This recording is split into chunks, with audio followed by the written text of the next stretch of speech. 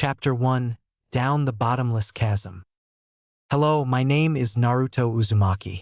13 years ago, for some reason, the Kyuubi no Kitsune attacked the village of Konoha. Shortly after its appearance, the fourth Hokage gave up his life to seal that nine-tailed fox demon into a baby. That baby was me. Why me, I don't know. But if I ever see that bastard, the very least I'm gonna do to him is punch him in the face. Hours after the sealing, the third Hokage announced the truth about the Kyuubi's defeat to the village. Seconds later, their hatred of me began. Fast forward 12 years. 12 long, glare-filled, villager cursing under their breath years later, and I finally became a ninja. Sure, it took 3 tries, being tricked by Mizuki into stealing the sacred scroll of sealing, learning the A-rank technique Kagebushin no Jutsu, and beating the ever-loving crap out of Mizuki, but hey, at the end of the night, I'm a ninja. Over the course of the next 9 months, my team would follow a pretty standard routine: Sakura, Sasuke, and I would arrive at the training ground around 7 a.m. and wait for Kakashi to arrive. 3 hours later, he'd arrive making some lame excuse for his lateness, followed by a couple hours of D-rank missions, i.e., let's do somebody's chores for them. Lunch, then training, Naruto, do some chakra control exercises. Sasuke, let's do some taijutsu training. Sakura, fawn of Sasuke and praise him for just breathing correctly. And then we go home and start over tomorrow. Same shit, different day. Mission-wise, things have been interesting. I saved Wave Country, watched a missing Nin kill an evil business midget, lost the first person I probably could have considered a friend, rest in peace, Haku, and sometime between the forming of the team and now, completed about 1 billion forgettable D-rank missions. Seriously, is it that hard to rake leaves or paint a fence? Then comes the Chunin exam. First, show off the vital ninja skill of taking a test. Then we had a timed survival test under the eye of an exhibitionist ninja. Can't blame her though. It'd be a shame to hide a body like that.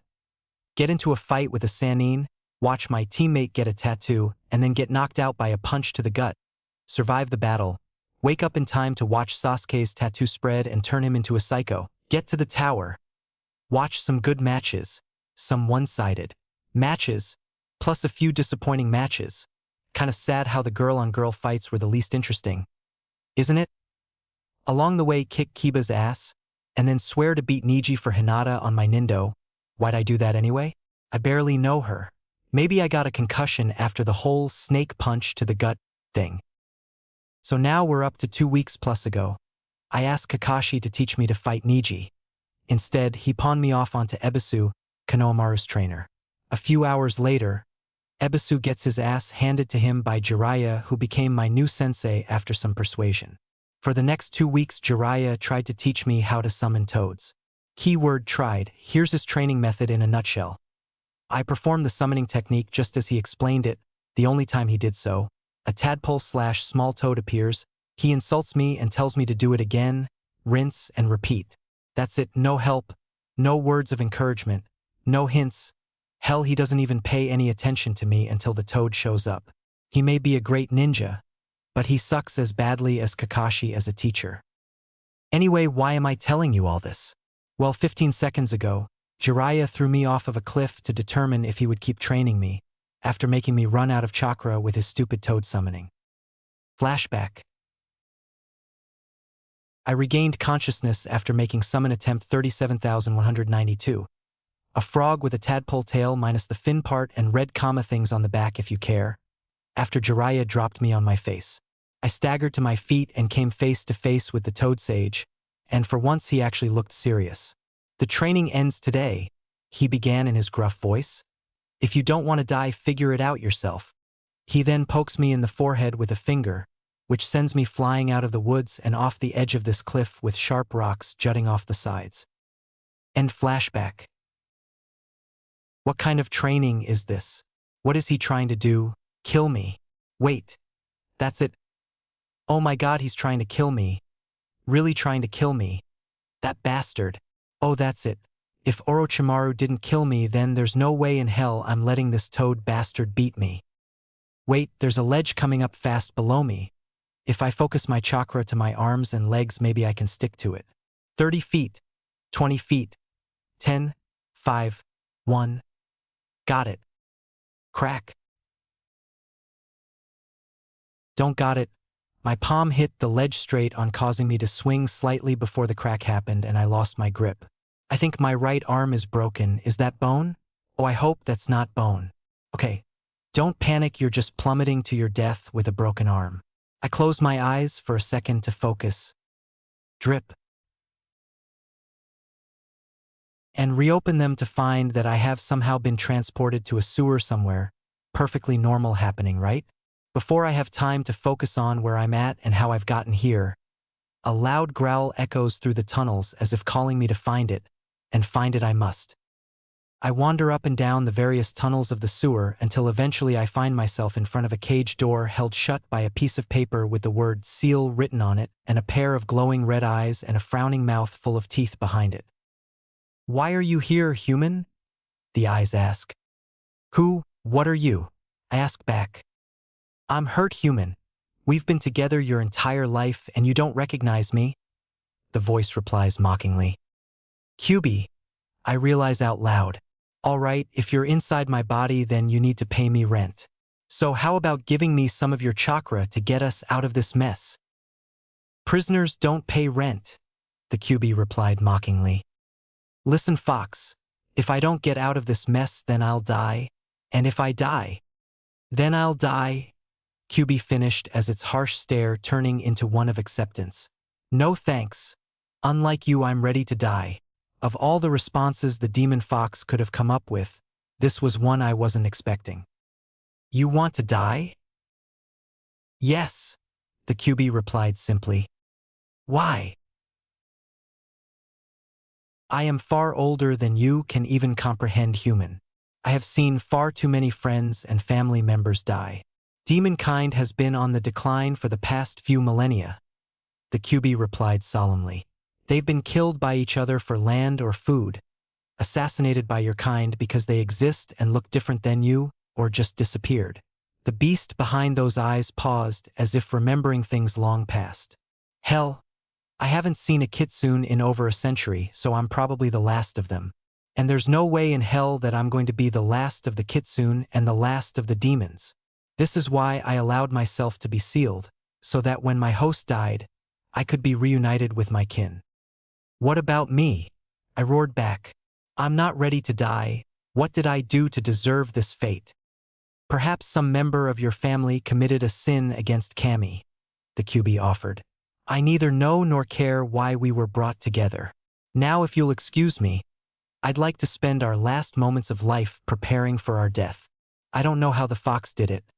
By a thin and quick tendril of red. Something struck me, forcing my eyes shut on instinct. I opened my eyes ready to fight the red thing, only to find myself back where I started, falling to my death. Asterisk expletive deleted asterisk. Okay, think. What am I good at that could get me out of this? Ramen eating. No ramen here. Henge. I'd still weigh the same and fall, so that's out. Kawami. Nothing to swap places with. That leaves Kagebushin. Here's hoping this works. I use my left arm to grab my right and move it into position to say the name of my best jutsu. Kagebushin no jutsu. I shout, forcing as much chakra into the technique as I can possibly scrape together. I'm surrounded by a burst of smoke, revealing half a dozen clones of myself within arm's distance. Sorry to do this, guys, but I need something to break my fall. Wordlessly, my copies maneuver themselves beneath me using a combo of grabbing onto one another and pointing their bodies straight down to speed up, ultimately forming a two-clone thick layer wall to clutch onto which would hit the ground first. "Thank you," I whisper as the first layer makes contact with the ground. Seems funny, doesn't it? I mean, thanking yourself for protecting yourself. But hey, they have a few seconds difference in memory from me, so why abandon courtesy? The first layer of clones dispel instantly on contact with the jagged ground, causing an unexpected reaction. Since they didn't dispel at once, the second layer of clones shifted, if just slightly, before they too hit the ground and dispel. The end result of this is me landing on my already broken arm and breaking even more bones in my body somehow. I don't know, things are kind of jumbled and disconnected. I must have cracked my skull if the look the clone above me had given. Wait, I was on top of the pile, so how can I remember? Hey, I remember what my clone remembers. Great. I have to say out loud, just to confirm I can still talk. I learn a cool side effects of my jutsu, and it's helping me remember being in even more pain. The rush of memories from all my crushed clones finally hits me in my already throbbing head and I black out from the pain. Although I must have been conscious enough to hallucinate because I could swear that metal ropes are touching me. I don't know how much time has passed since I blacked out, but I do know that when you wake up unable to move due to restraints, you've probably been captured. Standard procedure dictates that you refrain from showing any signs of consciousness until you can ascertain where you were, who was around you, whether they were friend or foe, and possible ways of escape. I was not one for standard procedure. "Whoever the hell is out there, let me out of this thing," I shouted. The room I was in was very dark except for a light directly above my head which illuminated only a small section of the area, showing just that everything around me was made oddly enough of metal. After a few moments of silence, I closed my eyes again to take stock of all the damage that had been done. I was brought out of my self-inventory by the sound of 2 sets of footsteps walking toward me seconds before 2 men walked into the light. The first man was fairly nondescript, wearing just a light green polo shirt and gray slacks. His face was average-looking, with the only true difference from the norm being his brown haircut in the flat-top style. His associate, on the other hand, was anything but average-looking. The second man wore a green bodysuit with yellow boots, gloves, a belt, and a chest plate. His eyes were covered by a dark pair of laboratory goggles in the style of sunglasses, and his brown hair was cut in the style of a bowl cut. But the most noticeable about the man were the 4 tentacle-like arms which emerged from his back. "Are we awake?" the second man asked with a slight accent, causing the W to sound more live a V. "We're not sure. Do we have metal arms in our back?" "We do." "Then we're awake, but we're very puzzled." "Considering the circumstances, I'm not surprised," the first man remarked. "But where are our manners? Allow me to introduce myself. I am Alistair Smythe." "And I," the second man stated, "am Dr. Otto Octavius, more crudely referred to as Dr. Octopus." Author's note: how did Alistair Smythe and Doc Ock end up in Naruto's world? What will they do to him? Don't worry, true believers, had to say it. All these questions will be answered in the next chapter. Chapter 2. Death of an Uzumaki. "Why would they call you Dr. Octopus?" I had to ask out loud. "You only have 6 arms as far as I can tell, unless there's something different about your legs." One of my former enemies thought that combining my name with the tentacles would make a humorous jibe, and the name stuck, Dr. Octavius replied. "Not exactly the cleverest man, was he?" I asked. "As fascinating as this train of thought is," Alistair interrupted, "we have far more pressing concerns." "Yes," Dr. Octavius replied. "First of all, I don't believe we caught your name." "Naruto Uzumaki," I answered. "Nice to meet you, Mr. Uzumaki," Dr. Octavius returned. "We must admit we were not expecting somebody to come crashing down upon our base and surviving the impact. You can blame the pervert that pushed me off the cliff and the damn fox that wants to die." "Fox?" Alistair asked. "And why exactly would anybody wish to kill a child?" I retold my backstory to the usual duo, unsure how they would react, but by the end these 2 men were visually angered by the actions that led me to them. If only I could escape this metal box, I would show them such pain for harming a mere child, Octavius raged. "And to think we're the ones called supervillains," Alistair commented. "If that annoying wall crawler were here, I think even he'd want to harm the citizens." "Mr. Uzumaki." "Call me Naruto," I replied. "Mr. Uzumaki sounds odd." "Very well, Naruto, you may call me Alistair if you'd like." The master maker of robotics looked over toward his counterpart and looked at him for a moment. "Fine," Octavius muttered, annoyed. "He can call me Otto, but you're telling him what's happening." "What is happening?" I asked. "I'm strapped to whatever I'm strapped to. I can't feel much, and I think I'm supposed to be dead. I believe that this QB is inadvertently keeping you alive," Alistair answered.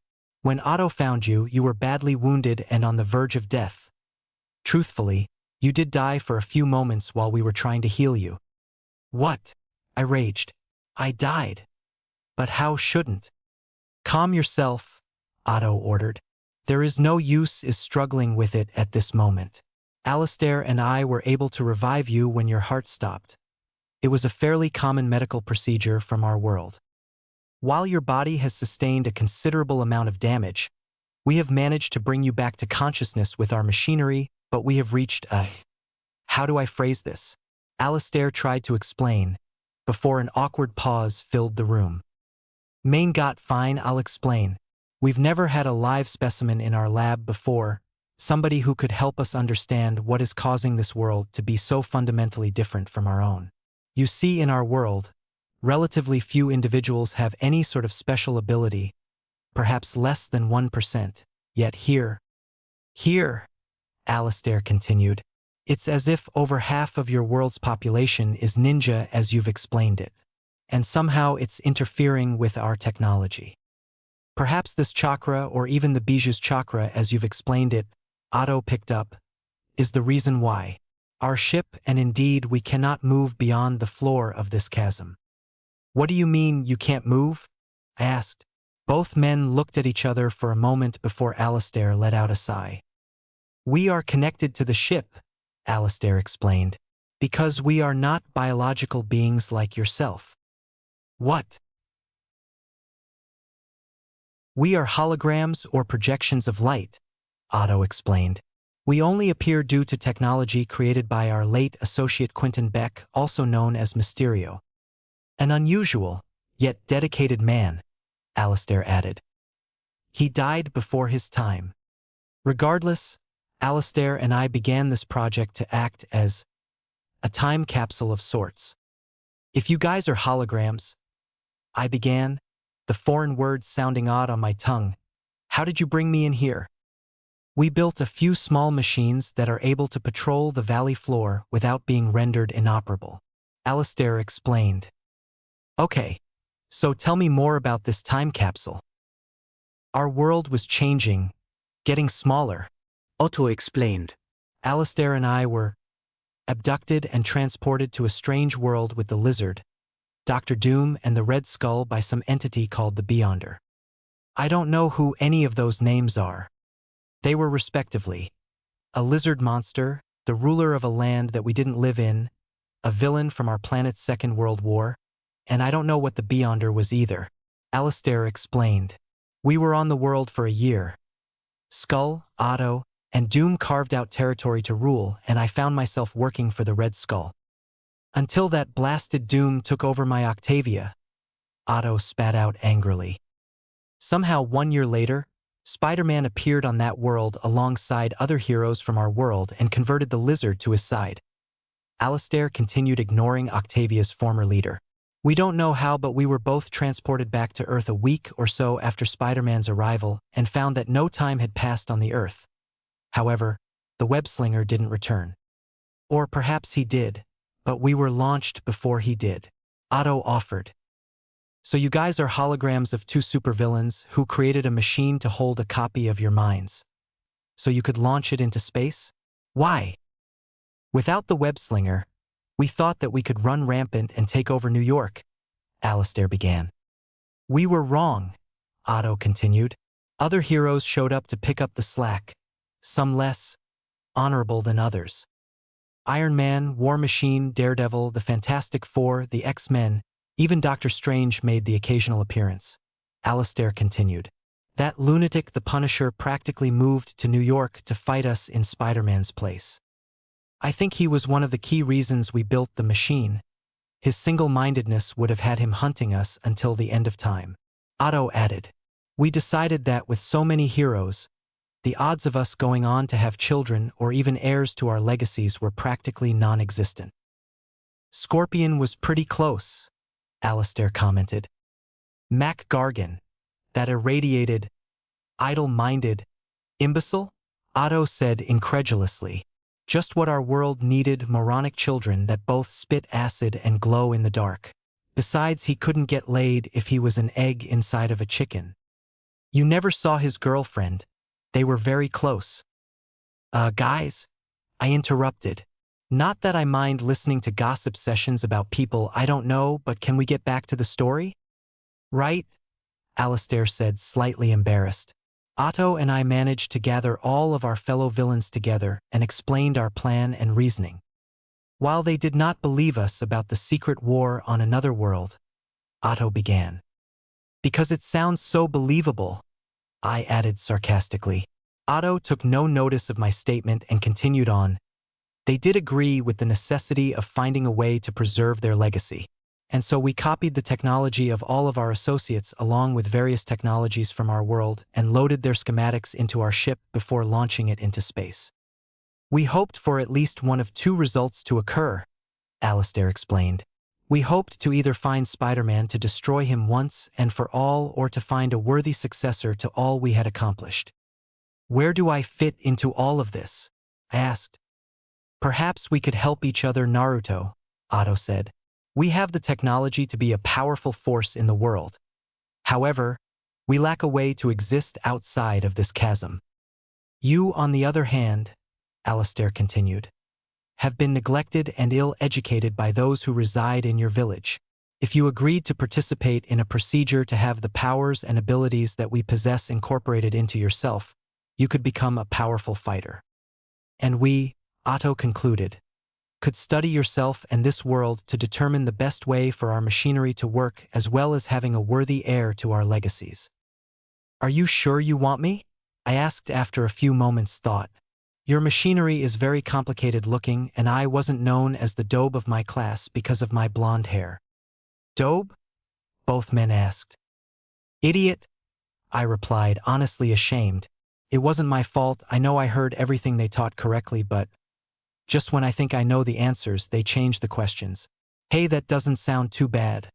I wonder if it's anybody's catchphrase. Your lack in intelligence can easily be remedied, Otto explained.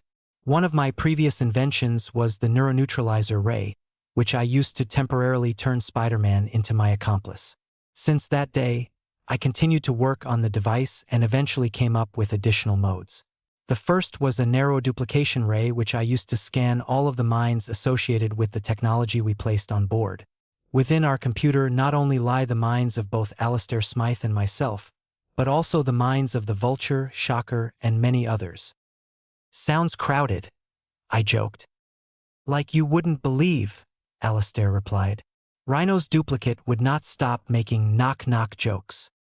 Such as? I asked, as I had not heard one in a long time.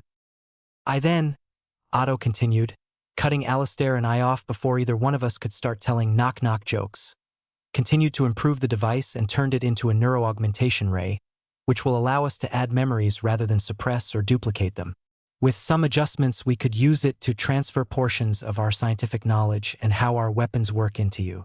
You could become this world's finest scientific mind within a matter of hours. Wouldn't that be taking the easy way out of learning? Asked. Not really, Alistair explained. Anyone can learn facts.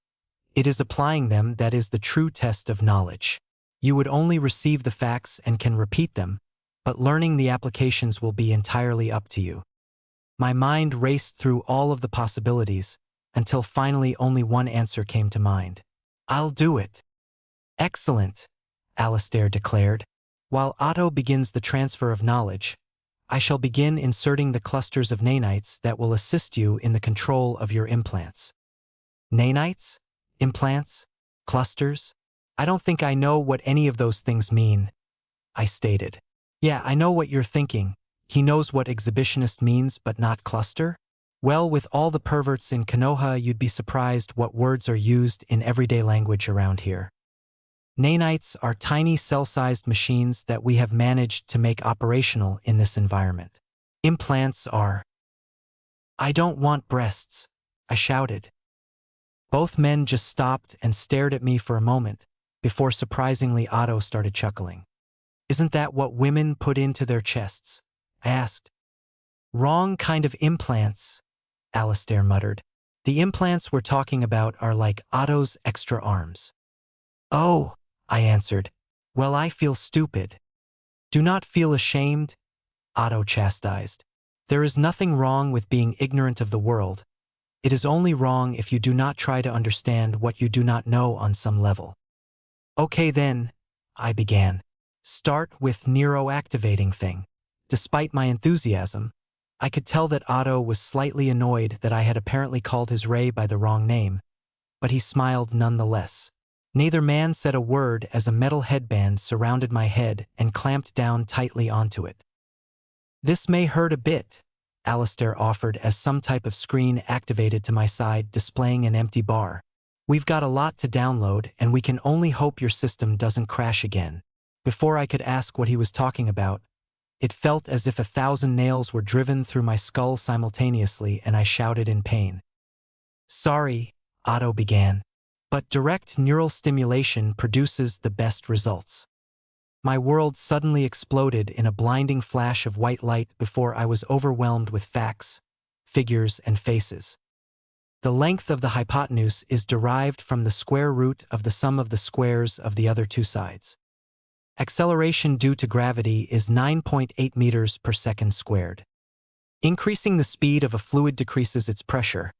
The air moving over a wing is faster and therefore has less pressure than the air underneath, which leads to lift. I saw a gray-haired man smile down at me before he picked me up and hugged me, saying, "My son, I love you so much, you will do many great things." Then I blacked out. Blacking out is not fun. The world disappears around you and then suddenly restarts without any warning or explanation. Naruto? Naruto, are you awake? I heard somebody say. Who's? Right, I'm Naruto and I just had a bunch of knowledge jammed into my head. And that was Alistair talking to me. I opened my eyes and saw Alistair and Otto looking down at me. They must have moved the table to a horizontal plane. I have indeed regained consciousness. It feels as if my cranial plate has been buffeted by an unnecessarily numerous quantity of pachyderm. However, my synaptic pathways appear to be functioning at an increased velocity relative to my status prior to your augmentation. I paused, letting what I had just said process. What did I just say? Your head hurts, but your brain is running better than before, Alistair translated. It will take a little while longer for all the information to be processed. Who was the gentleman? I asked. What gentleman? Otto asked back. The gray-haired man who hugged me and told me he loved me, I answered. That was my father, Spencer Smythe, Alistair admitted. I thought that perhaps a few additional memories of being loved would be beneficial to you. You always were the most sentimental of our group, Otto commented, smirking. Is that a bad thing? I asked. As long as sentimentality does not prevent you from doing what must be done. No, it is not, Otto explained.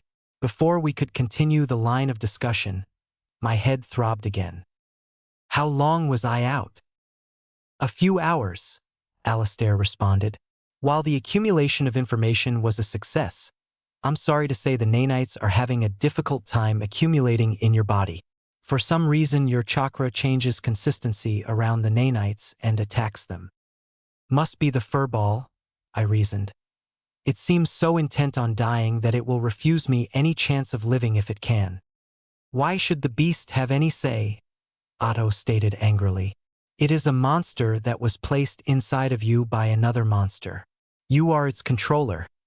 Therefore, it should serve you. If it will not give you its power, then you must take it. I agree, Alistair said. If you could harness the demon's power, then potentially our technology could be powered by the beast's energy and thereby granting you greater control. So you think I should go confront the QB again? I paused after asking, a part of me actually dreading their response. Unfortunately, you must face your demon, Alistair explained. I hate sounding weak, but is there a way you two could come in with me? Maybe it was the child I was never truly allowed to be inside me, or that coward in me who didn't want to go toward the monster alone. But all I knew was that deep down I was scared of the beast below. Is it possible? Alistair asked Otto. Otto looked toward the ceiling with one of his hands on his chin, pondering the idea. In theory, Otto began. If we incorporated a dynamic scanning function and used it to transmit ourselves, Otto paused to think some more. I am not entirely sure how the mindscape function would work. I suppose that it would be entirely up to Naruto to create it. So I guess I'll try and find the cage again. I closed my eyes on purpose for the first time in a while and willed myself back into the sewer. After a few minutes of this, I was feeling pretty still. Drip. Lee. I reopened my eyes and found myself back in the sewers. I've got to admit, I did not think that would work. Hello? Otu? Alistair? Anybody out here? I started wandering through the sewer tunnels of my mind. I must really have issues if my mind is a sewer. After a few minutes of wandering, I finally ran into my benefactors. Oof. Ouch. Literally. Sorry. I apologized. Then I noticed who I had run into. The first was definitely Otto, but the second one, I wasn't sure. He was a very muscular man with pale grayish skin, yellow eyes, fin-like growths coming out of his forearms, metal gray legs with a few fin growths ending in talons, but most distinctive on this guy were the two curved growths in the middle of his shoulders. I see you've noticed the change. The gray man jokes, smiling down at me with a voice that sounds remarkably like Alistair. I asked. He nodded. What happened to you? I apologize for not informing you of this sooner. Up until now you have only seen my human self, one who could actually walk. When I worked for the Kingpin, I failed to prevent his son from going to prison. As punishment, he had that freak, Herbert Landon, turn me into the ultimate spider slayer. Ultimately, I rebelled once I learned that Kingpin was holding my father in suspended animation. Alistair explained. So why do you look like this now? I asked. If there is a demon in your mind, Alistair began, I think that you would want some extra muscle on your side if we have to fight it. Thank you, I gratefully said. It's nice to have somebody to help me here. Yeah, Otto agreed. Now can we stop the gratitude party and go find this demon? The three of us started walking through the tunnels, not really understanding why my mind was a sewer. You must have issues, Otto offered at one point. Eventually we found ourselves staring at the bars that separated me from the burden that damn fourth Hokage placed on me. Wait, where did that come from? I always liked the fourth, didn't I? Well, I respected him for beating the QB, but then I found that he stuck it in me. People hated me for that, and he's the reason I'm hated. But he didn't intend for that to happen, right? But still, intentions or not, you are responsible for your actions, so how can you be lost in thought in your own mind? Otto asked. We are here to confront you, demon. Right? I replied and began mustering up all of my courage. QB, get your furry behind out here right now. There was silence for a moment before the nine-tailed fox showed his face. Well, if it isn't my favorite Naruto and he's brought friends, what's the occasion? QB asked mockingly. Have you come to celebrate your death? Because that's a real good reason to party? Not exactly the wittiest of creatures, is it?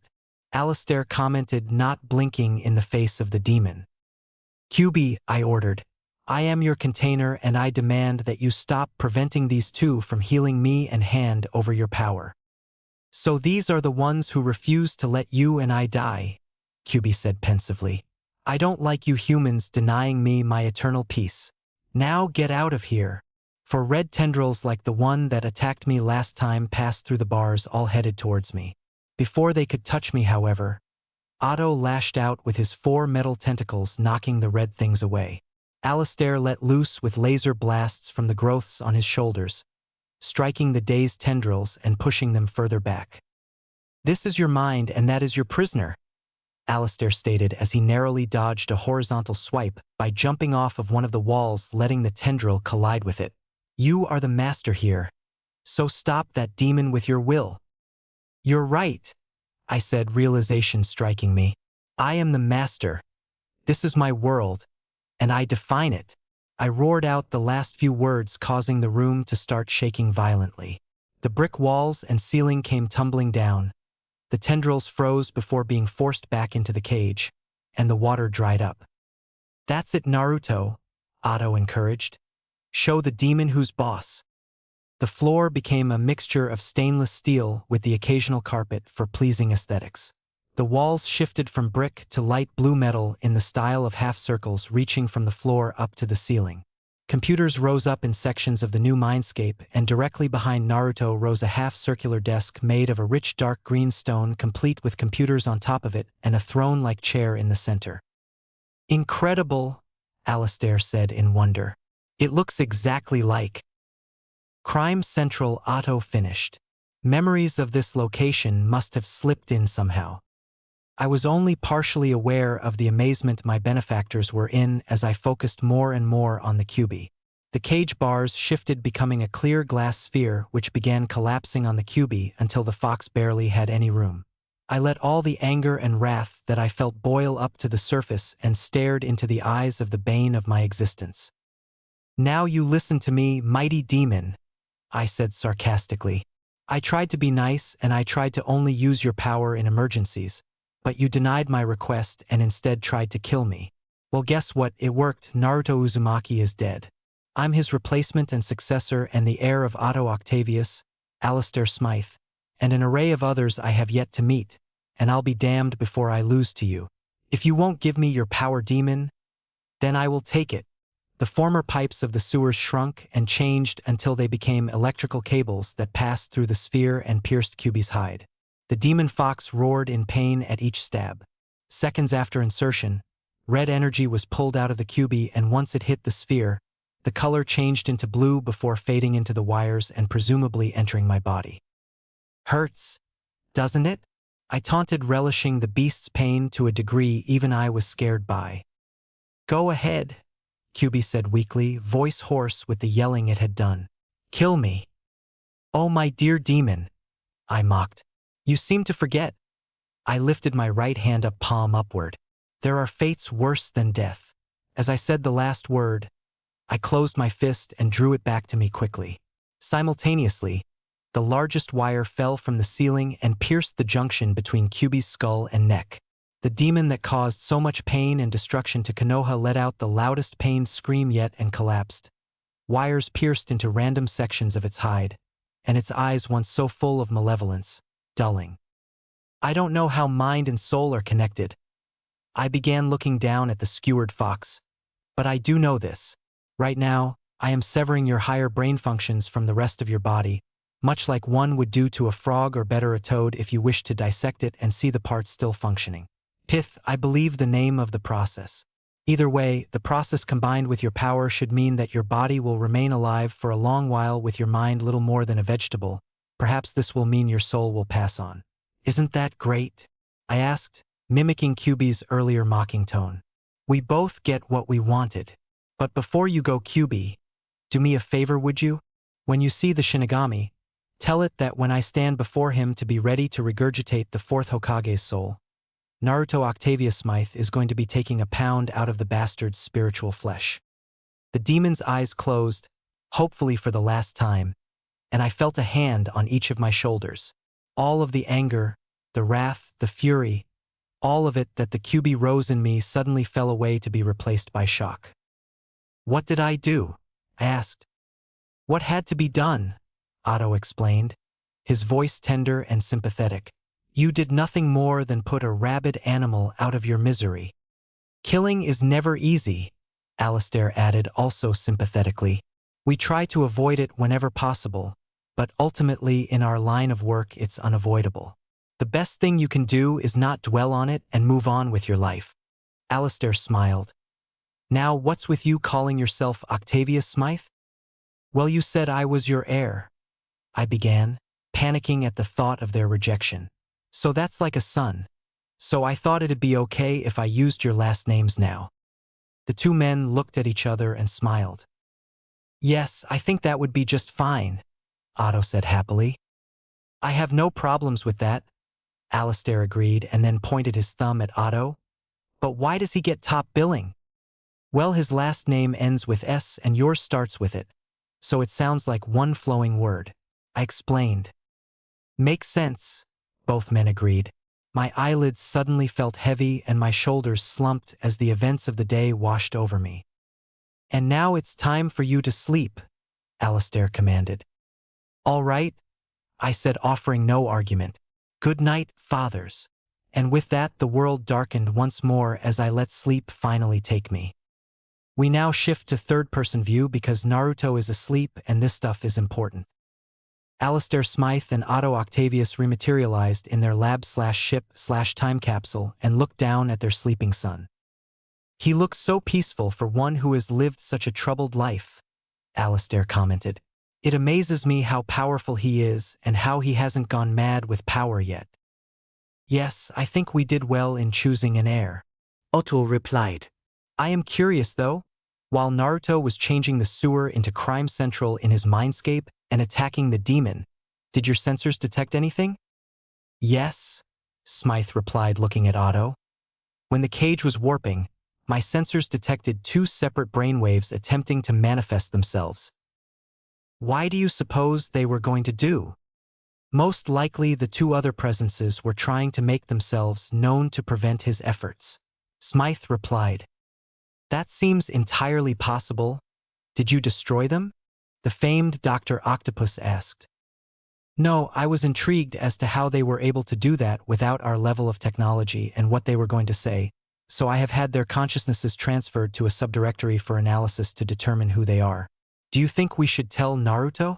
The master of robotics questioned his ally. In time, Otto replied. He's had a very full day and has been burdened by much. Let us wait until things calm down before we inform him. Besides, he'll be too busy adapting to the implants and training to really care. This has been an eventful evening, Alistair commented, smiling at Naruto again. So what are we going to do tomorrow night? The same thing we're going to do every night, Alistair, Otto explained. Help Naruto take over the world. What powers and abilities will Naruto gain? How will he fare against Neji Hyuga and the others in the upcoming Chunin exams? What references will I make in the next chapter to things that are definitely not Spider-Man related? Until next time, fiction readers. Author's notes. Thanks to all of you who have read the story thus far, over 700 hits, this is definitely becoming one of my more popular works. Also thanks to number 14 Daxlin, the Elemental Dragon Emperor, Ninja Bat Master, Zerilyn, Nobody Foot Soldier, and Jiraiya's Apprentice for their reviews. If you haven't already, I've got another FIC called Naruto Chikagami, the Blood's Mirror, that you should take a look at. Main got translates to My God. For those of you confused by the events Otto and Alistair described, I suggest watching Spider-Man, the animated series from the 1990s, as I'm using that as the basis for the Spider-Man half of the story. I trust most of you got the final reference I made, albeit tweaked, but I've got one more hidden in there. I've made a wrestling reference this time by changing one of a famous signature lines. Care to tell me who I'm referencing?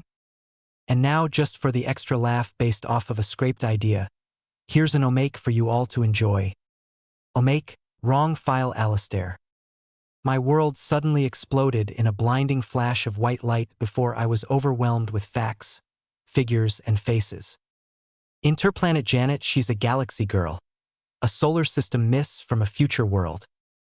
Conjunction junction, what's your function? Hooking up words and phrases and clauses. Oh, elbow room, got to get us some elbow room. Naruto? Naruto, are you awake? I heard somebody say. I opened my eyes and saw Alistair and Otto looking down at me. I looked at the former supervillain duo and said the first thing that came to mind. I'm just a Bill. Yes, I'm only a Bill. And I'm sitting here on Capitol Hill. Dummkopf, dummy, Otto yelled at Alistair. You downloaded Schoolhouse Rock into the boy. Lolly lolly lolly. Get your adverbs here. Chapter 3. I know why the caged bird fights. I own neither Naruto nor Spider-Man nor the related stuff, minus the issues or manga I bought. 2 weeks, you can do a lot in 2 weeks' time. You can read at least one good book, repaint a couple rooms of a house, watch all the episodes of just about any TV series that has been made, or not learn how to summon toads and be thrown off of a cliff. I'd advise against that last one. The second 2 weeks of my training were far more productive. filled with day after day of healing and upgrading my body so that I would be able to use all of the powers that my father's ship held within its computer banks. The Chunin exams were set to begin in a few hours, and I took the opportunity to look myself over in one of the base's reflective surfaces to make sure everything was in place before I left for the exams. Admittedly, I have not yet come close to utilizing the full array of abilities that Alistair had stated were contained within their machinery, but that wasn't for lack of trying. What can I say? I'm young and impatient. I wanted all of new powers right away. I wanted the metal arms, the acid-spitting tail, the wings to fly with. The youth-absorbing gauntlets I didn't necessarily need, but hey, it would definitely be fun to suck up Kakashi's youth and find out if his hair was really silver or if he's going gray. Anyway, I met with all of the individuals whose minds had been scanned into the time capsule, and with their help along with my fathers, we determined a short list of individual powers that would be given to me before the Chunin exam, as well as being given the beginning treatments to allow the transference of additional genetic patterns to occur without changing my original DNA. This, Alistair explained to me, was the greatest contribution to genetics that Herbert Landon had made, the ability to turn on and off abilities given to a subject while leaving the subject's original appearance unchanged. Landon had created the process while working on a formula based on the one that had created some famous superhero from my father's world, Commander Major, Captain, that's it, Captain America and his super soldier serum. Alistair seemed adamant that I receive this treatment first so that, I suspect, I would not be forcibly changed into something that could not walk freely among people. Even if he always appeared in his human form around me, I could tell that Father hated the fact that the only way he could walk was by being transformed into a weapon. "Let me save you some trouble," Alistair started saying as his holographic self formed behind me. "You look good. I'm sure that your new look and physique will have all of those hormone-crazed women in the stands will be eyeing you like a piece of meat and wet with lust." "You mean because they'll be drooling so much?" I asked with a smirk. "Sure," Alistair replied dryly. "Let's go with that." He didn't say anything else, he just watched me finish getting ready. "Save the image to your hard drive. It'll last longer," I joked, turning to face my forcibly mutated father. "Sorry," he replied, slightly embarrassed sounding. "I guess it's just, I don't feel comfortable with you going off to fight in this silly tournament where you could get seriously hurt." I have said it before and I'll say it again. A voice that I now knew had a German accent. "Smythe, you are the most sentimental of all of us." My other father, Otto Octavius, the man who was a pioneer in robotics controlled by the human mind, walked into the room. "Do you not have faith in our work? Do you not have faith in those whose minds have helped train Naruto?" "I have complete faith that Naruto could crush any of those mere ninja he is to fight using only my arms. The other abilities are just there in case." "I know," Alistair replied. "I'd rather not see him get hurt." "Neither would I," Otto agreed. "But I would rather be proud and declare his victory rather than outwardly display my concern. Naruto has only been training for a couple weeks. It took you months of work to make your arms capable of the delicate movements necessary to performing your experiments. But he was also given copies of all my memories of using my arms and could thus build upon my skills and can now use them as well as I could." Otto countered back. "Naruto would like to know if Naruto has left and if this is the reason that he is being referred to as if he is not in the room," I said before my fathers could get too caught up in their argument. "Sorry," both men apologized/muttered. "As much as I'd love to watch you two fight again, the exam is going to start in a couple hours and I need to get going. Auf Wiedersehen, Vater," I said cheerfully as I walked out the nearest door to the outside. Third person. "Our son's growing up," Otto commented sadly. "Seems like only yesterday he came crashing onto our roof." "It was yesterday, but if you're talking about the first time, it was 2 weeks ago, and he came to us as a teenager already," Alistair replied. "Ja, but a teenager that had already gone through too much." "Come on," the flat-top cut man said in a happier tone of voice than before. "Let's go to the communication center and in 5 minutes we can bother Naruto when he exits the chasm." "Better make it 7, Otto replied. "It rained last night, might make the going tougher." "All right," Alistair said as the duo turned away from the door and began walking to the control room, A few seconds later he added with a teasing undertone. I still can't believe you taught Naruto German of all things. You have a problem with German? Otto asked, his German accent thicker than usual. I like German beer, Alistair replied after a few seconds' thought. You're all right, Smythe. Of all the events that the 5 great shinobi nations could undergo, the Chunin exams were perhaps the greatest double-edged sword. For all of the nations, the ninja that they sent would essentially represent the strength of a nation. The more ninja that advanced, the more likely clients would send missions to you. Unfortunately, the inverse was also true. Nations that had poor showings at the Chunin exams typically had a drop in mission requests until the next time the nation did well in the exams. For the hosting nation, the Chunin exams often brought in more money than a dozen A-rank missions. However, this money was the hardest earned out of all missions.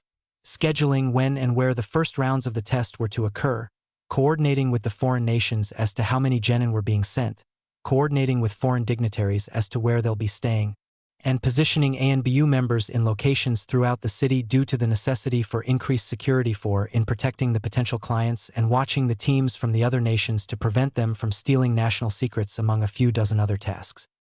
For Hiruzen Sarutobi, the third Hokage, the much-praised god of the shinobi, this was the worst Chunin exam ever. First, on the first day of the exams, his secretary made a mistake with his breakfast order and ordered cinnamon rolls with raisins in them. Sarutobi hated raisins. Second, Suna sent an insane Jinchuriki as a member of their entry team. It had taken some work to learn this, and Sarutobi was not pleased that an individual who wielded the power of a bijou and loved to kill people was walking through his village. Third, Orochimaru had revealed himself and interfered in the exams, putting a curse seal on Sasuke. Sarutobi hated curse seals. Except Anko's, since it gave him a chance to see more of the purple-haired Jonin's body than she usually showed. But the final straw came at the hands of his favorite student, Jiraiya, the Toad Sannin, writer of the world-famous #1 best-selling Aika Aika series, and holder of Konoha's secret record of most times hit by a woman outside of a training scenario in a single day 4380, although many called for an asterisk put by that as Tsunade was responsible for at least 45 of those hits. Flashback. It had been 2 weeks since Jiraiya took over Naruto's training from Ebisu, and Sarutobi had ordered Jiraiya to report with a status update on Naruto's training. Sarutobi knew the instant that Jiraiya walked into the room smiling that something was wrong. Jiraiya's smile was fake. What happened? The aged Hokage asked his former student. Nothing, Jiraiya replied quickly. Got some great research in. It should make the next book a hit. And I trust that Naruto has been training rather than assisting you in your research? Oh yeah, the kid has been training hard every day. Exhausts himself. I can see a lot of my old apprentice in him, yeah. And where is Naruto? You don't know? Oh well, he's, at home. Jiraiya offered weakly. Jiraiya, where is Naruto? Sarutobi growled. I don't know, the Toad Sannin admitted. We were training. I turned my back and he disappeared. Disappeared, Sarutobi roared. How can you lose a blonde-haired, orange-wearing, ramen-loving teenager? Well, we were training near that waterfall all the civilian girls love going to, and I was making some notes, and then it got quiet, and when I turned around he was gone. Sarutobi sighed and rubbed his forehead. One day, you couldn't put off your research one day and focus more on Naruto? He was practicing how to summon. There's not much you can do but repeat it over and over again so you can practice the hand signs, build a connection with the animal on the scroll, and build up the chakra reserves by draining them through the summoning process. Jiraiya explained. I know that, the sensei snapped at his former student. I'm the one who taught it to you. That still doesn't excuse you from ignoring Naruto. Relax, sensei, Jiraiya replied, his voice full of confidence. How much trouble could the kid have gotten into? You had better hope that he is all right, Jiraiya, or so help me. Sarutobi's threat was cut off as a cloud of smoke burst in between the two ninja. The smoke cleared to reveal that a toad had summoned itself into the room, but not just any toad. This was one of the most important toads. This toad was the only toad with eyebrows and a beard. This was Fukasaku, the paw toad. Bah! Jiraiya said, surprised. Have you found Naruto? Jiraiya, Fukasaku answered solemnly. It's no use. The only toads that Naruto summoned were all too young to be of any help. And there's something else. Fukasaku fell silent, searching for the words. What? Both Sarutobi and Jiraiya asked. His name, Fukasaku began hesitantly. On our copy of the scroll, his name has gone black. You know what that means? No, Jiraiya said in shock. It can't be true, Pa, you must have seen it wrong. Naruto can't be dead. Sarutobi finished in disbelief, his head bowing to the ground. Naruto is dead. Sensei, I'm sorry. Get out. Sarutobi cut him off in the same tone of voice that once halted 3 companies of IWA Ninja. Get out of my sight before I say something we'll both regret and pray that Kami is kind and Fukasaku's scroll is faulty. But Sensei, I could. Now, Sarutobi roared, smashing his fist on the desktop, causing it to crack upon impact. Jiraiya ran out of the room faster than he ran away from any female who sought to do him harm, and Fukasaku vanished in a puff of smoke. With nobody else in the room, Sarutobi finally felt his age and fell backward into his chair. The aged leader started crying, just as he had when his wife had died many years ago, and then he started praying to every deity he had ever heard of to bring back his surrogate grandson. End flashback. Sarutobi had not slept well that night, or any night since then. For the past 2 weeks, the 3rd Hokage had been playing a game of misdirection, keeping the few interested parties in Naruto believing he was out of the village training. But now reality had come crashing in. Naruto's name would be called, he wouldn't show up, and after the conclusion of the tournament Sarutobi would have the task of announcing that the boy was missing or had died. It broke his heart that most of the people in the village might actually cheer the news. Maybe now was the time to retire, Sarutobi mused to himself. I'm getting too old for this crap. But before the aged leader had a chance to wallow too deeply in his sadness, his thoughts were brought back to the present by the arrival of his Suna counterpart. Lord Kazekage, Sarutobi greeted. You must be tired from your long journey. Not at all, it was a good thing that it was held here this time. The Kazekage replied politely. But the trip would have been too much for a man of your years, Lord Hokage. Perhaps it's time for you to choose a 5th Hokage. Thank you for the concern, Sarutobi replied politely. Perhaps one of the genin today will prove to be a worthy successor. But now I believe it's time to begin the festivities. The famed 3rd Hokage rose to his feet and walked forward to the railing of the Kage's box to address all those assembled. Thank you everybody for coming to the Hidden Leaf's Chunin exam. We will now start the main tournament matches between the 8 participants who made it through the preliminaries. Please stay and watch all of the battles until the end. Thank you, and let the battles begin. An excellent speech, Lord Hokage, the Kazekage complimented. However, I believe you should have counted the contestants before giving it. There seems to be a couple competitors missing from the proceedings. I'm sure they will be here soon, Sarutobi simply replied, before mentally adding, Naruto, please do the impossible again and be alive. 6 of the Chunin hopefuls stood in a line facing one of Konoha's Tokubetsu Jonin, Genma Shiranui, a long brown-haired man with a backwards forehead protector and a sunbon needle in his mouth. Before we begin, Genma explained, there's been a change in the pairings. Dosu Kinyuda of Otogekure has been removed. Note the new matchups and prepare to battle when called upon. The 6 genin looked at the paper to see that very little had really changed. Now then, let the matches proceed. First match, Niji Hyuga versus Naruto Uzumaki. All other contestants, please leave the battleground.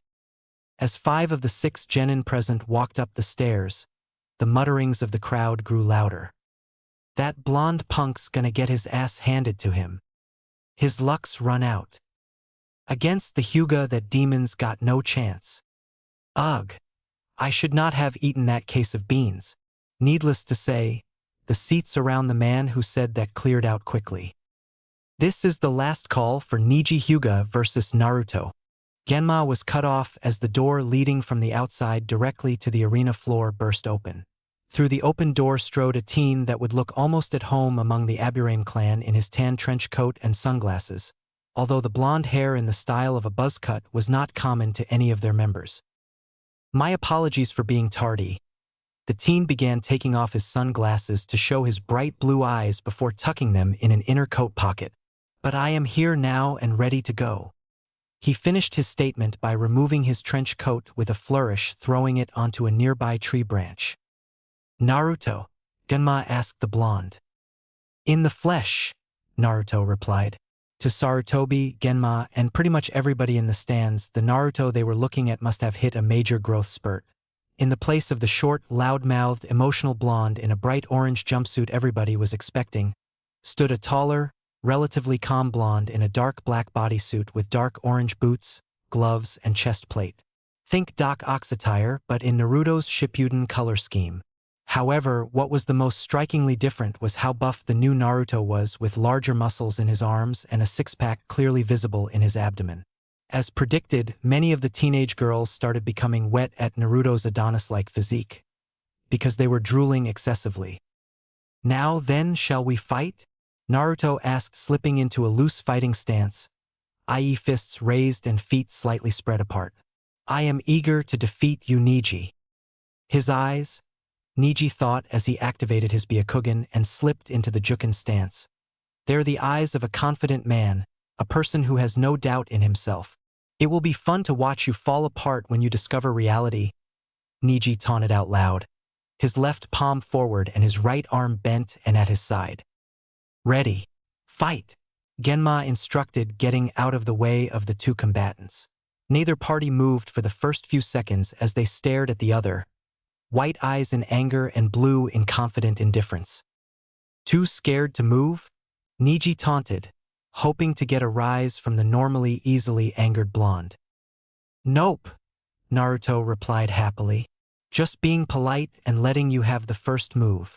Neji did not reply and stood still, keeping his Byakugan eyes focused on his opponent, noticing the increased amount of chakra that Naruto had around his back. Again, neither side moved or spoke. This continued on for several minutes, the crowd mistaking Naruto's inaction for fear. All right, I'm bored now, Naruto suddenly said, breaking the hush. If you're not going to attack, I will. The blonde shinobi rushed forward, arms ready to throw a punch. As soon as he got close enough, Naruto threw a standard straightforward right punch. Neji barely dodged the punch to conserve his energy and position and countered with a palm thrust. Naruto countered this attack by deflecting it downward with his opposite arm and using his momentum to quickly bring his left leg around, which Neji blocked with his opposite arm. Both competitors jumped backward, creating space between them after the brief exchange. Not a bad way to start, Naruto joked, but I'm still waiting to see you show off your much vaulted taijutsu style. This time Neji charged forward and engaged Naruto in pure hand-to-hand combat. To the civilians in the crowd, the two ninja moved fast enough to appear as if they had a dozen hands each, blocking or attacking one of their opponent's hands. But as in many fights, experience proved invaluable, as despite Naruto's best efforts, Neji found a brief opening in Naruto's defenses. The Hyuga prodigy took advantage and connected with a Juken strike to Naruto's rib cage, causing Naruto to momentarily stop. Neji pressed his advantage, striking Naruto's right shoulder and left lung with enough force to knock Naruto back and down onto his back. While it won't kill you, Neji explained to his downed opponent, my Juken has connected with your left bronchi, making you unable to breathe properly without medical treatment. You should accept your fate and forfeit. Naruto said nothing and breathed deeply, almost wheezing, holding his right hand where Neji had struck him. Pathetic, Neji taunted. Proctor. He is obviously defeated. Please end this fight. Genma looked at Naruto briefly before answering. He is still able to fight. Neji opened his mouth to reply, but before he could say anything, the ground behind him burst, and a metal rope wrapped around Neji's waist and threw him backward with enough force to put a quarter of the arena's distance between the fighters. As Neji landed on his feet and watched, the ground around Naruto shattered as three more metal ropes rose from the ground, all bearing three-pronged claws. To the crowd's shock, Naruto's body also rose from the ground to reveal that the four metal structures sprang from Naruto's back. As Naruto's body tilted forward and he regained his footing, the lower right arm gently dusted Naruto's back off. "Thank you, number 6. I'm fine. That actually tingled," Naruto said, his voice not showing any signs of the wheezing he was doing earlier. "I was only acting like it hurt, so you 6 would have time to get underground." "What are those?" Neji asked. "Take your pick," Naruto replied. "A legacy I've inherited. A gift from a loving father. Or if it makes you feel any better, I suppose you could call them fate's weapon against you." With these final 2 words, Naruto charged forward, faster than before. Neji brought his arms up in time to block the punches from Naruto's flesh arms, but caught one of Naruto's tentacles balled up in a fist to his left cheek, sending him back into the path of another tentacle that caught him in the gut. This set up a chain of cause and effect where one tentacle would strike Neji in his arm, leg, head, chest, and or back, which would cause him to fly off in a different direction and into the path of yet another tentacle. "How is he doing this?" Kiba asked out loud. "What kind of weapon is that?" "Enin Naruto?" Hinata stuttered in surprise as her crush was attacking her cousin in a way nobody had ever done before. After a minute of this, Naruto caught Neji with 2 arms and squeezed. "I suggest you concede defeat before I'm forced to break your bones," Naruto said seriously, emphasizing his point by pulling his arms tighter. "Never," Neji groaned. Naruto said nothing and tightened his grip further until a snap filled the air and Neji exploded in a cloud of smoke to be replaced by a log. Well, looks like I was wrong. You do know something other than Jukin. I forgot, unless you're just an awesome shinobi like Lee or I, you have to know 3 specific jutsu." Naruto taunted as his eyes swept the field for his missing opponent. "Although I must say, having to actually use one, hardly Hyuga family style." Neji's reply was to appear from behind one of the arena's trees, looking battered but still able to fight. "And what do you know of the Hyuga family style?" Neji asked. "Only that all of the members of your clan that I've seen only seem to be able to do 3 things. 1. Use their fancy taijutsu style. 2. Walk around with a 10-foot pole shoved up their ass. And 3. Flaunt the eyes that every pervert in the world would give anything to have." Naruto joked. "You dare mock the Byakugan?" Neji seethed. "Only because I'm positive you either lack a sex drive entirely, or you use it to look under women's clothing whenever you want," Naruto replied casually. "So unless you've got something else you'd like to share with the group. You mock a clan you do not understand. You do not know of our clan's destiny of hatred. Enlighten me." The main family of the Hyuga clan has a technique that has been passed through the line, a cursed seal. Neji reached up and untied the knot on his Hitai 8, revealing the hooked swastika on his forehead. "This is the Hyuga clan's caged bird seal, a symbol of forced servitude. I was branded with this when Hinata turned 3. So the reason you tried to kill her is because they tattooed you against your will?" Naruto asked in a confused tone. "The seal does so much more. With a gesture, any member of the main clan can torture any branch member or destroy their mind, killing them, sealing the Byakugan in the process." Neji explained seriously before adding as an afterthought, "The ultimate protection. There is no monster greater than man," Naruto whispered loud enough for Neji and the ignored Ganma to hear. "Yes, this protection was used by the main branch when they killed my father," Neji explained, the anger rolling off of him. What little noise remained in the crowd was hushed in an instant as this secret was revealed. One night, Hinata was abducted, but Hayashi killed the abductor before he could get too far. Who do you suppose the abductor was revealed to be? Sumabody important y debet. Kumo's ambassador, Neji replied. Kumo raged that Konoha had violated their recent peace treaty. Tension mounted. War seemed inevitable, and then a deal was struck. Kumo wanted Hayashi corpse, and the village agreed. Naruto looked out of the corner of his eye to where the Hyuga clan head was sitting, actually looking ashamed. He looks pretty healthy for a corpse. The main branch killed my father, Hayashi's twin brother, to protect their precious clan head. Because of a few seconds difference between their births, my father was fated to die to protect the main branch. Like you, despite you new weapons, are fated to be defeated here and now. Fatalism does not become you Hyuga, Naruto stated. Besides, I do not believe in fate. Fate is the crutch the weak of spirit use to make themselves feel better when they fail. You Niji Hyuga do not strike me as a failure. Therefore, you have no reason to rally against fate. But enough of this sad trip down memory lane. On guard! Naruto's tentacles lashed out toward the cursed Hyuga, causing him to bob, dodge, and lunge away from them until he was caught with the wall to his back and arms coming at him from 4 different directions.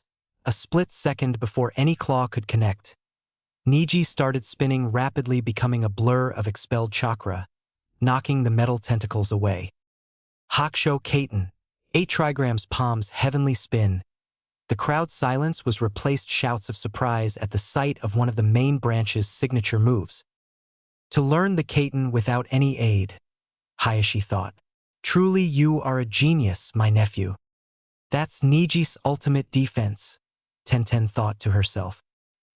He can see 360 degrees around himself and expel chakra from all of his chakra points, spinning like a top to deflect any attack.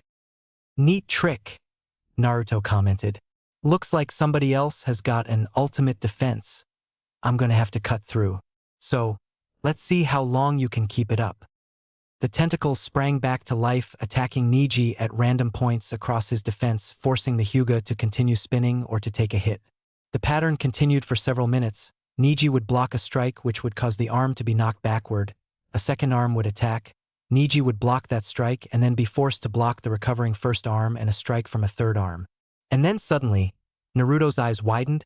He smirked, and his arms started attacking in a new pattern, ending with Naruto's lower right arm catching Niji's left wrist and Naruto's upper right arm hitting Niji in the left cheek.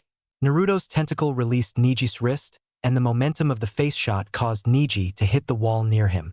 Naruto retracted his tentacles a bit, so they were closer to him, but still far enough to keep Niji at a distance.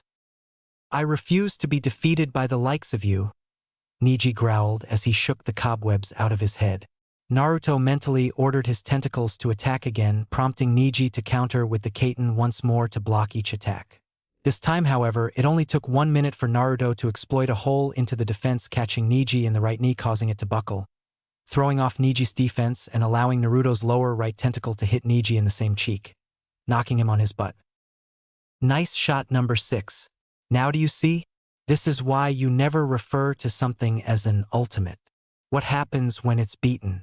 Now is your Kaiten the kind of ultimate defense? Very nearly ultimate defense? Ultimate unless Naruto's the one attacking you, in which case you're screwed defense? Actually, I like that last one, Naruto commented as he walked closer to his downed opponent. Receiving no response, Naruto asked, "What's the matter? You were talkative enough before.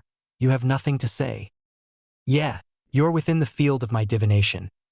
Niji confidently smirked, and with a speed only achievable by the incredibly desperate Niji, lunged forward to deliver what he hoped would be the finishing blow. 8 trigrams, 64 palms. 2 palms. Niji struck Naruto twice. With each subsequent cry, Niji's hands moved twice as fast to deliver twice as many strikes in the same span of time. 4 palms. Niji struck Naruto 2 more times. 8 palms. For more strikes. 16 palms. 8 more strikes. 32 palms. 16 more strikes. 64 palms. 32 strikes finished the attack, knocking Naruto backwards a short distance each time, and somehow causing his tentacles to drop lifelessly around Niji, even though Naruto remained on his feet, his head downcast. "What talent?" Hayashi whispered. "For a branch member to surpass members of the main house, it's such a shame he cannot become an heir."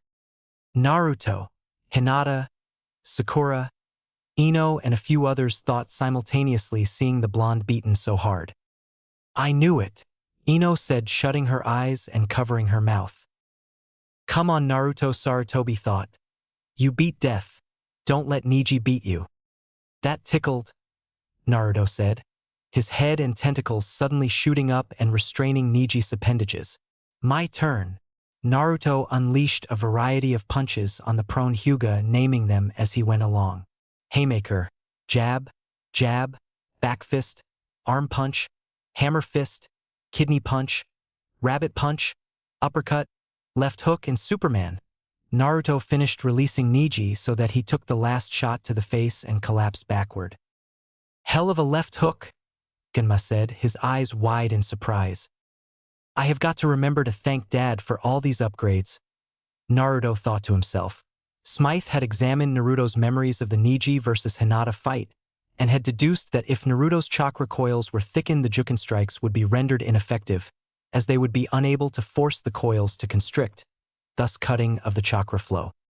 So let's review. I've breached your ultimate defense twice, I can shrug off the cornerstone of your offensive abilities, and I've probably cracked if not broken half a dozen of your ribs.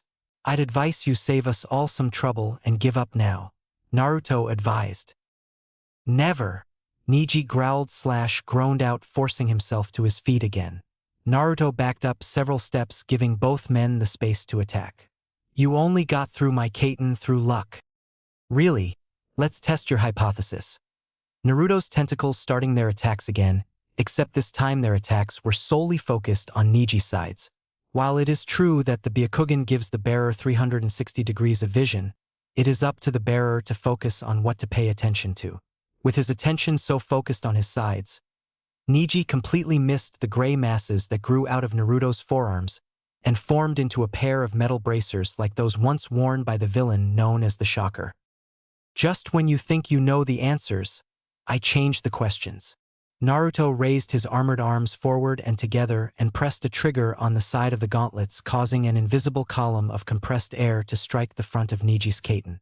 As Naruto's tentacles retracted, Neji put his effort in reinforcing the Kaiten's barrier in front of him as he was forced backward by the air blast, until he finally lost his footing and the Kaiten encased Neji was rapidly thrust into the arena wall, causing a massive impact with the stone structure.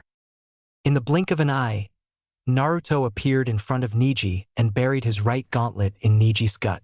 The Hyuga's world exploded as the gauntlet's vibrations shook all of his bones, aggravating all of his injuries and tearing at his insides. Neji coughed up blood and slumped forward onto Naruto's arm, beginning to black out. Naruto leaned forward slightly and whispered just loud enough for just the conscious Neji to hear. I have broken you, Neji Hyuga, but what is broken can be mended. If your clan has clipped your wings, then come to me and I promise that the broken bird shall fly. Author note. And that ends chapter 3. Don't worry, some of the missing weeks will be explained in future. Can't show all my cards yet. I'll get to work on chapter 4. Whenever I do. Honestly, I've got another FIC, Naruto, Shikigami. The Blood's Mirror, that I've been neglecting especially since it's on a cliffhanger. Please check it out. I'd like some ideas for events from the series past to change. Also, I've got a few one-shot ideas that I'd like to crank out from a few different series in response to some commonly seen themes in fanfiction I've read. I put a poll up on my page about this and got a whopping 3 votes. It's as of press time a 3-way tie between. Depends on the one-shot idea, I guess. I don't care, I'm just praying one of your fics is going to be M-rated so I can read a lemon from you. And go for it, but if you abandon your series, I'll hunt you down. Please vote on that poll. Well, that's it for me. Next time we see the new Naruto's reactions to the rest of the round's fights, among other things, and before the end of the Chunin exam arc we shall see at least one more villain's powers in our favorite blonde titular character. So until then, enjoy what is according to my beta and my most cerebral omake yet. Omake. How to taunt a Hyuga. Ready. Fight. Genma instructed, getting out of the way of the two combatants.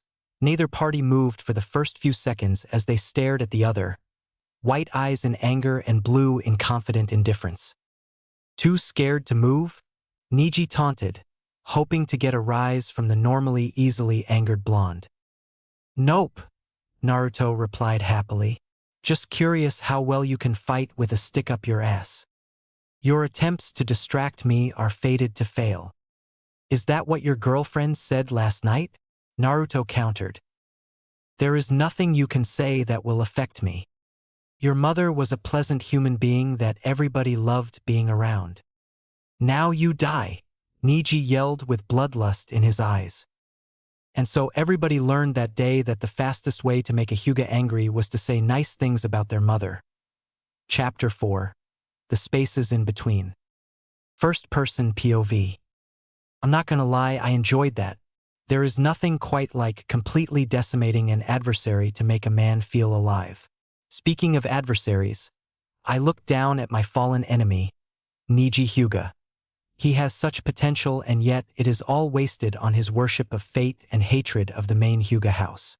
Not to say that Niji's hatred was wasted, but rather unfocused like a campfire compared to a blowtorch. Both can accomplish many things, but the blowtorch burns hotter and more direct. I glanced over toward the referee. Genma, I believe, was his name. My looking at him seems to have snapped him out of his stupor at the sudden victory as he remembers his job and begins his announcement. Winner of the match, Naruto Yuzu. Octavius Smythe, I interrupted. What? Genma asks, confused. That is my new last name. Please abide by my request. Very well, Genma replied with a questioning undertone. Winner of the match, Naruto Octavius Smythe. The crowd's reaction was just as confused as Genma's reaction to my new name. The Konoha natives were relatively quiet while the out-of-town attendees cheered at my victory. Makes sense, the foreigners didn't know they were supposed to hate me like Konoha does. In this situation, the old me would have been laughing, waving, and jumping around in childlike celebration. The new me chose a more dignified response, nodding my head in thanks in the general direction of those I saw cheering. Number 6 retrieved my trench coat and draped it over my shoulder as I crossed my flesh arms. I walked toward the contestant holding area, intent on giving the viewing audience one more show. Instead of taking the stairs, I walked directly toward the wall. My upper 2 tentacles stretched forward and latched onto a section of the wall above me and pulled upward, lifting me into the air. My lower 2 tentacles stretched forward and latched onto the wall above the first 2, and working in concert, my 4 tentacles carried me up the wall. Think Doc Ock climbing the walls in Spider-Man 2. My climb ended with 2 tentacles wrapping around 2 of the pillars in the contestants' viewing area and pulling me over the railing and safely onto my feet among my competition. All 4 tentacles released from whatever they had attached to and retracted, taking positions to defend me from any attack. Hello everyone, I said pleasantly. Funny how we all seem to end up sitting in the same area, isn't it? So, how's everything? Troublesome, Shikamaru replied. First I'm in this stupid tournament, then they drop my fight with the Sound Ninja, and now you've shown up with a new last name and weird powers. Indeed, Shino stated. Why have you changed your last name to Octavius Smythe? To honor the men who saved my life and brought me into their family after my brush with death, I answered simply. Both of my former classmates looked at me as if they wanted to ask more questions, but I cut them off by asking, so where's Sasuke? He show up yet? Not yet, Shikamaru answered. And he better show up soon. Most of the crowd came to watch him fight Gaara. If one listened closely, one could hear the grumbling from various parts of the stadium. What's going on? Hurry up and start the next match. How long are you going to keep us waiting? Bring on the Uchiha.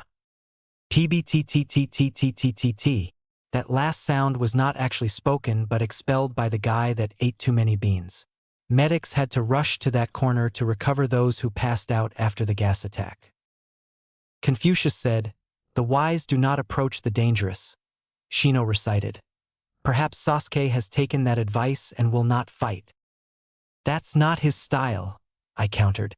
Sasuke loves testing his power too much to pass on the chance of fighting one of the most powerful genin in the tournament. I noticed Gaara staring at me out of the corner of my eye. Nobody said anything else as we all waited to see what would happen to the absent Uchiha. I took advantage of the wait time until Sasuke's match to inspect my tentacles for damages. The tentacles were in relatively good shape, only a few small scratches and dents. Nothing debilitating, but at the same time it was impressive that the Jukin could cause even a little damage to my father's legacy. The dense and natural curvature of the tentacles caused an interesting warping in my reflection. But despite how warped the face was, I could still see my reflection's black eyes staring back at me, smiling. No wonder you fought so fast. You wanted to get back to looking at yourself in the mirror. A familiar voice teased in my head via implant. You're just jealous you've never had a stadium of girls getting wet over your arrival, father. I replied to one of my fathers, Alistair Smythe. There was that one time at the robotics seminar in Amsterdam when I do not wish to know of your youthful indiscretions, Smythe. My other father, Otto Octavius, creator of my tentacles, interrupted. Can we just go to the post-fight analysis? That ass put up a good fight, but in the end he was no match for our upgraded gauntlets. A gravely voiced man commented, Nice fighting, Naruto. Thank you, Shocker, I replied. Although we may have to increase the padding a bit, I could feel the vibrations from that last punch numbing me all the way to my shoulder. After this silly tournament, we shall look into adjusting it, but maintaining the balance among the various abilities and their requirements is no easy feat, Otto cautioned. Agreed. How was the feed from the ocular implants? I asked. A little static when you first activated Otto's tentacles and whenever you used Shocker's abilities, Alistair answered. Why did you use both abilities anyway? To see how they would react to Niji's Kaiten, I replied, and to see how well they would react with your ocular upgrade. No doubt, some of you are confused as to what I'm talking about. During my 2 weeks in the chasm, Alistair began the process to slowly give me his transformed state's powers and abilities, making sure 1,000 times a minute that in no way would I be stuck in the transformed state for the rest of my life. Alistair may be a brilliant scientist, but I swear he can be such a mother hen at times. I finally managed to convince him to install the small head-up display, HUD, that would place itself in front of my eyes without anybody noticing. Clear glass versus his yellow-tinted ones. This display would overlay what I saw with information from tiny sensors embedded within myself that would constantly scan whatever they were pointed at or whatever was around me. In the case of Niji, these sensors tracked the pattern of Niji's Kaiten and were able to successfully predict where and when I needed to strike to penetrate the so-called ultimate defense. And the fact that displaying this power would scare those around you who might do you harm into thinking twice didn't factor into your decision? Otto asked sarcastically. Little bit, I answered, smirking. The people here have looked down on me for years. A display of power in defeating a member of Konoha's most respected clans should show them that I am a superior being. If I could have everybody's attention, Gunma shouted after conferring with another shinobi. One of the contestants for the next match hasn't arrived yet. Therefore, we will push this match back and begin the next one. An interesting development, I commented out loud as those around actually gaped in shock. Crap, Shikamaru swore, displaying the most emotion I had ever seen on his face. This means my match is getting closer. The next match, Kankuro versus Shino Aburame. Please enter the arena, Genma shouted, specifically toward the contestant section. There was a pause of about 10 seconds before Kankuro answered back loudly enough for Gunma to hear, but not quite shouting, I forfeit, as several of us around the Sunagenin in black stared in surprise at his actions. His attractive sister Temari opened up her fan and floated down into the arena on a gust of wind she created. Winner Shino Aburame. The next match, Temari versus Shikamaru Nara. I noticed Shikamaru pause and mutter to himself about forfeiting too, so I decided to offer my 2 cents. Which would be more troublesome, Shikamaru? I asked. Fighting one girl now or an eternity of nagging by 2 girls? Your mother and Ino. Shikamaru visibly paled at the thought of his mother nagging him for the rest of his life over this issue and reluctantly makes his way down the stairs. The 2 fighters stood across from each other, put on about 20 seconds of frantic swinging of weapons at each other, and then leapt to opposite ends of the stadium to fight a battle of math. Yep, nothing says we're awesome ninja like watching 2 shinobi do math in their heads. This could be very long and boring. I wonder what the others are doing? Scene break. The medical wing of the stadium is located along the outer wall of the structure to allow a degree of peace and quiet from the fighting within. It was in a private room of the medical wing where Niji Hyuga listened to his uncle tell him the story of how Niji's father sacrificed himself to protect his brother, the head of the Hyuga clan. I watched unseen outside the open window as Hayashi told his story and handed Niji a scroll, presumably written by Niji's father to back it up. But nothing surprised either Niji or myself more than the head of the Hyuga clan actually physically getting down on his hands and knees to beg forgiveness from his nephew. "Please, raise your head," Niji instructed, tears on his cheeks. Hayashi Hyuga stood up and the Hyuga duo talked for another moment before Hayashi left the room, leaving Niji alone. My ex-opponent walked over to the window, looked at the birds in the sky and began talking to himself. "Father, is a person's destiny like a cloud with an inescapable flow, or can a person choose the flow he wishes? I don't know, but I want to grow stronger. But I don't know how. Should I stay with the clan and strive to become the strongest Hyuga of them all? But my opponent thoroughly destroyed me and negated the Jukin. Should I talk to Uzumaki about he would help me fly? A better opening I could not have asked for. I go by Octavia Smythe now," I stated, watching the same birds. Out of the corner of my eye, I saw Niji give a slight start as he hadn't noticed me. "How are you feeling?" "My ribs are a bit tender," Niji admitted. "What did you hit me with?" "Multiple concussive vibration waves within a localized area," I explained. Niji looked at me with a puzzled look on his face. "It's complicated to explain," I admitted. "Mind if I come in?" Niji nodded and stepped away from the window to let me climb in. "I came here to talk to you about what you said in the arena. I thought about it, and after seeing this display, I just wanted to say, I'm sorry." Niji cut me off with his apology. "I should have let go of my rage and not taken it out on you." No, Ian Suarat. "You shouldn't have taken it out on me, but you shouldn't let go not yet. I wanted to say I'm sorry, you were right. After seeing what Hayashi Hyuga just did, I'm convinced you were right." Niji looked at me confused. "But everything he just said and did." "A very good job of acting," I interrupted. "He must have been planning this for a while." "I don't understand. Why don't you believe Hayashi?" Niji asked. "Let's break it down," I began stating. "Fact, your father died taking the place of your uncle to satisfy Kumo's demands. Fact, the loss of your father has caused you to adopt a hatred of the Hyuga clan to almost rebellious levels. Fact, the main branch of the Hyuga clan hates rebellion, or any form of change really," I added as an afterthought. "Especially in their clothes. Anytime I pranked one of them, they'd just throw whatever clothes they were wearing at the time away." "That was you?" Niji asked with a subdued mix of surprise and awe. The branch clan saw that as a bright spot of their existence, watching the results of those pranks. "Thank you for the compliment, but we're getting off track. Where were we? Rebellion. Fact, Hyuga in the past have been executed for far smaller crimes than nearly killing the clan heiress. Fact, you're still alive. Why? Fact, with your victory over Hinata, you've become a high-profile target. Fact, you are without a doubt one of the strongest Hyuga that clan has ever produced, especially if you recreated their signature techniques through simple observation. Fact, while the Hyuga hate rebellion, they hate embarrassment more so. Do you realize what this all means? That you like using the word fact a lot?" Niji asked, somewhat confused. "No," I answered, slightly annoyed. "For all accounts, you should have been killed by the main branch the moment the second stage of the Chunin exam ended. And yet, here you stand. Why? Because everybody knows who you are and how powerful you are. It would make the Hyuga clan look very bad if they killed the member that is looked at as the strongest of the future generation. So, instead of killing you, they need to bring you back into line. Then why does my caged bird seal remain inactivated?"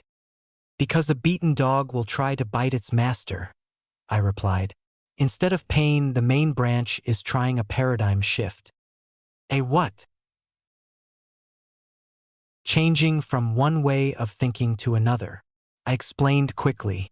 "You had this image of your father being thrown to the dogs, but now suddenly they introduce this image of your father rebelling." I added air quotes here for emphasis. "Against his masters to nobly sacrifice himself to save his brother. A pretty convenient story, one that makes me wonder why it hasn't been told to you sooner." Niji's eyes widened as he began processing my explanation. "Answer, they didn't need to change your way of thinking yet. They were willing to overlook you because you hadn't done anything yet. Then, all of a sudden, you prove yourself superior to the clan heiress, in front of witness including the Hokage. Now, they can't kill you because the Hokage knows that your death will take away what could be a valuable resource in the future. So instead, the main branch invents this tale of your father's death complete with proof. How old were you when he died, Niji? 4? 5? It's been almost a decade. If they had proof of his noble death, why didn't they say anything sooner? Scene break. I was right, it was long and boring. I'll spare you the boring details of the match. If you're interested, I'm sure you can look up the official transcript of the fight. I did learn 3 very important things during the course of that fight though. 1. Shikamaru is a genius, especially after taking advantage of a hole I apparently left behind. 2. I have a dozen games stored in my HUD. 3. Shocker is addicted to free cell. No, Shocker growled. Put the red 4 and black 5 on the red 6 you freed up, and then move all the ones that were under that onto the red 10. But if he does that, Alistair countered, then there will be 2 more cards that will have to be removed before he frees up the ace of spades. So, most of the spades are. Mein Gott! Otto snapped. A wonderful display of tactical thinking during a battle is occurring in front of our eyes, and you 3 are more focused on that silly little card game. Sorry. All 3 of us mumbled as I shut down the program. Besides, Otto added as an afterthought, you should have moved the red 7 to the free cell and moved the cards underneath it so the 2 and 3 of diamonds could be removed from the game. Now he tells us, Shocker grumbled. Before anybody else could comment, a very familiar voice, my own, entered my head. Beck here. Pickup successful. I see Gargan and he's going for his pickup. Awaiting end of first round to begin phase 2. Understood, I replied. Beck and Gargan continue business as usual. Fisk, begin Operation Deadless at earliest convenience. Deadless? Smythe asked. How do you know about him? My father's filled my head with knowledge of math and science. Uncle Wilson decided he should fill my head with all the rest, I answered. Being a philanthropist apparently requires one to know many things about art, culture, and literature. I still don't like how close you 2 have gotten, Smythe complained. Relax, father. He is not the same man who wronged your biological counterpart. Besides, his lessons on reading people, cunning and deception far surpassed anything that the Academy taught. Though, I suppose that as a Konoha shinobi, we are supposed to have more honor than to lie and deceive our enemies. I mused. That particular ideology seems counterintuitive to the traditional roles that a ninja performs, Otto commented. However, we must save our discussion for another time. It appears this battle has reached its conclusion. I focused fully on the field below. During my discussions, Shikamaru had forced Temari right where he wanted her in his cage main no jutsu or shadow possession technique. Both of them had their right arms raised in the air and then Shikamaru forfeited. Yep, long boring math-related shinobi fight ends in one party giving up after they trapped the other party. I think I'll miss Shikamaru. I better remember to buy a couple flowers to throw on his grave after Ino and his mom finish with him.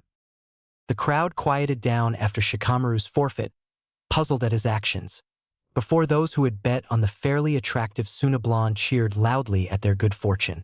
Shikamaru released his jutsu and walked up the stairs as Temari angrily scaled the walls with a blast of the wind jutsu that she had used in the fight. Think I could combine wind jutsu with your techniques, Shocker? I asked my yellow-clad trainer. Probably not, Shocker answered. The wind would mess up the vibrations. A shame, I stated. Well, now let's see if my teammate will arrive. There's a saying, speak of the devil and he doth appear. Just as I had finished my statement, both Sasuke and my so-called sensei appeared on the field in a swirl of leaves. Show off, I muttered aloud. As most of the crowd had come specifically to watch his match, it would make sense for him to arrive in a fashion to appease their desire, Shino stated in his usual monotone. Let's see if he can really deliver then, I said back to him. You doubt your teammates' skills? Shino asked with a raised eyebrow. Usually no, I replied. However, against an opponent like Gaara, most of Sasuke's skills are useless. The sand will block the fire attacks, The fluid nature of his sand shield will act too fast for the Sharingan to react, and his sand armor will absorb most of Sasuke's Taijutsu strikes and negate the damage. What about Genjutsu? Shino asked. He doesn't know any as far as I know, I answered as I watched Gaara appear in the arena with a sand Shurshun, trying to score inside information about Sasuke. Shino? Sorry to break it to you, but I haven't seen him for a month, so anything I know about him is that far out of date. But you should be careful that you don't put the cart before the horse. Shino. You may have won your first match before it started by forfeit, but I doubt Temari will forfeit. She's as dangerous as she is beautiful. Out of the corner of my eye, I noticed that Temari's cheeks had slightly reddened at my comment. Of course, even if you can squeak out a victory over that beautiful deadly lady, you'll be fighting me in the finals. I see that whatever has given you the additional abilities has not altered your self-confidence, Shino said, with just the slightest hint of teasing in his voice. So you would rather fight Temari than myself in the finals? It would be nice to fight a woman who stays a woman through the entire fight, I replied. Shino quirked an eyebrow at my statement. I've fought 2 women who turned out to be men. Shino's other eyebrow raised as well. Long stories, I'll tell you someday. Genma stood between but off to the side of the 2 competitors. Looks like the featured battle is about to begin, I said. Indeed, Shino replied. Sasuke Uchiha versus Gaara. Begin, Genma shouted before he jumped out of the way. The battle between Sasuke and Gaara was more like the traditional action-packed fight that the crowd expects from the Chunin exams. Gaara showed off the versatility of his sand, forming a clone out of the sand, blocking hits with his sand walls or armor of sand, sending his sand to soften impact with the ground after Sasuke connected with powerful strikes and toward the end forming a dome to protect himself with spikes that attacked the enemy. Sasuke, on the other hand, showed his prowess with the Sharingan, demonstrating the ability to dodge Gaara's attack and his ability to copy the fighting style of Rock Lee, which had proven effective against Gaara in the previous round. What struck me as odd was the facial expression of his 2 siblings, showing bursts of fear and anger toward their brother. Temari actually looked furious at Gaara as he stood within his dome. Vaders? I asked my fathers within my head. Why would Temari be mad at her brother for using a technique? Shouldn't Suna want as many of their members to win as possible? If that was true, then why would Kankaro forfeit? Smythe asked. Maybe he knew he'd be beaten, Shocker offered. Too arrogant, Smythe countered. Maybe he didn't have any techniques that could defeat Shino? Shocker suggested. He's had a month. I'm sure he must have thought of something, Smythe answered. Maybe he's conserving his strength, Shocker said. What for? Smythe asked. What could be happening that would require a ninja to use his full strength later? Wait, those patrols we dodged to enter the city. We never took a close look at them. Maybe they weren't patrollers, but… Otto began. Invaders, I suddenly stated. Konoha is being invaded. Before any of us could continue the discussion, the sound of chirping birds and electricity filled the air, as Sasuke formed a ball of lightning in the palm of his hand. Kakashi's Chidori. Kakashi had ditched me for a month, so he could teach Sasuke his own technique. Sasuke charged forward and plunged the lightning deep into Gaara's dome. The world paused for a couple seconds before the piece shattered with an ear-splitting yell from Gaara. Why? My blood! Time sped up as Sasuke wrenched his arm out of the dome as a demonic-looking claw swept at him. The dome cracked and dissolved, leaving Gaara standing in the center, clutching his left shoulder. Without warning, feathers started falling from the sky, and I felt myself suddenly falling asleep. Scene break at the hospital. Niji's face contorted in rage as he realized what I was telling him was the truth as he slowly returned to the man he was before our fight. I'll kill them, Niji muttered. I'll kill the entire main branch for what they did. How? I asked as emotionlessly as I could muster. How exactly will you do that? I don't know, Niji admitted. But I'll do it, just you watch. The only thing I'll see is the moment you touch a member of the main house, somebody will activate your seal and kill you. The only thing I'll see is a flame that would be extinguished. The fire in your soul may burn hot, but it's uncontrolled, unfocused. Then what would you do? Niji asked in tone that was both angry and annoyed. Wait, I answered. Play the role of loyal servant that they want you to. Follow tradition, obey orders, and show respect to those you would rather kill. And while you do that, grow stronger, learn as much as you can about your clan's taijutsu style, and do what you can to counter it. Learn jutsu and techniques that your clan does not know. And what about this? Niji asked, gesturing toward his covered-up caged bird seal. I have found that by using the nanites within my body, I am capable of slowly destroying any seal placed upon me. In fact, one of the first seals that was destroyed was a seal placed upon the back of my neck, which interfered with my higher brain functions. My mind, in an attempt to compensate, produced additional neurotransmitters so that I could function normally. Once the seal was destroyed, my brain functioned normally on its own, and the additional neurotransmitters now allow me to perform and process information at a far higher level than ever before. Already, my IQ is similar to that of the average members of the Nara clan, and I suspect within a few weeks I can begin to reach levels similar to that of my father's. I explained. And what about the seal that contains the Kyuubi? Niji asked. Tragically, while I cannot completely remove... Wait, how do you about that? I asked, slightly annoyed and surprised. All members of the Hyuga clan, regardless of age, have been told about the demons sealing within you as to understand why sections of the chakra around your navel have been orange at times. Niji explained. I was present when Hinata first asked her father about it. So even Hinata knew about the fox, I muttered to myself. She saw me enough with the Byakugan to know about the chakra, and she must have seen how much I struggled with people in the village, and she's supposed to be one of the kindest girls in the village. So why didn't she try to help me? Perhaps it was an act, Niji offered quickly. Too quickly, actually. Perhaps, I agreed. But we are off topic. The nanites cannot remove the Kyuubi seal without causing the beast to be released. But perhaps they could remove your seal, or at least the part that causes you pain. Why? Niji asked softly. Why would you want to help me after all I have done? You are a victim just like me, I answered honestly. You and I have suffered because of events outside of our control. You because your father was born second, and I because no other baby was born on October 10th. Looking at this world and knowing what I now know, I realized that I needed new allies, ones that I could count on completely as opposed to my useless team.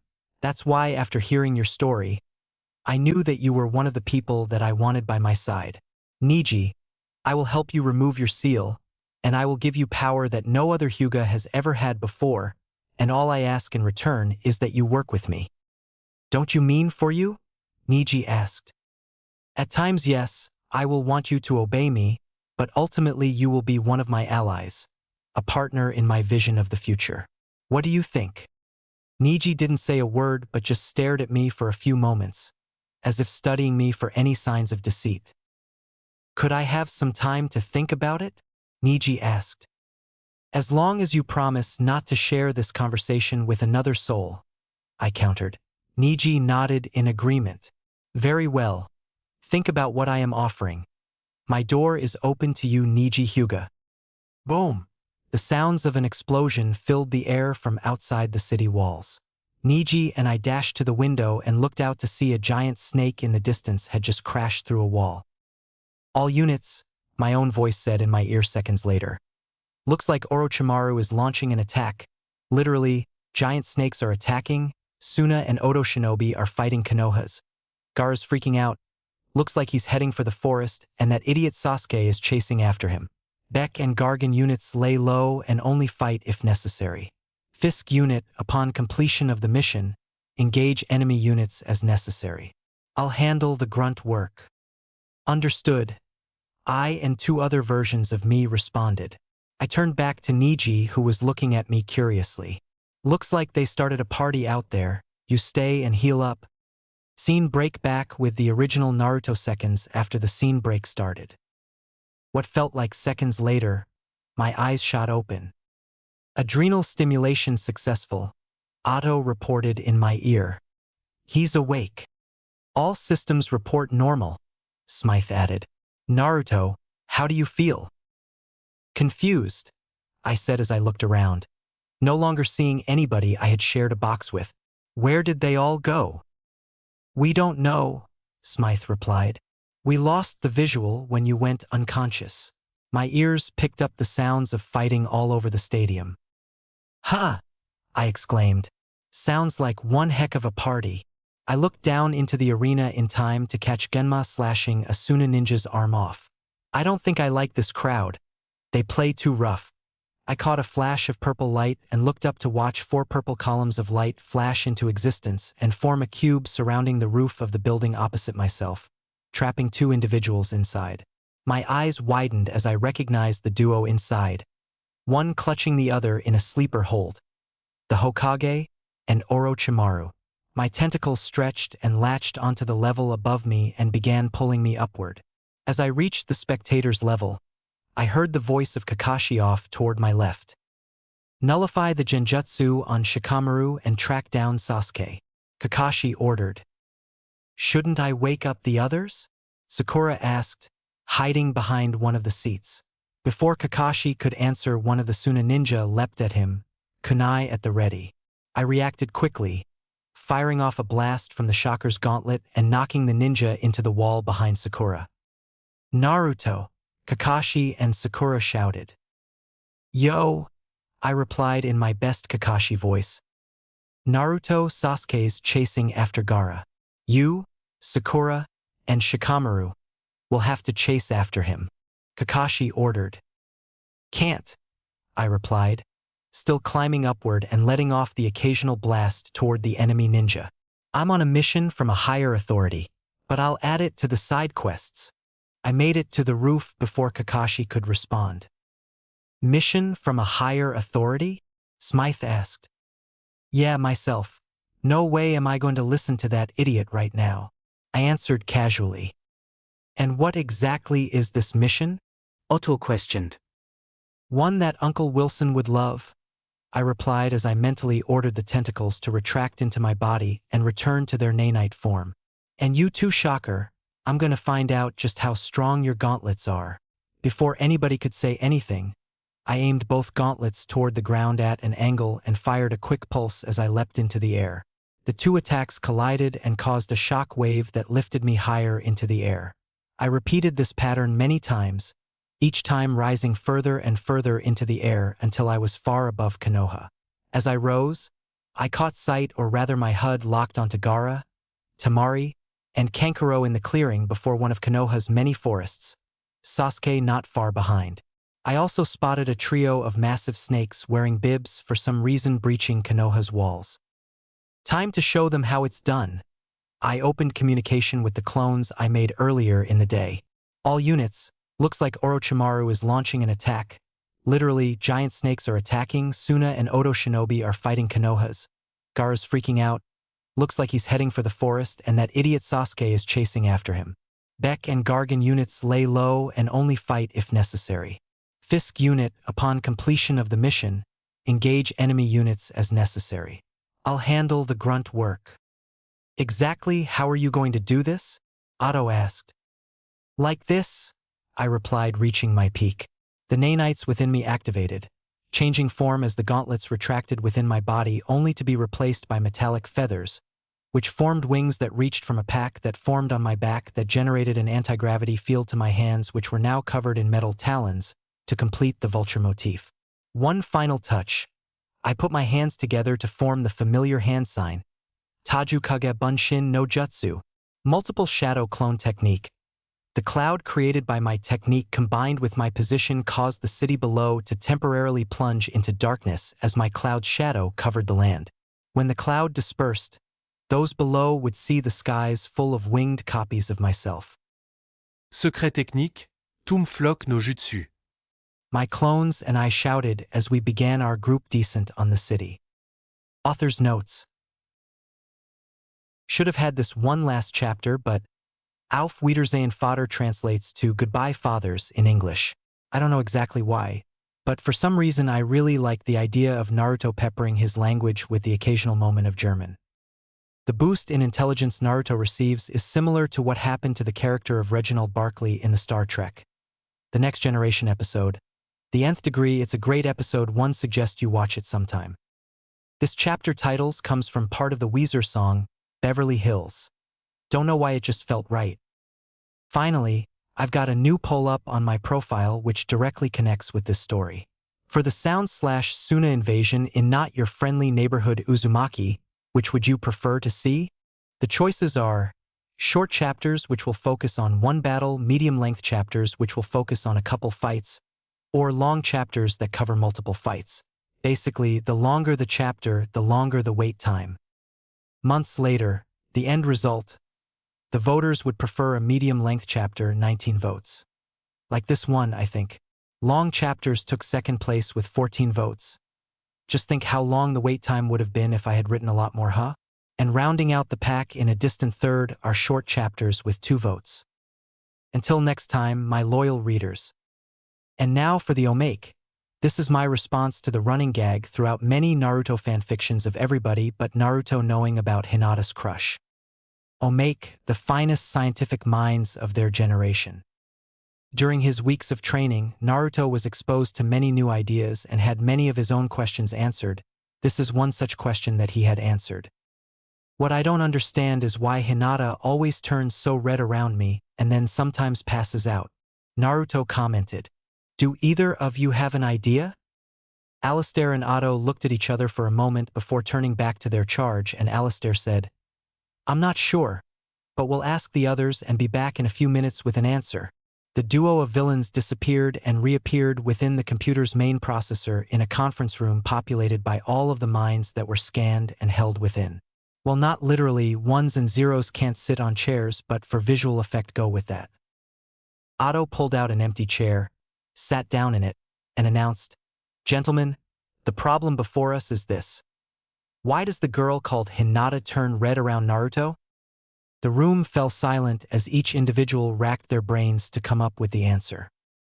"Naruto, Naruto, wake up!" Naruto shot up from bed as Alistair shouted near his head. What happened?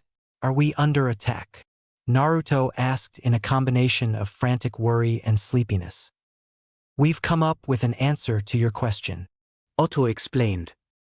"What question?" Naruto asked, rubbing his eyes sleepily. "The one about Hinata and turning red," Alistair said. Naruto looked at his alarm clock and then back at his father's. "It's 4 in the morning. I asked you that over 16 hours ago." "It was a complicated issue," Otto explained. "The intricacies of the mind of a pubescent female is not something that we are intimately familiar with, so we had to extrapolate from pre-existing data. And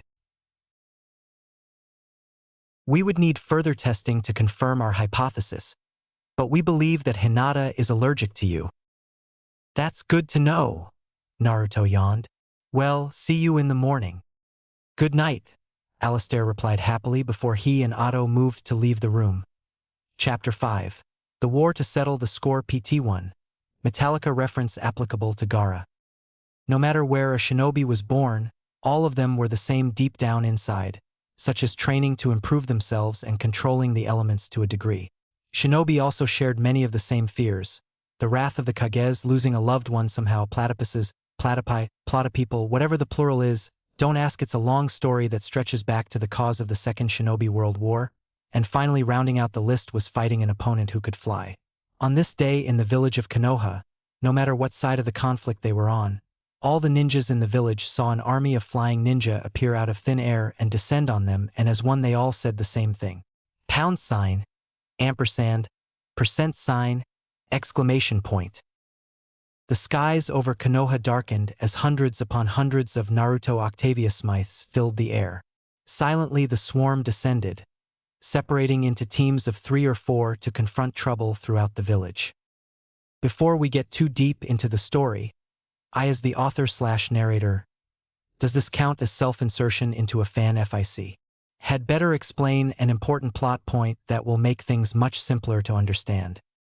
Kagebushin no Jutsu, literally translated as the shadow clone technique, is unique among the jutsu that exist in the world. It is labeled as a B-rank supplementary technique and placed within Konoha's Forbidden Scroll of Sealing for two reasons. 1. The jutsu is very demanding on the user's chakra supply, using half of the user's current reserves for the absolute minimum of results, and 2. The jutsu causes intense mental strain due to brain of the user being forced to assimilate the memories of dispelled clones. What makes the Kagebushin unique among all the different clone techniques is the fact that the shadow clones have the same memories, knowledge, and experiences as the original. Excluding a submissive streak of some degree toward the original and the fact that the Kagebushin would dispel if hit with sufficient force, there is no difference between the creator and the creation. Upon reflection, this is a lot like the relationship between Dr. Doom and his Doombots. The hordes of Naruto dove into battle, many of them either tackling their enemies with claws drawn, slashing with wings, or switching modes to strike with gauntlet blasts or metal tentacles. Anko Mitarashi wasn't enjoying her day. First, she was out of maple syrup for the pancakes she ate for breakfast. Second, Kurenai hadn't paid her the money she owed Anko because she lost the bet about Hinata failing the Chunin exam. Sure, the nearly dying part was sad, but $100 is $100. Third, she couldn't proctor or watch the Chunin exam finals because the third Hokage had ordered her to protect some stupid nobleman's servants that he didn't bring with him to the arena. Fourth, the servants were perverts who kept staring at her chest and ass. Fifth, she missed the first half of As the Kunai Twirls because the servants just had to finish watching The Amount is Correct. Sixth, a giant three-headed snake burst through the city wall, destroying Konoha's only TV transmitter just as Ryu was about to find out if Hoshi was really his son or if Hikari had cheated on him with his brother Makoto. Seventh, one of the servants had the gall to grab her ass as she jumped out the window. Eighth, the ass grab caused her to have a wedgie in the underwear that most people in Konoha didn't believe she actually wore. Ninth, the two Odo ninjas she was currently fighting were perverts who kept staring at her chest. And rounding out the list at 10th, the ninjas were actually skilled enough to prevent her from killing them. "Come on, baby, we don't need to fight," the first Odo ninja said. "Yeah, we'll show you a good time instead," his partner added. "Oh," Anko said quizzically. "Well, if you want to show me a good time, why don't you come closer and let me see your blood?" Anko punctuated her statement with a flourish of kunai that almost hit the ninja duo. "You had your chance. If you aren't going to give up, we're just going to have to take what we want." Both Odo ninjas charged at the purple-haired Jonin. But suddenly they were blindsided by a pair of orange-wearing ninja diving out of the sky and colliding with them. The first Naruto tackled his opponent into a wall, causing the Odo ninja's head to strike it with a thud and his body to go limp. "Well," Anko said with a small smirk, "if it isn't my favorite loudmouth, since when can you fly?" Before either Naruto could respond, the second sound ninja screamed as the second Naruto's talons found bare patches of flesh to latch onto. The second original piece of technology built by Adrian Toombs activated, and the sound ninja's voice quieted down as he felt the energy drain from his body as it was forcibly aged. Hair graying, muscles and bones weakening, and taut skin wrinkling and sagging. Naruto and Anko stared in shock as the Naruto that was holding onto the aging ninja felt the energy from his victim flow into himself. "Futon, de Tapa, wind style, great breakthrough," a nearby Sunin ninja shouted as he released a blast of wind that threw the Naruto that drained youth into himself into a wall, embedding him into it. The purple-haired Jonin rushed the Sunin ninja, stabbing him with a kunai in one of the 8 zones of the body and kicking him away. "That's odd," the other Naruto commented as he crouched by his counterpart. "What?" Anko asked, walking to his side. "This clone was thrown into a wall and he didn't pop." The downed Naruto started to stir, but was cut off by a kunai coming out of nowhere to strike the clone in the shoulder, causing it to disappear in a cloud of smoke. Narutos all over the village blinked simultaneously as their fallen comrade's knowledge suddenly filtered into their minds. The foreign chakra acts as a shield. All of the Narutos realized, but only the one near Anko said out loud. Across the village, the Narutos changed their fighting strategy, now starting to get closer to their enemies to drain them of their chakra, life force, and/or youth, whatever you would call it. Temari wasn't very happy. She had stayed behind to give her brothers time to get away from Sasuke Uchiha. She was low on chakra and was set on making the Uchiha waste as much of his as possible. But unfortunately, Despite her superior jutsu and tactical decision to generate sand to give her more of an advantage, she had fallen into the Uchiha's trap. A simple Kawarimi no jutsu, and the Uchiha had booby-trapped the log he used his substitution on with an exploding tag.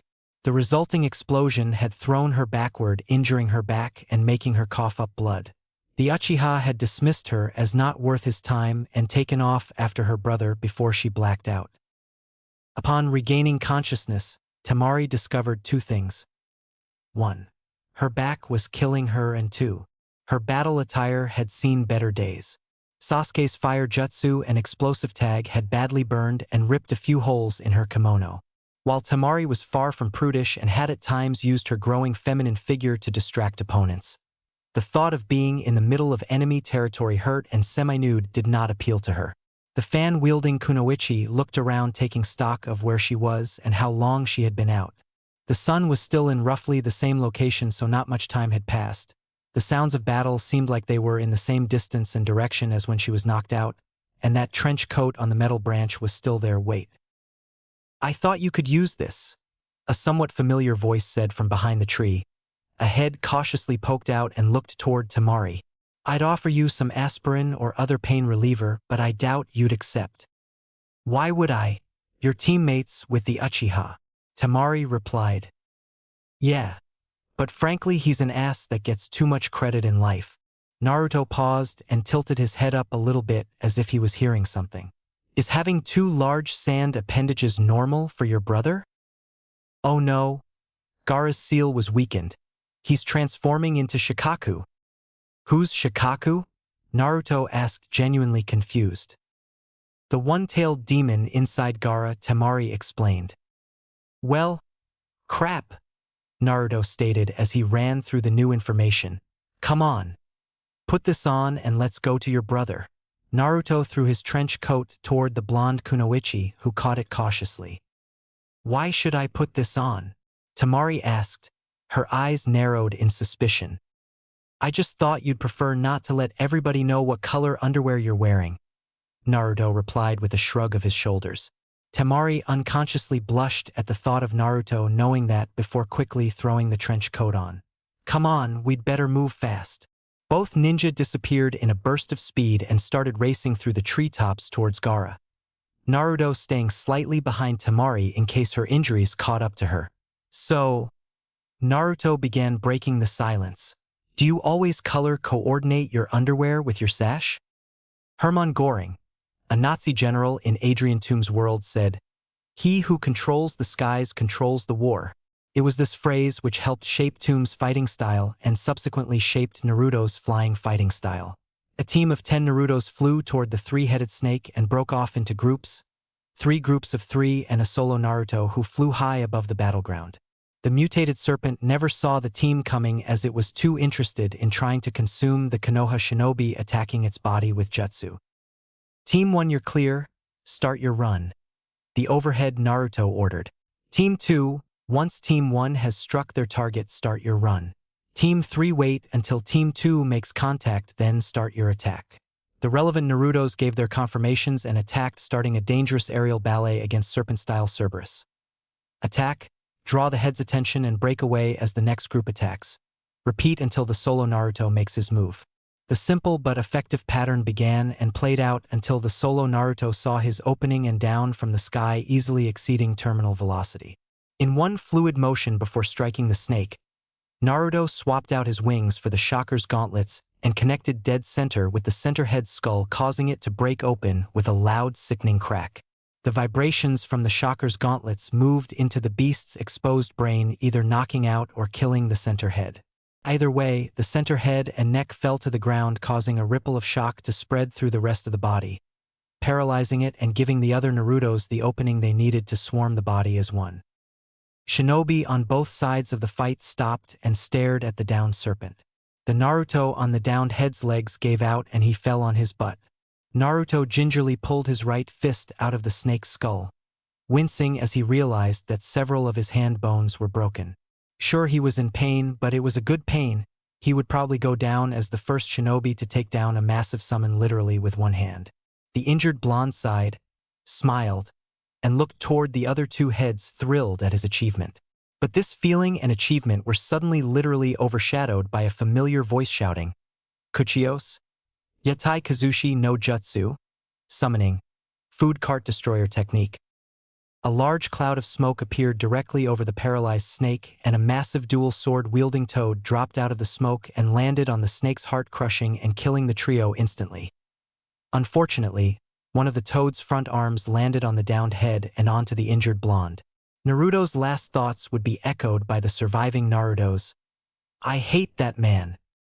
Tamari and Naruto raced as fast as her body could stand toward her possessed brother and finally arrived, what felt like hours later, to a tree branch overlooking a war zone. The field was full of clones of Naruto in various battle forms. Wings, gauntlets, tentacles, etc. surrounding Tamari's brother Gaara. Except Gaara didn't look like himself. His protective sand had almost completely transformed his body into the form of a tanuki, raccoon dog, excluding his legs. The sandy red head threw his Suna Shuriken, Sand Shuriken, toward the swarm of Naruto that were attacking him in every conceivable direction. The Naruto that had just arrived scanned the battleground, taking everything in while commenting on it. Oh look, it's my ass of a teammate who seems to be struggling to get back to his feet. Must be weighed down by all those weird flame tattoos.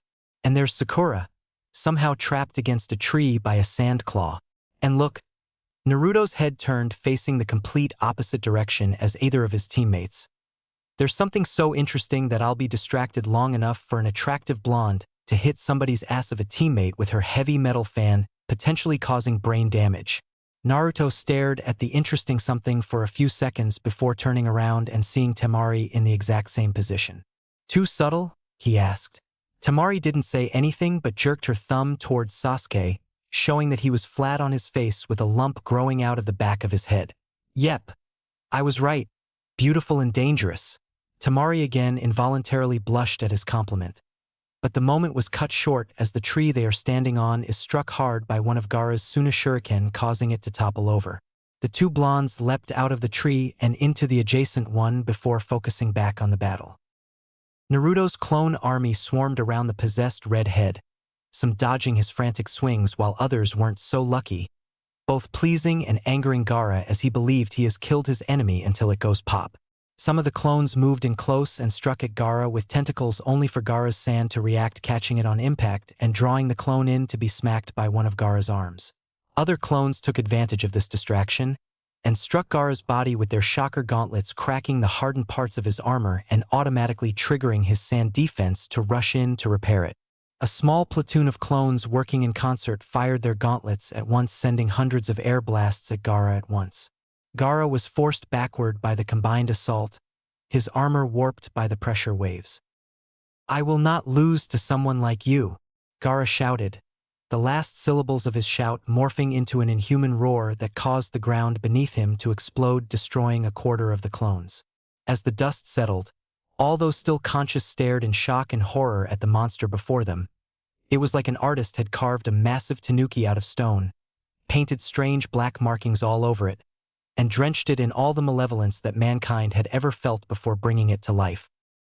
It finally emerged, Temari whispered.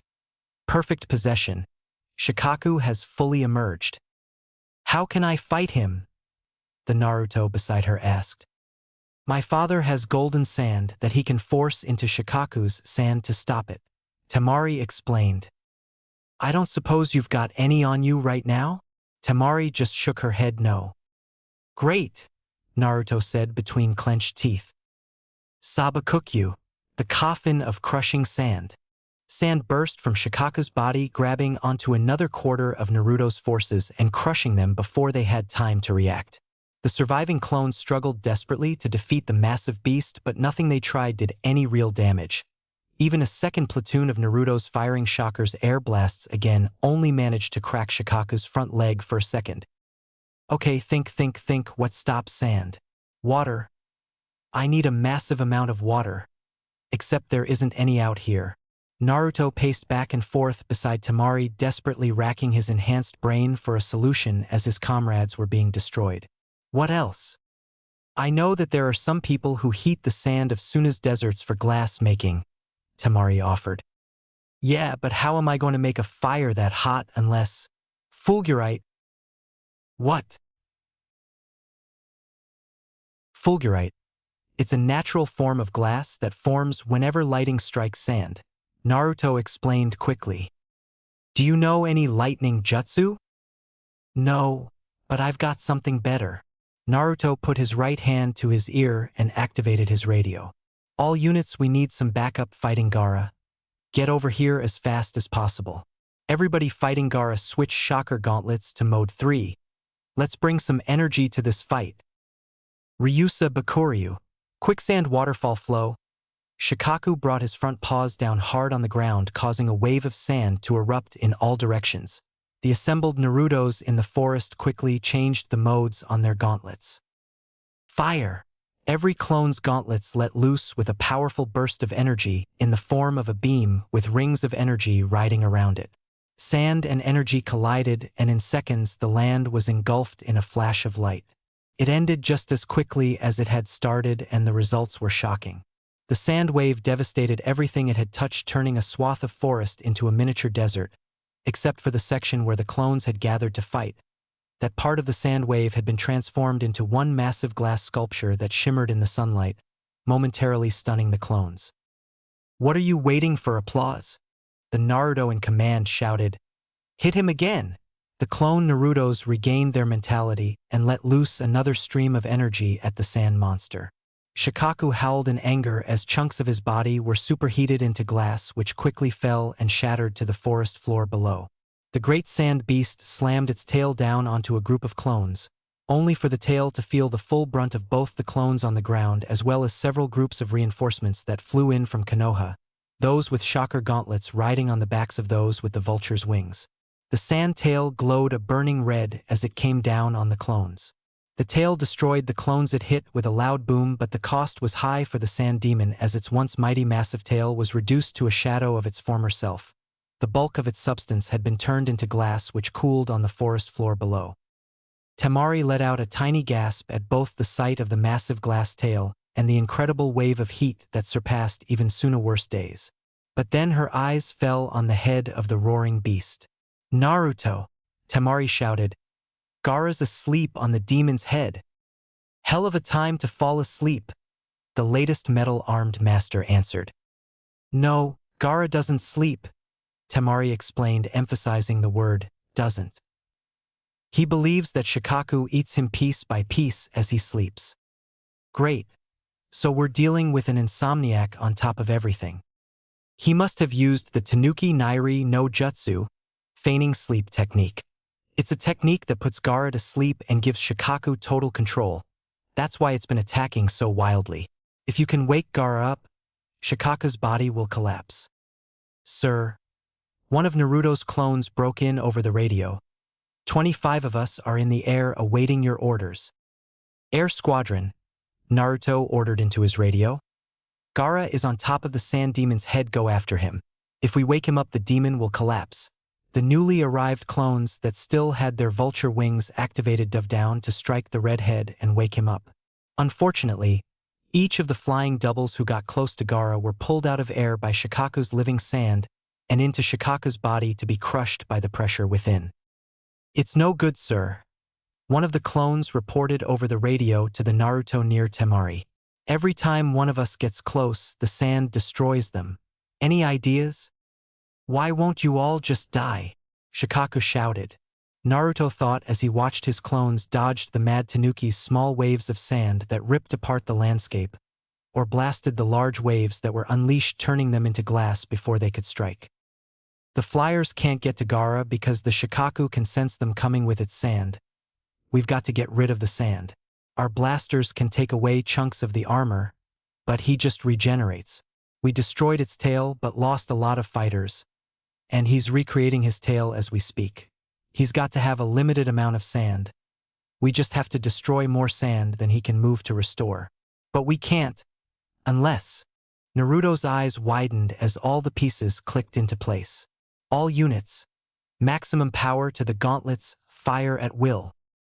No, you could kill him, Temari shouted as all of the pieces fell into place in her head also. If even one of those energy blasts hit Gaara head on, it might just vaporize him or possibly worse, trap him within a superheated cocoon of glass, cooking him to death while suffocating him. A surge of sisterly love overcame her fear and hatred of the demon inside her brother, and the pig-tailed wind mistress swung her fan in a desperate play to stop the army by stopping its commander. Unfortunately, Tamari's heart overrode her head, preventing her from realizing that her target had 4 extra arms.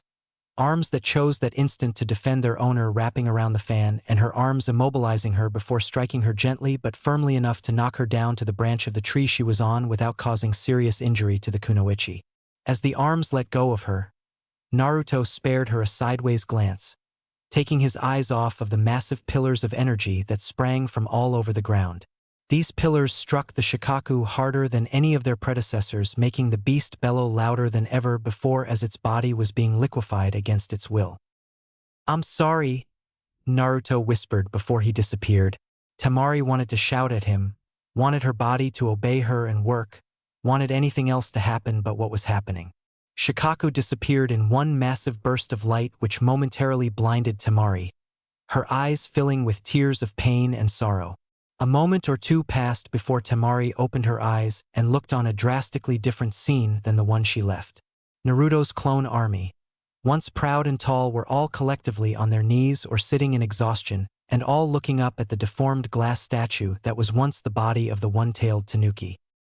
Suddenly, Tamari's eyes were drawn to the edge of the battlefield, where several of the Narutos had just gone up in smoke. Tamari scanned for what could have caused the sudden destruction of the clones when her eyes found what they were looking for. A young man in a black bodysuit swiftly moving through the army with a damaged wooden puppet clearing the clones in front of him. Tamari was confused as to why Kankuro would start attacking the clones. Sometimes she realized, surprised with his own fists, if his puppet Karasu had failed to destroy them. She was confused until she charted where his path would take him, and her eyes fell on one lone clone standing tall and looking down on a redhead.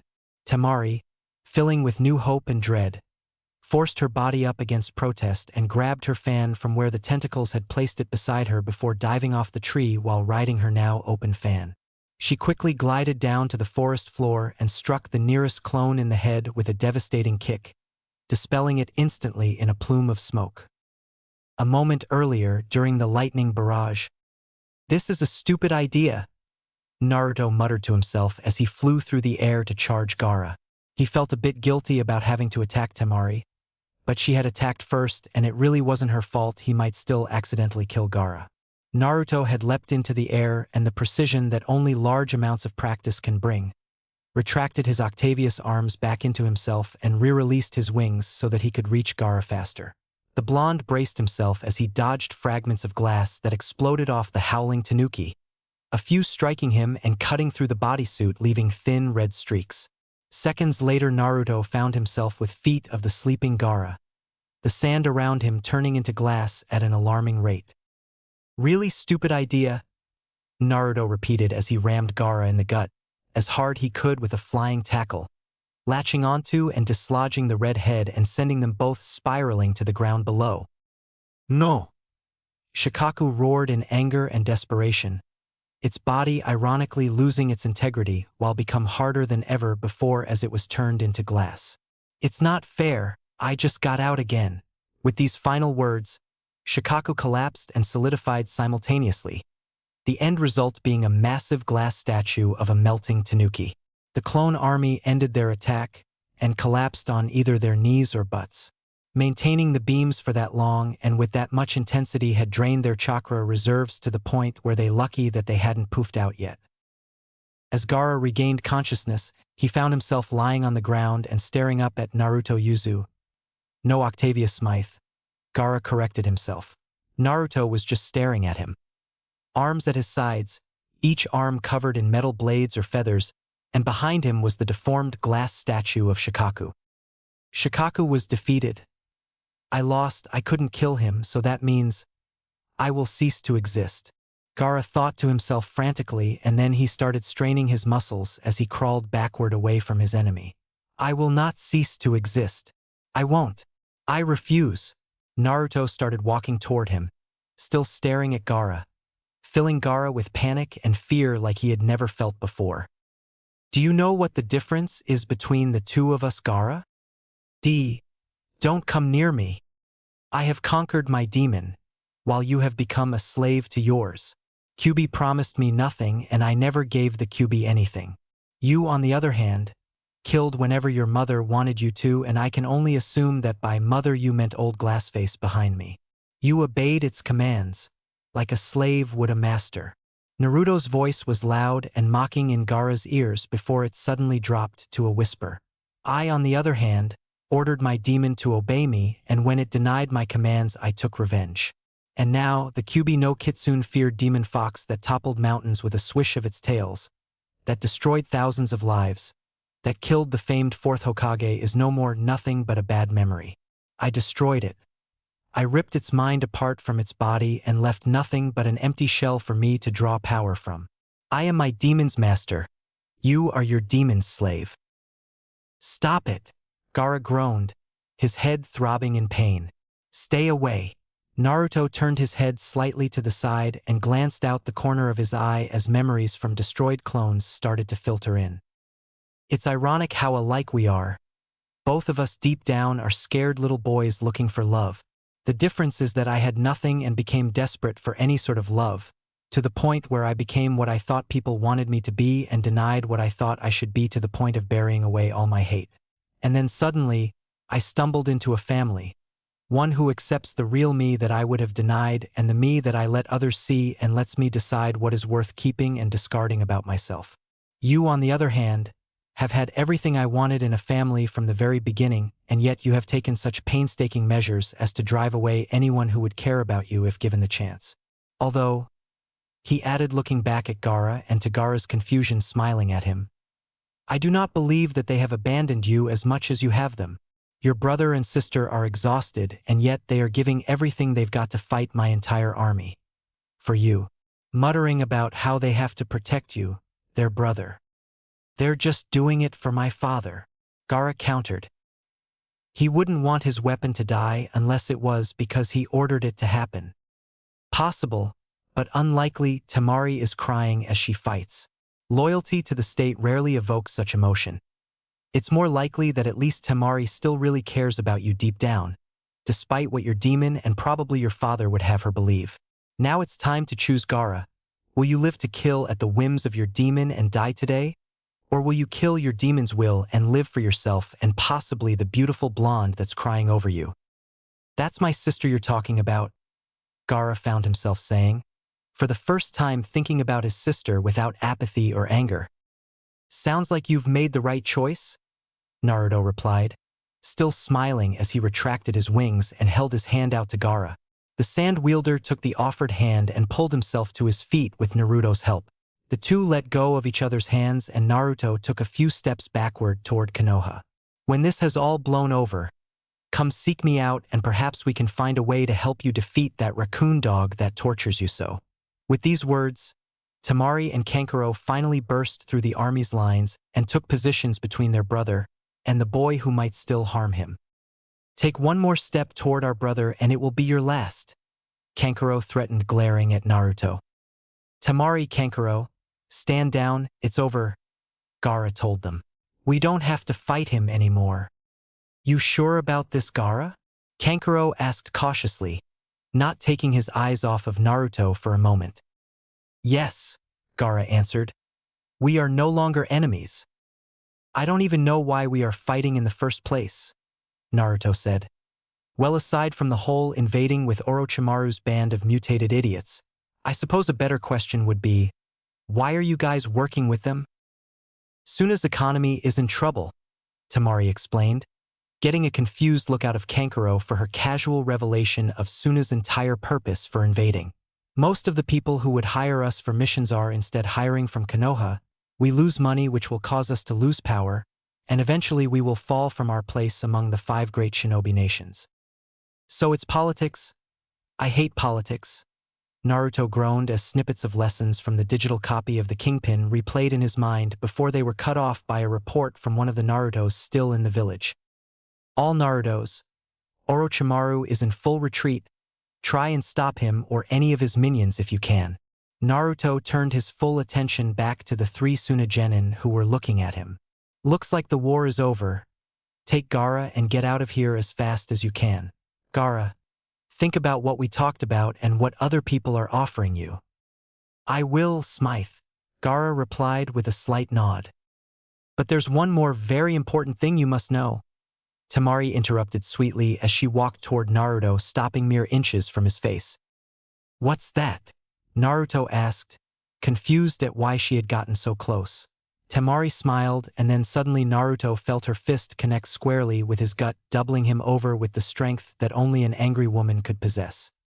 That's for leaving me on the tree branch, and this?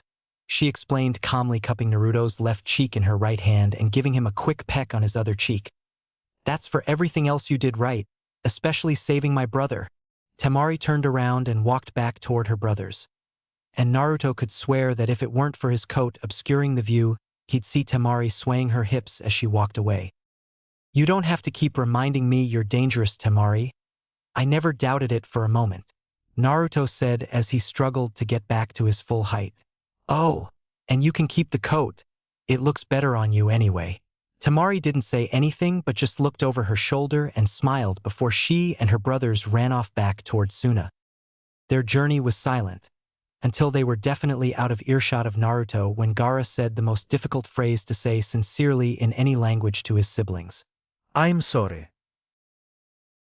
Meanwhile, Naruto watched the departing forms of the Suna trio before sending a message over the radio.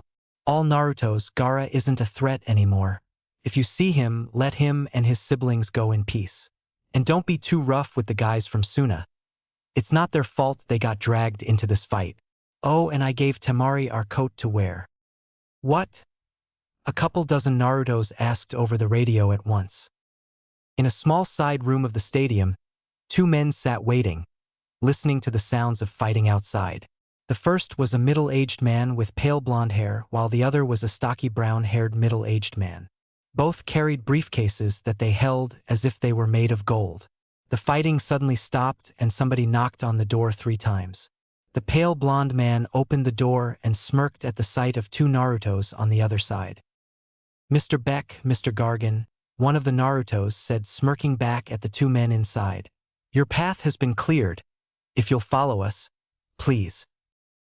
All right, the blonde who responded to Beck answered.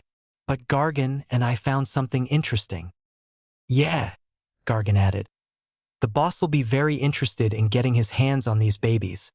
Gargan gestured to a pair of rectangular boxes in the corner of the room whose lids had been cracked by some sort of punch. Author's note. I don't know if any of you realize this, but I have actually made Sasuke both stronger and weaker than his canon self with his defeating Temari outright followed by Temari's kicking of his butt respectively. For those of you who don't get the reference in the title, the Metallica song that applies to Gaara is Enter Sandman. Good song. I've got the version from Live in Ludwigshafen, which makes me think we've got that for Gaara and Master of Puppets. That could work for Kankuro. Anybody know a Metallica song that work for Temari, at least in title? The glass-making stuff, I looked that up on Wikipedia. And yes, I know I used a technique that Gaara didn't use until later, but who's to say Shikaku didn't know these techniques and Gaara just took them from him? After you take a moment to review this chapter, please, I've also got another Doctor Who one-shot and an Atop the Fourth Wall one-shot I've written that I think are both pretty good. Thank you everybody who has reviewed so far and will review in the future. And now for the moment you've been waiting for, the Omake. No, actually 2 Omaks inspired by the review of the last chapter by Jlargent, who said, I can actually see Naruto playing Flight of the Valkyries while doing this. Let's see what would happen then. Omake, what Jlargent has wrought. From the skies an air force of vulture armor-clad Narutos flew down, ready for battle. Their eyes steely and determined, their armor reflecting brightly in the sky, their musical instruments beginning the opening chords of Wagner's Flight of the Valkyries. Wait, what? What's that in the sky? It's a bunch of kites. No, it's a flock of large birds. No, it's a flying orchestra. Oh! Smash! Crash! Poof! It's a falling orchestra. Run for your lives. And so, Naruto Octavius Smythe and his clones drove off the invading forces of Suna and Odo by falling out of the sky clutching musical instruments. As it turns out, the 4 Violet Flames battle encampment technique was capable of stopping anyone and anything, except for musical instruments. Orochimaru was defeated after all 4 members of his Sound Four were knocked out by a pair of tubas and a couple cellos, and the snake Sannin himself died after being squashed by the original Naruto holding onto a pipe organ. Omake. What Jlargent has wrought v.2. From the skies an air force of vulture armor-clad Narutos flew down, ready for battle. Their eyes steely and determined, their armor reflecting brightly in the sky, their onboard speakers beginning the opening chords of Wagner's Flight of the Valkyries. Wait, what? Hey boss! One of the clones asked the original Naruto in the middle of their dive. Kind of in the middle of something, Naruto replied. This is Flight of the Valkyries, right? Yeah. And Valkyries were warrior women of Norse legend, right? Yeah. So, wouldn't it make more sense if it was a bunch of women fighting the bad guys? I suppose from a technical standpoint, but that would assume. But the original Naruto was cut off as the clones sent a communication to all of the other Naruto clones, and within a few seconds the clones all shouted in unison, Oryoke no Jutsu. A second cloud of smoke obscured the sky before being broken by the original Naruto flying downward, followed by a couple thousand blonde girls, naked except for the wings coming from their arms and the smoke which covered their private areas. Every male that looked up reacted in the typical anime way, being violently thrown backward by their own bloody nose. This left the fighting between the kunoichi of Konoha and the fighting prowess of Tayuya and Temari, because for some reason Suna and Odo only brought 2 females to that fight. In the end, Konoha won easily. The body Orochimaru was possessing turned out to well, let's say bat for the other team, and the snake Sannin's body flew back into the battle encampment before the Sound Four reacted and was destroyed. Then the Sound Four reacted and 3.5 depending on how you count Sakan and Yukon. Sarutobi, the old perverted Hokage, flew backwards, fell off one level of the roof and landed on another and broke his hip. As for Naruto's popularity, well, it stayed about the same. The ladies were mad at him for using that jutsu, but at the same time glad that it saved the day and gave them a chance to beat up perverts without much difficulty. Chapter 6. The War to Settle the Score PT2. From the rooftop to the ramen stand. No matter where a shinobi was born, all of them were the same deep down inside, such as training to improve themselves, and this sounds very familiar. Why? Because we're now back to the same point in time that started the last chapter. Throughout the city, Naruto's clashed with Suna and Odo's shinobi forces. The buildings around echoed with the sounds of combat. In the market area, a pair of Narutos squared off against a pair of Odo's cannon fodder. Ninja. One of the ninja was skilled at throwing kunai and was using this ability to hold back his mechanized opponents, while his opponent prepared to launch his own attack. Unfortunately, the duo were so focused on the Naruto in front of them that they hadn't noticed a third one had landed silently behind them. One of the third Naruto's tendrils caught the Odo ninja's arm before he could throw a kunai, and that Naruto caught the ninja in the jaw with a vibrating punch, breaking the jawbone and knocking the Odo ninja out. His partner managed to shoot a fireball, but one of the Narutos countered with an air punch, causing the ball to separate into several smaller fires that hit some of the surrounding stands and caused them to ignite. The air punch continued on, striking the surprised ninja hard enough to send him flying through the door of a nearby hardware store. The trio of Narutos followed their enemy into the store. A few minutes after the hardware store was invaded, it exploded, showering the surrounding area in rubble. Deep down inside of himself, Orochimaru would have to admit that the invasion of Konoha would in the end mean nothing to him. That's not to say that the Snake Sannin would be apathetic toward victory or defeat, but rather the ultimate fate of Konoha meant nothing in comparison to the moment he was in right now. The Snake Sannin stood face to face with Sarutobi Hiruzen, his ex-leader, his ex-sensei, his ex-friend, and in the part of him that still resonated human, his ex-father figure. But this was how things had to be for the two of them. Sarutobi would always value the rights of the individual, and Orochimaru would always put the betterment of himself first. Yet, despite the grave nature of their fight, Orochimaru couldn't help but smile as he fought with his old sensei. Sure, Sarutobi wasn't as fast or as strong as he used to be, and Orochimaru enjoyed taunting him about it and his advanced age. But that was nothing new. What made Orochimaru smile was the fact that this life and death struggle was playing out like one of their many spars from over the years.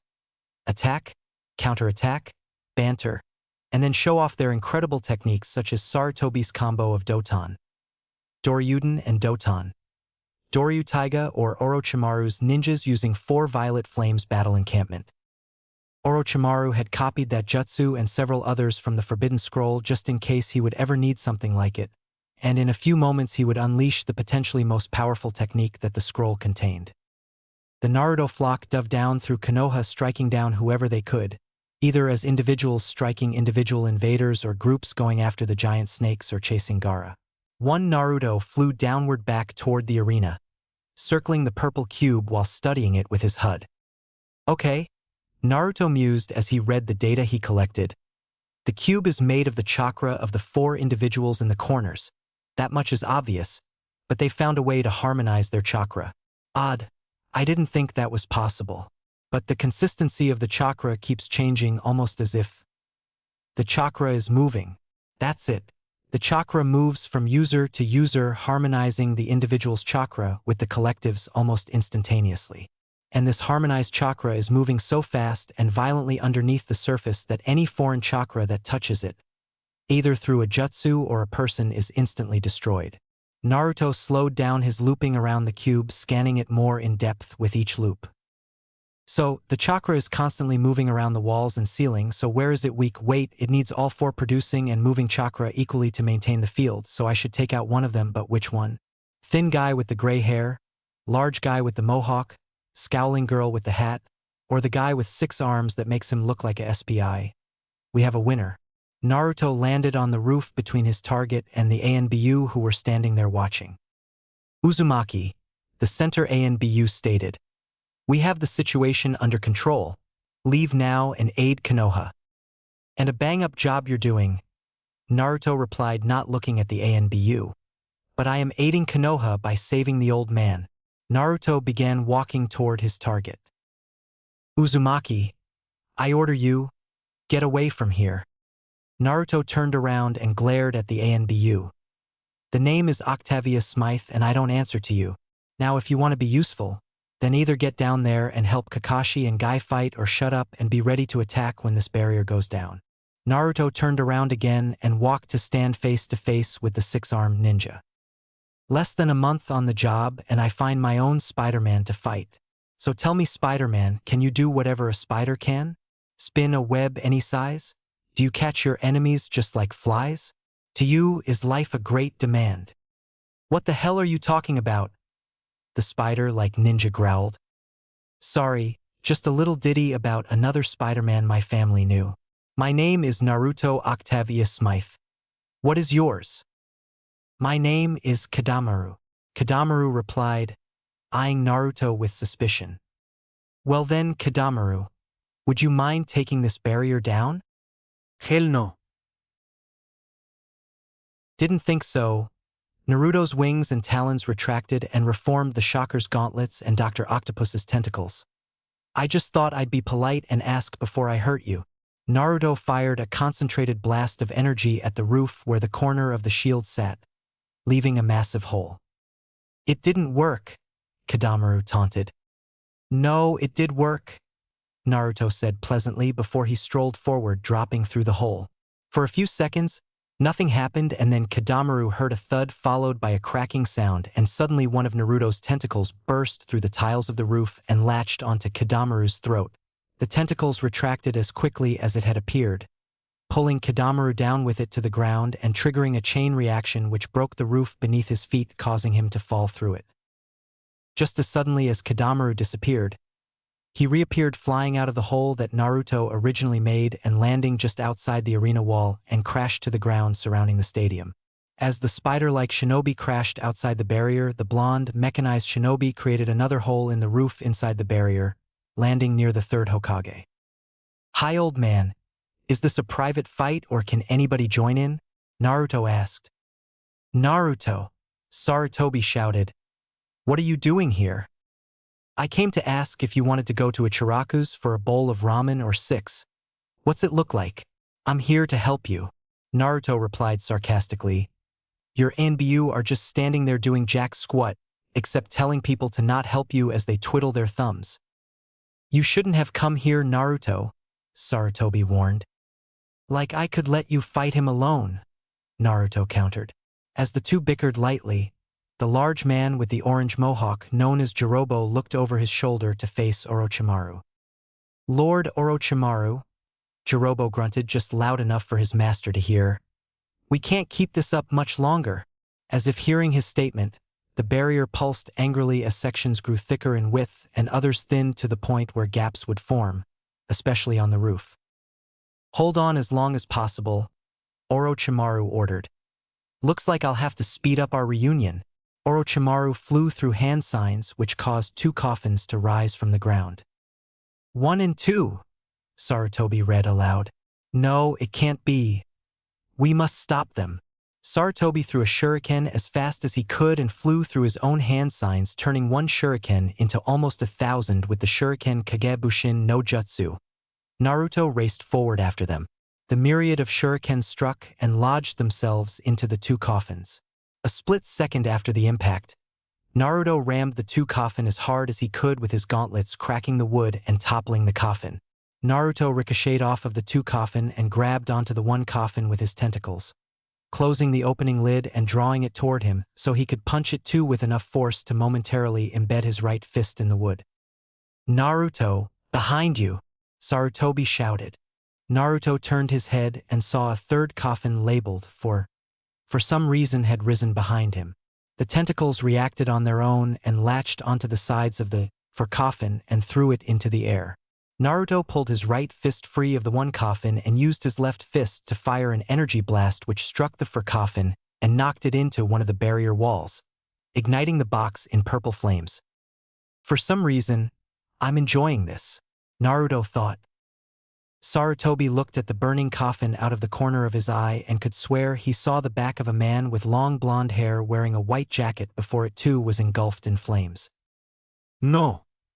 Orochimaru shouted in a cross of anger, frustration, and shock, his carefully laid schemes, convincing the daimyo of the land of rice to let him found his own village, setting up the physical village of Odo and all of its hidden bunkers, locating and convincing missing and Rouge Ninja, unaffiliated ninja clans, and individuals with unique talents to relocate to Odo, or just outright kidnapping them in some cases.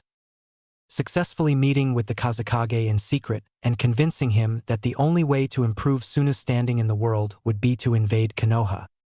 Killing the Kazekage and replacing him, a near impossible task on its own with the Kazekage's skills. Organizing all of his and Suna's ninja into patterns of attack that would successfully invade the village. Learning the incredibly difficult Edo Tensei Jutsu and locating genetic material of the 3 previous Hokages. All of it, now, for nothing. No, Orochimaru thought. Not for nothing. The snake Sannin quickly regurgitated the famed Kusanagi blade he hid within himself and brandished it with a flourish. Let's settle this. Orochimaru raced forward, blade at the ready to slice into his sensei's flesh, only to be cut off by an air blast from Naruto nearly striking him in the gut and causing him to stop his attack. Sound for attack that blonde, Orochimaru ordered as he focused his attention on Sarutobi, who had taken Orochimaru's distraction as an opportunity to summon the Monkey King Enma and have him transform into his adamantine staff form.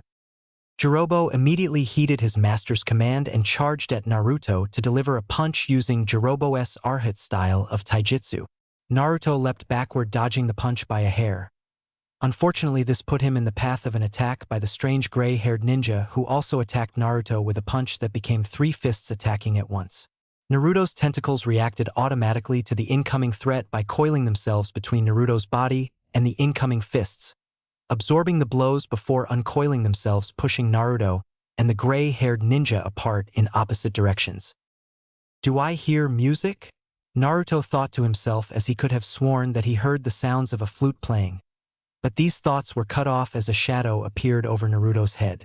Naruto turned to face the shadow and was shocked to see that it belonged to a massive humanoid in a black jumpsuit wielding a massive club that was bearing down on the still in air Naruto. Number 6 reacted on its own, latching onto one of the roof tiles to Naruto's left and pulling Naruto away from the oncoming attacker. The giant in the jumpsuit struck the roof, smashing several of the tiles and leaving its own hole in the roof. Naruto's relief at not being smashed with the club was short-lived as he caught sight of another massive humanoid bearing down on him with a pair of claws. Naruto barely dodged the downward slash of the landing clawed humanoid that then lunged at Naruto to cut him open.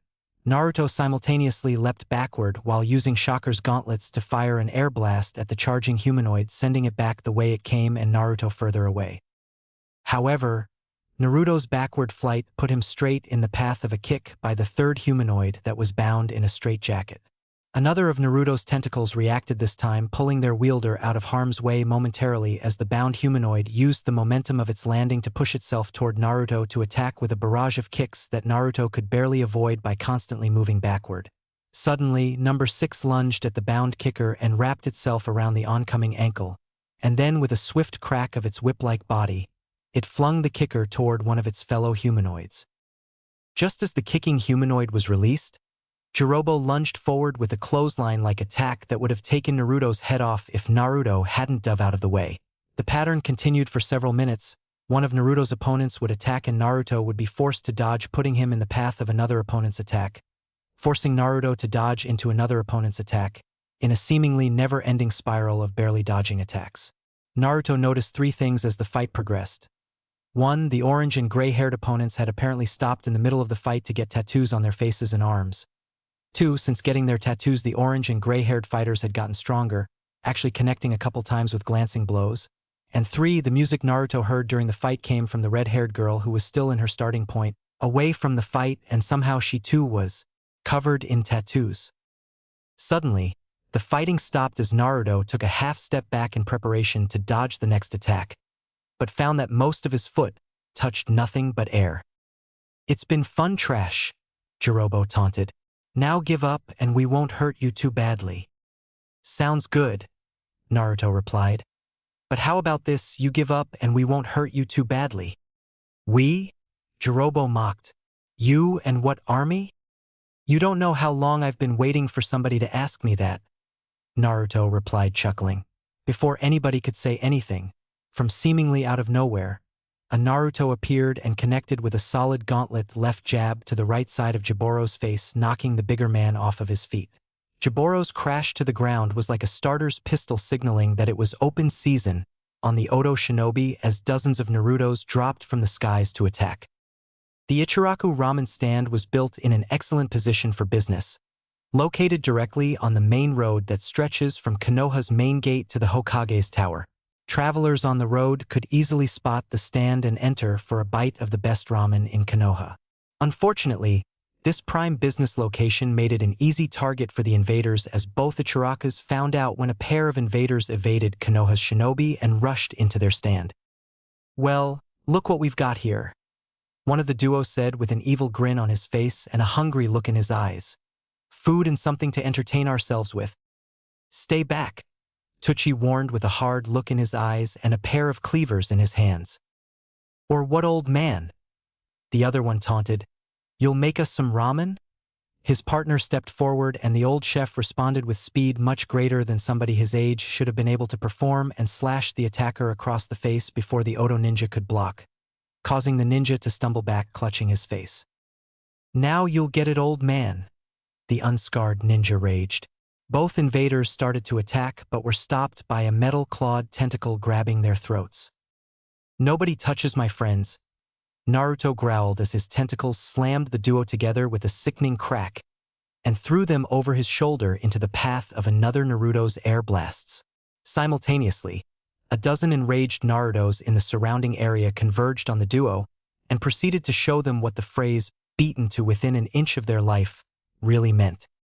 "Naruto, I am," shouted happily as she threw herself onto her savior and hugged him with every fiber of her being. "It's okay, I am," Naruto said softly and gently, patting her on the back. "Nobody tries to harm my precious people and gets away with it." Thank you, Naruto, Tsuchi said graciously. But if you don't mind my asking, how'd you get so big and muscular?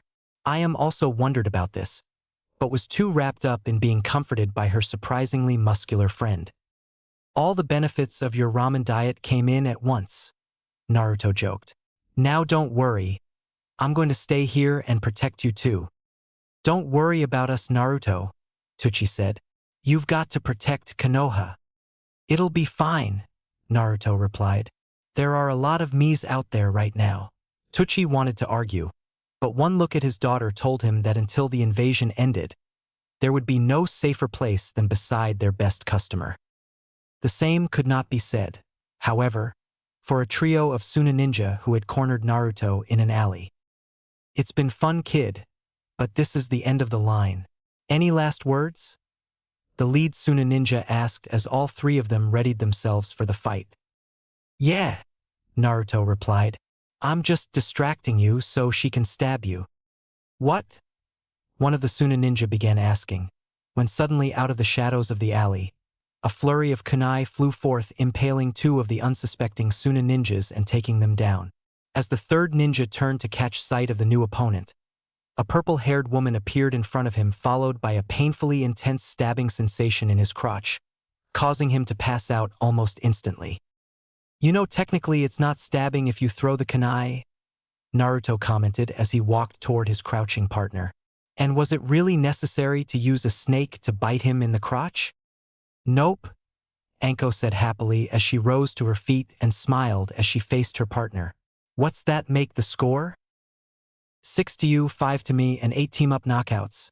Naruto grabbed Anko with his right arm and jerked her behind him while simultaneously firing an electric shocker blast with his left at an Oto ninja at the other end of the alley who was about to throw a kunai of his own.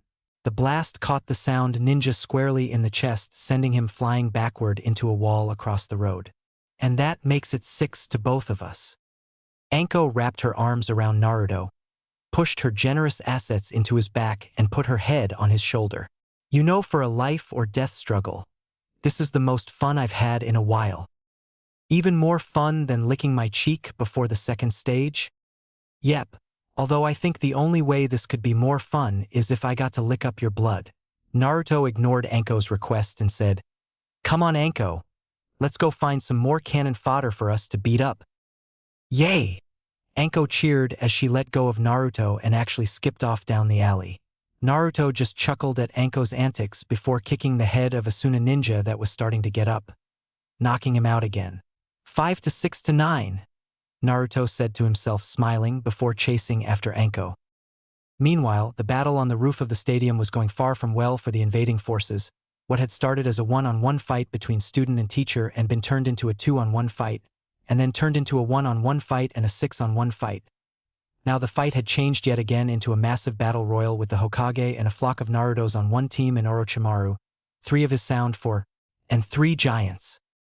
Orochimaru and Sarutobi continued their fight, focusing almost exclusively on each other, letting their partners focus on their opponent's partners. Yet this fight was merely the eye of the storm that was taking place on the roof, because everywhere else the battle wasn't solely one-on-one affairs but random and chaotic, with Naruto's attacking one opponent then backing off to change their angle of attack toward a different opponent. The tables had turned for the Sound Ninja. Instead of them attacking Naruto and forcing him on the defensive, now his clones were forcing them on the defensive. Unfortunately, the Sound Ninja weren't just dodging like he had been forced to, but rather counterattacking, and effectively if the occasional cloud of smoke after a clone popped was any indication. Did that gray-haired one just grow an arm out of his back? The lead Naruto asked himself as he processed one of the popped clone's memories. Okay, these guys are definitely better than the ones in the street. Then again, if they were protecting Orochimaru, they'd have to be. Naruto sighed as a clone popped after Jirobo crushed its rib cage with a powerful knee to the gut.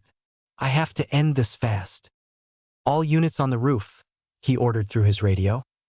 New plan, switch to talons and let's try draining these ninjas of their chakra, piece by piece if we have to. Yes, sir, the Naruto flock responded, and snapped into action instantly, forgoing their chakra gauntlets in favor of vulture talons. Naruto clones attacked the three giant humanoids en masse, diving or lunging at them in teams and latching onto the giants with their talons and draining them as fast as they could. The giants attacked the clones wildly in a frantic effort to get rid of the leeches on their chakra until drained of their strength. The three giants popped in clouds of smoke. Tayuya growled as she saw her summons defeated and narrowly dodged one of the Naruto's talons connecting with her body. "What the hell, you bastard? You trying to cop a feel? The girls here know you're so small." Ah.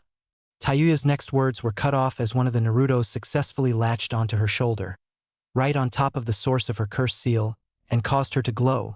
See the 90s Spider-Man cartoon, as the talons started draining her chakra. "You shouldn't knock it," the Naruto latching onto her quipped.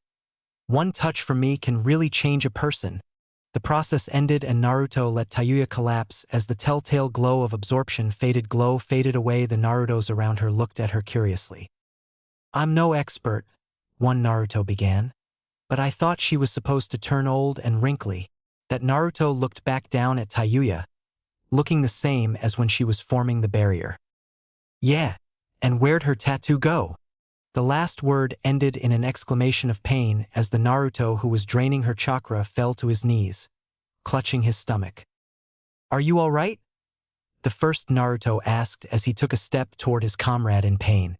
The downed clone suddenly roared as it looked like his skin started cracking as the same black marks that were on Tayuya erupted from the collar of his attire and covered all of his exposed skin. The now tattooed Naruto stopped roaring and quickly rose to his feet.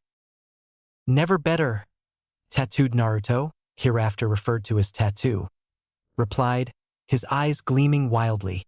"In fact, this is the best I've ever felt in my life. I need more of this chakra." Tattoo grabbed onto Tayuya's arms with his talons, activating the absorption process again, but nothing happened. "Why isn't it working?" Tattoo released and relatched onto Tayuya, with no effect. "Why isn't she an old wrinkled bitch?" "I'm not sure," the first Naruto answered, eyeing his brother warily. "Our talons work by drawing life force or chakra out of the target." "Damn it, I know that crap," Tattoo shouted, getting more visibly angry. "What's the point? The draining of their life force causes them to temporarily age, and the talons are programmed with a limit to prevent killing the target. So the only way the procedure wouldn't work is if she had a separate chakra system." "Where would a person keep a separate chakra system?" another Naruto asked. "The tattoo," the first Naruto shouted. "What if it's not a tattoo but a seal?" "What the hell are you talking about?" Tattoo asked/shouted. "Seals are a lot like circuits, their form determines their function, and a seal uses chakra like a circuit uses electricity. Maybe the tattoo is really a seal for a massive amount of chakra, and when it spreads out it becomes its own chakra network," the first Naruto explained. "A storage seal for chakra, so it's a lot like our seal," the second/another Naruto added. "So any bastard with one of those tattoos has this chakra in them?" Tattoo asked, his eyes moving to track the other two standing members of the Sound Four as they fought off Naruto's. "Yes.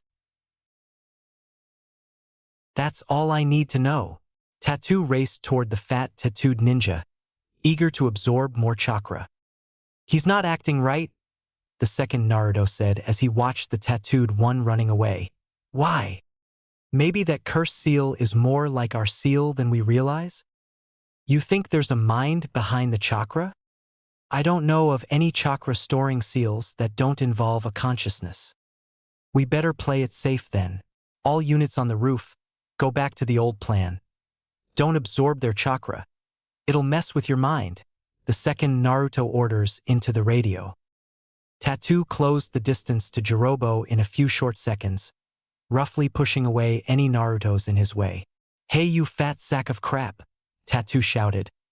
"Where the hell did you and your damn friends get your ink?" Jirobo dispelled the closest Naruto with a viscous knee to his chin followed by a punch to the face and then spun around to face the voice that swore like Tayuya. Jirobo's eyes widened in shock at the sight of his new opponent. "How did you get Lord Orochimaru's mark on you?" "Orochimaru's mark, huh? Maybe it's his chakra I absorbed. Looks like I've got a bigger fish to fry than you, Tubby." and that's saying something. Tattoo taunted.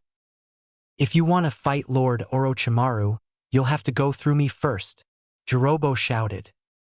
Fine by me, Lardball, I could use a pick-me-up, Tattoo replied before charging again. Jirobo raised his arm to block a swipe by Naruto and countered with a knee to the gut. Tattoo staggered backward a couple of steps, clutching his gut. Jirobo took advantage of the blonde's distracted state by going for a palm thrust that would have taken off Tattoo's head, if it weren't for the fact that at the last second Tattoo moved his head out of the way. Jirobo's hand passed by Tattoo's head harmlessly and was then captured by one of the tentacles. In a judo-like move, the tentacle took Jirobo's momentum and used it to throw the large man over Tattoo's shoulder, slamming him into the ground without letting him go. Jirobo quickly recovered, leaping to his feet and grabbing onto the tentacle. With a great tug, Jirobo pulled on the tentacle, taking Tattoo off his feet and sent him flying straight toward Jirobo's other fist. Less than a foot away, Tattoo suddenly straightened himself out and caught Jirobo's punching arm with a talon. Ah! Jirobo cried out in pain as his chakra started to drain. Tattoo used his other talon to grab onto Jirobo's neck to speed up the absorption process. With a final groan, Jirobo's tattoo disappeared and the large man passed out. Huh! The damn clones couldn't handle him and I took the bastard down in a few seconds. This chakra is ink red. Aya! Tattoo doubled over again as a new wave of power rushed into him, and more tattoos covered him, moving like snake or a chain made of triangles. Tattoo jumped to his feet quicker than he did last time. His face looked more tattoo than flesh. Time to fight the head bastard, Tattoo said eagerly, hunting for his prey. Sarutobi grimaced as he narrowly dodged being cut by the famed Kusanagi blade that not only had Orochimaru apparently found, but was also keeping hidden inside of a snake, that he kept hidden inside of his stomach. Orochimaru always did have weird ideas for storing weapons, Sarutobi thought to himself, as he took a couple steps back before expanding King Enma's adamantium staff form. Orochimaru blocked the attack using the Kusanagi's edge, causing Enma to screech in a combination of pain and rage. With Sarutobi's staff/summon distracted, Orochimaru quickly raced forward, getting inside Sarutobi's guard, and delivered a viscous kick to the gut, winding the Hokage and potentially cracking several ribs. Sarutobi staggered backward, clutching onto his ribs. You have gotten old, haven't you? Orochimaru asked, smiling at his weakened ex-sensei. I've never seen you strain so much. It's so pitiful, you know. Even you, he who was hailed as the god of the shinobi, cannot defeat old age.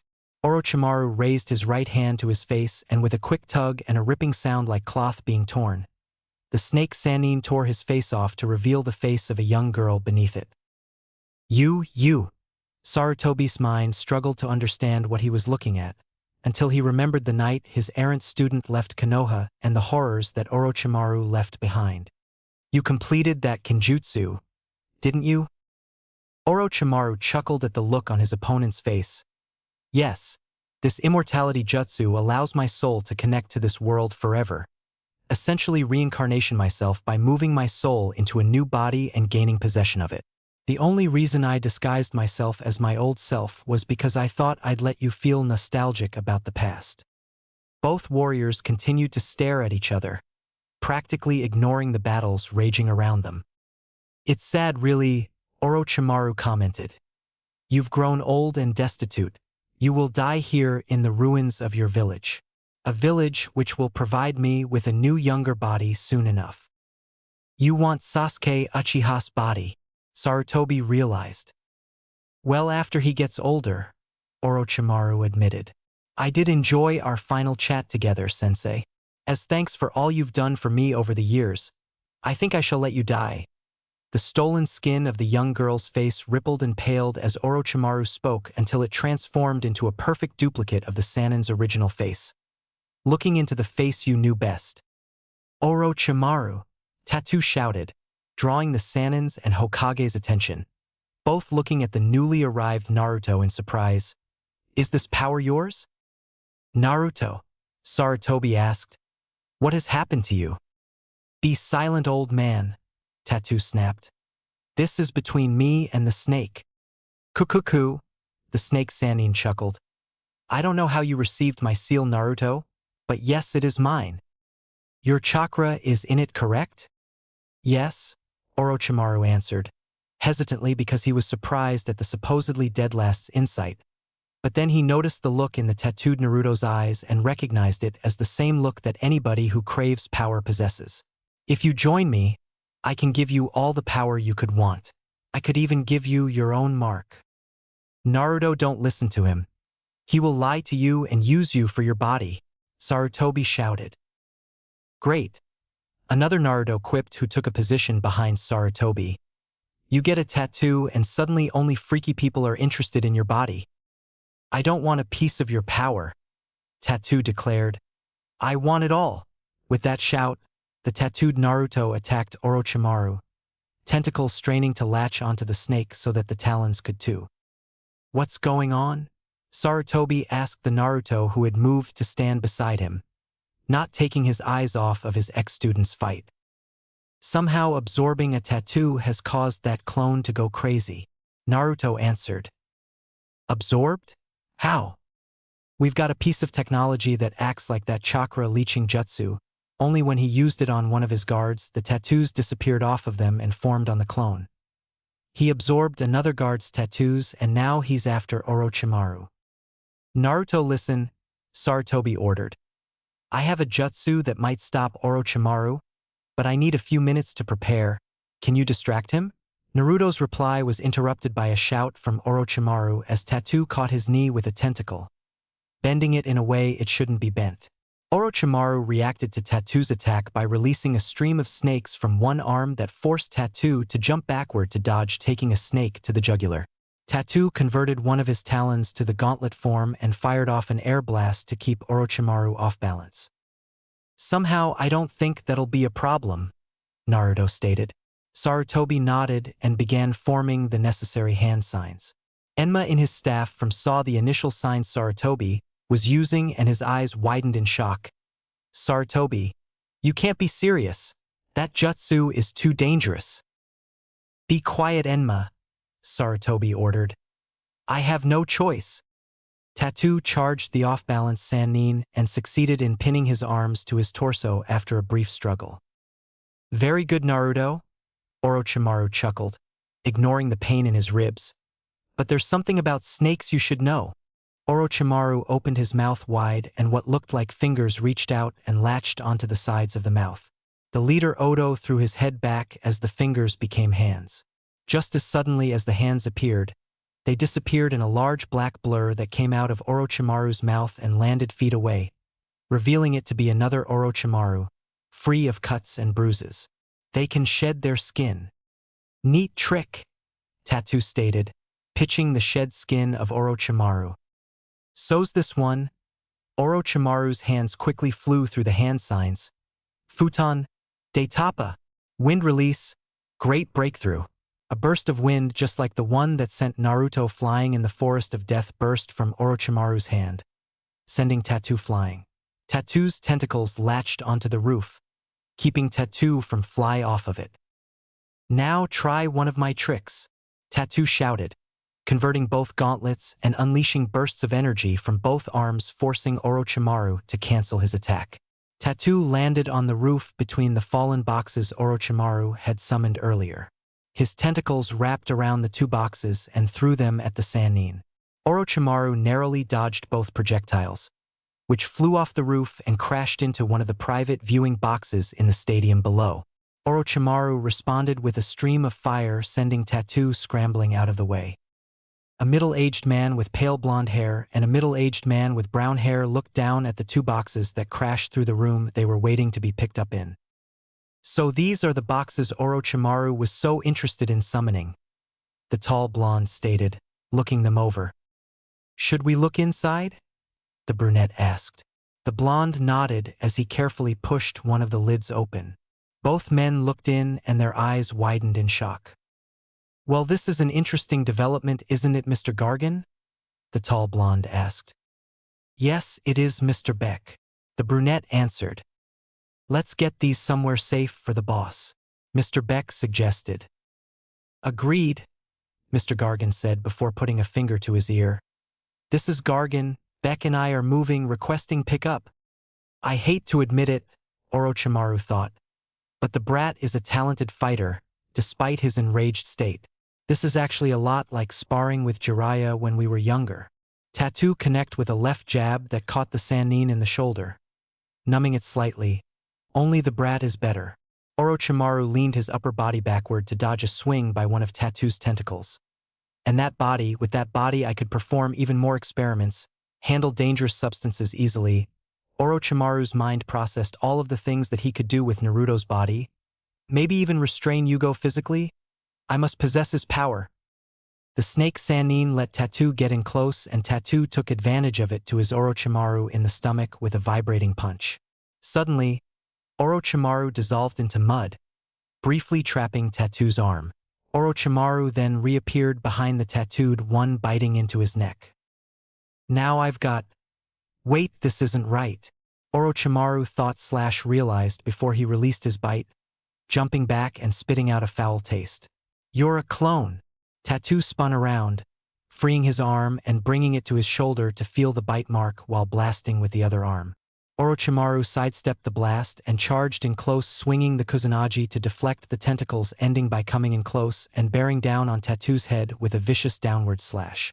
Tattoo blocked with his free vibrating gauntlet, somehow knocking the sword away. Snakes burst out of Orochimaru's opposite sleeve. Tattoo used his other hand to knock the snakes out. Orochimaru's sword arm recovered first and released the most dangerous snake in his possession, who bit right into Tattoo's jugular. Tattoo brought his first arm back to his throat to grab onto the snake and crush it with his vibrating fist. The snake Sannin's eyes widened in surprise as the tattooed Naruto didn't pop after being bitten, but Orochimaru did notice that several of the tattoos had faded away. Kukuku, Orochimaru chuckled. You are full of surprises, aren't you, Naruto?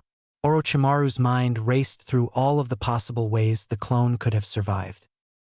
Your chakra is mine, Tattoo shouted, lunging at Orochimaru again. The two scuffling until finally Tattoo was able to restrain the Sannin's arms and legs with his tentacles. Tattoo's gauntlets shifted back into talon form, gleaming as he brought them toward the Sannin's face. Out of the corner of his eye, Tattoo saw one of Orochimaru's hands move, and then, inches from a meal of chakra, Tattoo's body was racked with intense pain burned through him. Tattoo looked down and saw the blade of the Kusanagi poking out of his chest. With a scream of rage, Tattoo finally dispelled. Orochimaru breathed a sigh of relief that was cut short as new tentacles restrained his arms, legs and hands belonging to two Narutos. Now, old man, one of them shouted.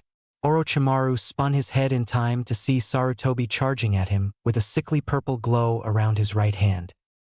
No! Orochimaru shouted, recognizing the technique from the Forbidden Scroll and actually panicking as he struggled to get free. Dakuno Sutairu, Chikura Kuchikuken, Poison Style, Chakra Destroyer, Sarutobi shouted, just feet from connecting, when something whizzed past his face, narrowly missing him but burying itself into one of the Naruto's stomach, dispelling him, leaving only an arrow behind. The leader of Odo reacted instantly, recalling Kusanagi to his hand and with one motion stabbing the other Naruto in the stomach, dispelling him too and freeing Orochimaru. The pale Sannin leapt out of Sarutobi's path as the aged Hokage willed the purple glow forward. As Orochimaru dodged, the glow lanced forward, missing the body but glancing off of his left elbow. I didn't think you'd be willing to use that technique, Orochimaru stated as he felt a burning sensation start to grow in his arm. To stop you, I'm more than willing to use forbidden jutsu, Sarutobi countered, the purple energy fading away. You should have let me kill you, sensei, Orochimaru taunted. Your death would have been far less painful. I could say the same, Sarutobi countered. Before the Sannin could retort, Sarutobi heard another whizzing sound coming toward him. Before he could react, a pulse of air rushed past him, colliding with the whizzing and turning it into a thud. Old man, Spider-Man's shooting arrows at you. A new Naruto behind Orochimaru with a gauntlet raised shouted. Sarutobi turned, keeping his body facing Orochimaru while letting him catch a glimpse of the six-armed ninja on the edge of the roof. Orochimaru used this minor distraction to form hand signs and release a stream of flames at the Hokage. Sarutobi dodged the flames using Enma as a pole vault. Orochimaru canceled his attack as the burning in his elbow had intensified and was starting to numb the appendage. Damn it, Orochimaru swore. If I keep fighting, I might lose my arm entirely. I must escape. Sound 4 to me. Naruto readied himself to attack the Sannin when memories from nearby defeated clones rushed to him, letting him know that Orochimaru's gray-haired guard had somehow managed to wake his teammates up and all three were on their way. In a burst of speed, the Sound 4 surrounded their leader. Retreat! Orochimaru ordered bitterly. All 5 ninjas of Oto leapt into the air with Kidamaru at the back. A pair of still-winged Narutos chased after them, but were caught in a web from Kidamaru's mouth, forcing them to collapse to the ground and disappear in a puff of smoke, just as the Sound 4 and Orochimaru disappeared. All Narutos, Orochimaru is in full retreat. Try and stop him or any of his minions if you can. Naruto ordered into his radio as he ran to Sarutobi's side. You okay, old man? Yeah, Sarutobi replied, flexing the fingers of his right hand. But I wouldn't want to go through this every day. Sarutobi turned his head to look at the village, taking in the sight of the smoke billowing from some areas. Good job, Naruto, Sarutobi said, smiling as he put his left hand on Naruto's shoulder. Before Naruto could say anything, a message came out over the radio. All Narutos. Gaara isn't a threat anymore. If you see him, let him and his siblings go in peace. And don't be too rough with the guys from Suna. It's not their fault they got dragged into this fight. Oh, and I gave Temari our coat to wear. What? A couple dozen Narutos, including the one on the roof, asked over the radio at once. What happened? Sarutobi asked. Wonmi has apparently learned that Suna was dragged into this. Somehow he didn't explain, and that me gave away my trench coat. I liked that coat. Sarutobi laughed at the glimmer of the old Naruto shining through. I think after helping save me, the least I can do is buy you a new coat, but right now the important thing is, the village is safe. End of chapter. Okay, so you might be wondering, hey, with all of his new abilities, how come Dark Patrician's Naruto didn't kill Orochimaru like every other Naruto with extra abilities in a fan FIC seems to do? My answer, honestly, of all the bad guys, Orochimaru is kind of my favorite. Think about it, every other big bad in the series is apparently born with this incredible powers and techniques, mostly in the form of dojutsu. Orochimaru, on the other hand, was presumably born without any of his abilities and instead had to work hard to learn and develop them. And he's got the least complicated reason for being a bad guy. He wants to know every technique and he wants revenge on Konoha for ruining his experiments. That seems like a far more legitimate reason for evil than working for world peace through pain or mass hypnosis via the moon. And I don't know how far many of you have gotten in the series, but Toby's motivation. Really disappointing in my opinion. So Orochimaru gets to stick around. At least for now. Also, if he dies now, then I've got 2 completely rewrite chunks of several future arcs and well, that's more of a headache. Besides, I've got more interesting events to change. But enough of my rambling, let's finish on something happier. The Omake. Omake, the best defense. All the benefits of your ramen diet came in at once, Naruto joked. Now don't worry. I'm going to stay here and protect you too. Don't worry about us, Naruto Tsuchi said. You've got to protect Konoha. It'll be fine, Naruto replied. There are a lot of me's out there right now.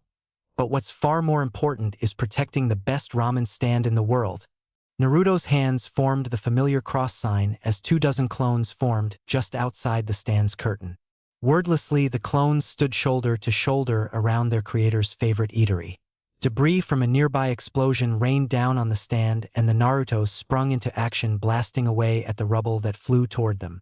Unfortunately, as a small rock got past the defense line and came within 3 feet of hitting the stand. Not good enough, Naruto said through gritted teeth. This calls for better measures. Once more he formed Kagebushin, who quickly moved into place, standing on the shoulders of the first bunch. A kunai came with 15 feet of the defenders, more Kagebushin were made. Smoke wafted in from a nearby fire, more Kagebushin were made. I am sneezed, 100 Kagebushin were made until finally, the Ichiraka ramen bar was surrounded by a ring of steel. Or rather a ring of steel-armed Naruto, 20 Naruto high and 20 Naruto thick. Not so much as a housefly could enter to ramen stand now. And the piles of dead houseflies outside the ring of clones proved it. Greetings, enjoyers of Naruto/Spider-Man crossovers. It's me, the narrator that sometimes shows up at the beginning of chapters. Last time, we did the time warp again and saw how the other half of the Narutos spent their Chunin exams. The ramen stand was saved. Naruto sang, Sarutobi didn't die, and Anko walked around half naked. Of course she does that all the time, but that's why we like her. Oh, and a quick note to the guest reviewer Monkey. You seem to forget Kyuubi was gonna let Naruto die to get his piece. Kind of hard to be sympathetic to somebody who will get everything they want when you die. Sure, canon Naruto might have, but this isn't canon Naruto. Also, he couldn't absorb Doc Ock because him and Smythe didn't download themselves into Naruto. Think of the versions in his mind as avatars in a video game. I don't own the source materials, but I'm guessing you knew that. Alright, enough of that. Get ready, my readers, and prepare for Chapter 7, Family Affairs. Sarutobi and Naruto entered the Hokage's office, and the aged and battered Hokage took his seat behind his desk. Now then, Naruto, Sarutobi began. Please tell me how you received your impressive new abilities. Naruto stayed silent. His eyes roamed over the office, and his strange new appendages swayed almost hypnotically, the claw-like ends pointing in different directions. Naruto, Sarutobi asked. Sorry, old man, Naruto said, smiling as he finally looked at the Hokage. I thought you said we were going to talk alone. We are. Then who are the 4 other people hanging around your office?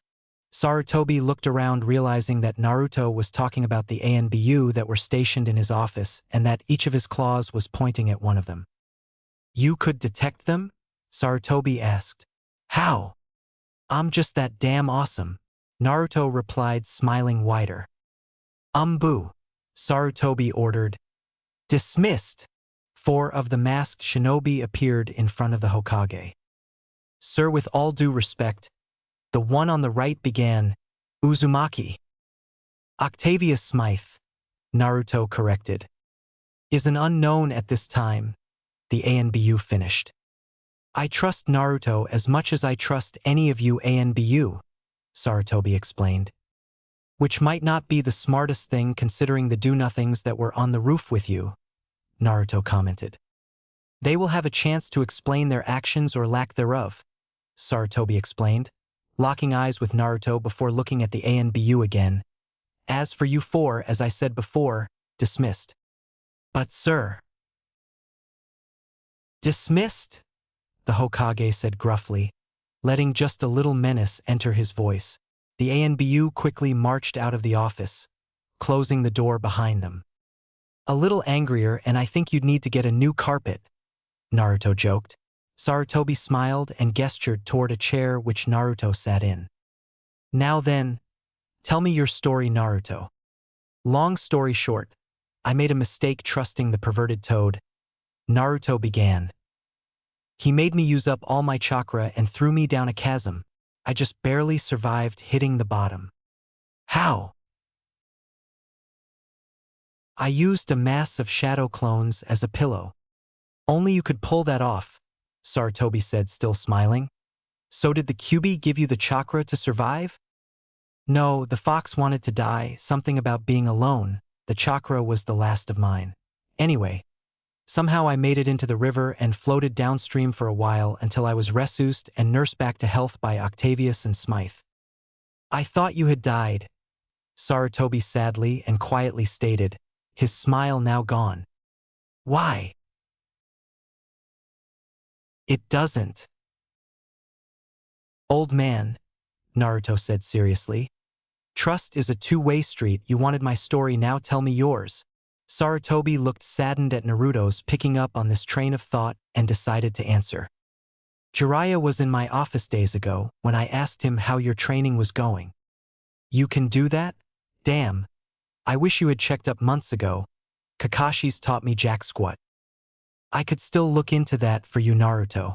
Anyway, Jiraiya was making excuses before the top toad appeared in my office and told him that your name had gone black on the list of summoners. The only way that could have happened is if you had died. I did die, Naruto said softly. What? Sarutobi asked, startled. My heart stopped beating for a couple minutes after I crashed to the bottom of the chasm. If it wasn't for my new family, I wouldn't be here today. I'd like to meet them and thank them for saving you. That's kind of impossible right now. The only way you could get to them is with my new skills. Could they come here? No, they wouldn't leave their home. Sarutobi opened his mouth, but Naruto cut him off. And no, I won't tell you why. It's not my place to say. Naruto, I hate to say it, but there's a chance they could be a threat to Konoha. And Konoha could be a threat to them. Naruto replied matter-of-factly. Frankly, I'm more protective of them after everything they've done for me. Just because they saved your life doesn't mean they deserve your complete loyalty. Just because I live here doesn't mean Konoha deserves my complete loyalty, Naruto countered. How can you say that? Sarutobi asked, shocked. I suppose in a way I've been thinking about that for a while. Naruto walked to the window and looked down on the village. Do you know what the safest place in Konoha was during the invasion? Sarutobi shook his head silently. Ichiraka's ramen stand. I've been receiving intelligence from the clones out there. A lot of them made their way to the stand and surrounding blocks. Hell, a ring of steel was actually proposed and a lot of them wanted to form it. I realize now that it's them and you and Irika that gives me a reason to keep fighting for Konoha. The rest of them just aren't worth it. Naruto, please give it time, things will change. Naruto spun around and stared Sarutobi in the eyes. But only because of today, because they saw that I have power that could be useful to Konoha. Naruto's voice started to rise in volume with each word. But any praise they give me now will never balance the years that they glared at me in hatred because the fourth Hokage couldn't come up with a better plan than sticking the fox in a newborn. Naruto sighed and then his voice dropped back to normal volume. So what happens now with the summoning? Sarutobi was briefly stunned with the abrupt change in topic but recovered quickly enough. Once the name on the contract turns black, the connection is severed.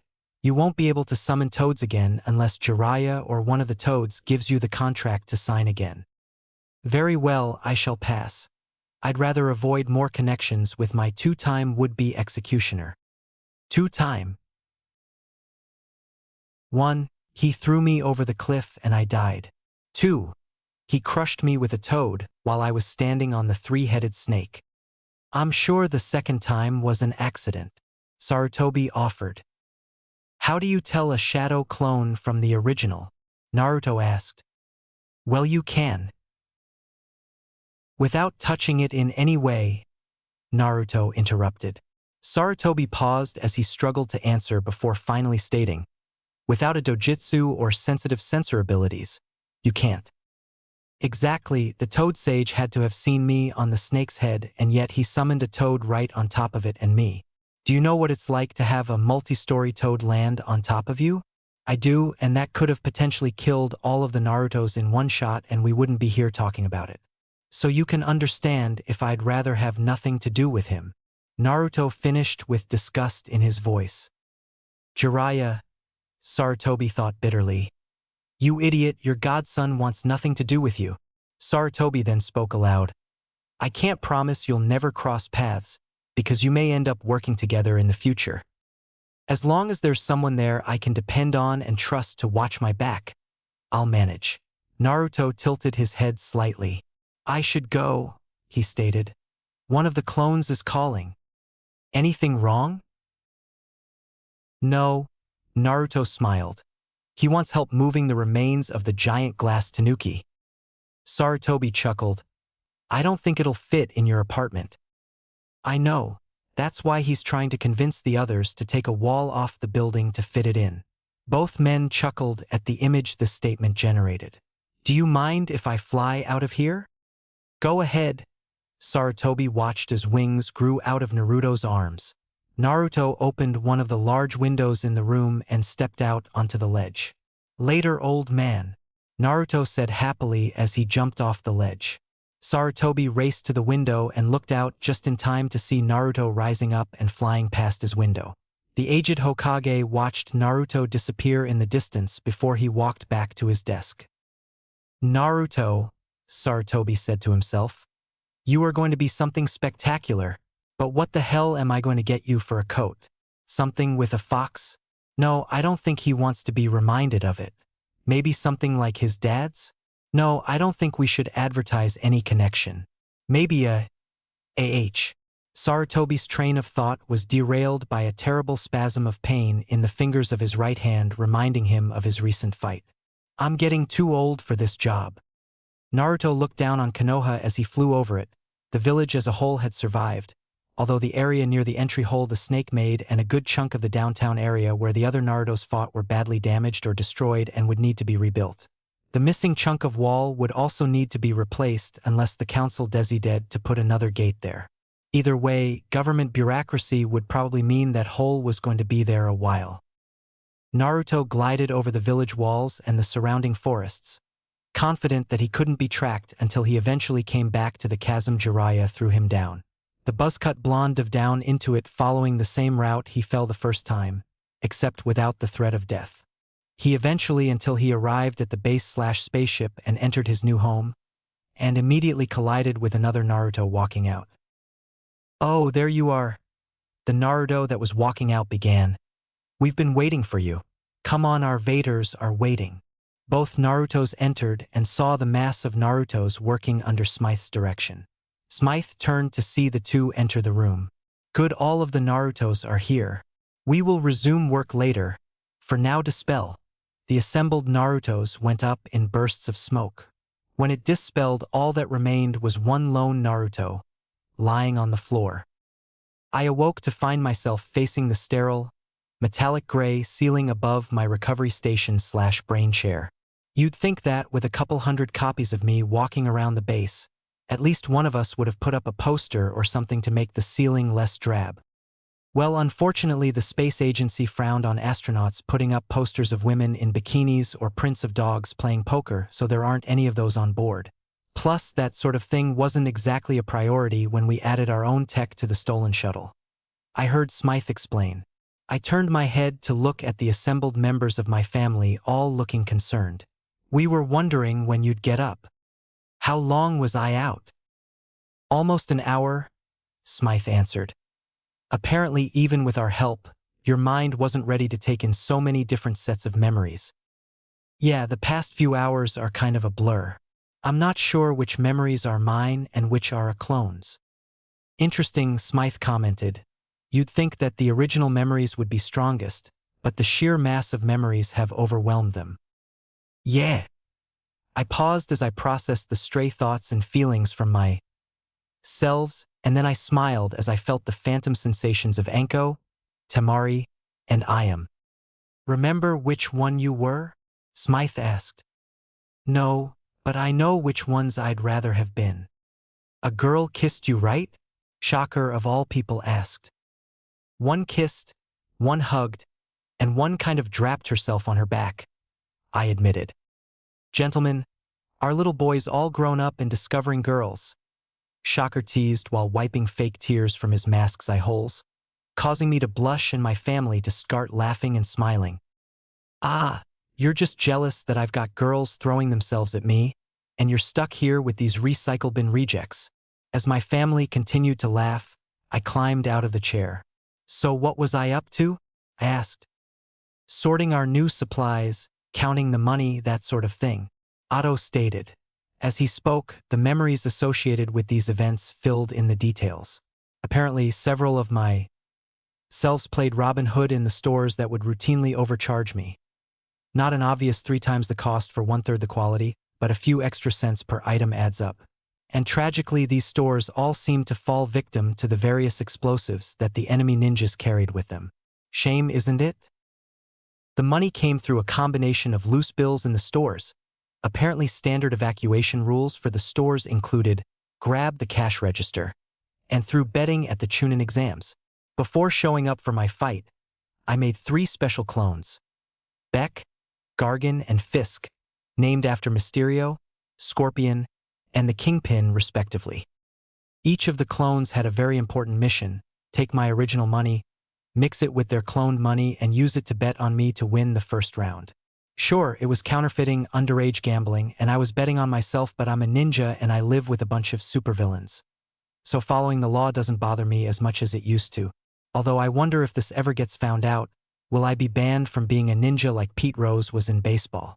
Who decided to put baseball facts in my head? I'm getting off track. But my clones did more than that. Fisk apparently found Niji and had a very interesting conversation. I found myself smiling again at a new potential ally. Now I recognize that kind of smile, a cultured voice stated as its owner stepped forward. A giant, bald man in a white suit with a black soul stood before me. That's the smile after a well-executed plan. My namesake was kind enough to find me and show me a copy of his memories. Well done, Naruto. A performance mixing lies and twisting the truth, all done with sincerity. Your actions were worthy of the title of Kingpin. Thanks, Uncle Wilson. Perhaps that could be a career path for me, Kingpin of the Elemental Nations. Before I could continue our discussion, I remembered what Beck and Gargan found. Where are those coffins Orochimaru summoned? In the cargo hold, Fisk answered. Well then let's see what Orochimaru dug up, I replied. In the hold, I found the 2 coffins among the rest of my newly gained goods. I carefully removed the lids to look down at the people within. One had a boy in it, the one that fired air blasts, if I remembered correctly. Looked like a doll that somebody had removed parts from and replaced with the parts from another doll. His left arm and right leg were both the size of a full-grown adult. There were some bulges in his skin, like the bones in his body were too big for his skin, and patches of skin looked like they were grafted on, especially on his face. The other coffin had a girl in it, the one that Shikamaru beat, and she looked more or less the same as she had then, except for the fact that her forearms looked like they belonged on an older man. Half of her hair was spiky and gray, and her torso looked swollen, like she was a stuffed toy that was overstuffed. My eyes locked onto her face, especially the small metal disc on her forehead, and then I looked at the disc on his forehead. What's that? I asked. A portable scanner, Otto explained, and then gestured to a computer monitor which lit up with pictures of the 2 brains. Scans show that both subjects' brains are in a comatose state. What about the swapped body parts? Are they transplants? Now that is fascinating. A new voice rang out with a British accent.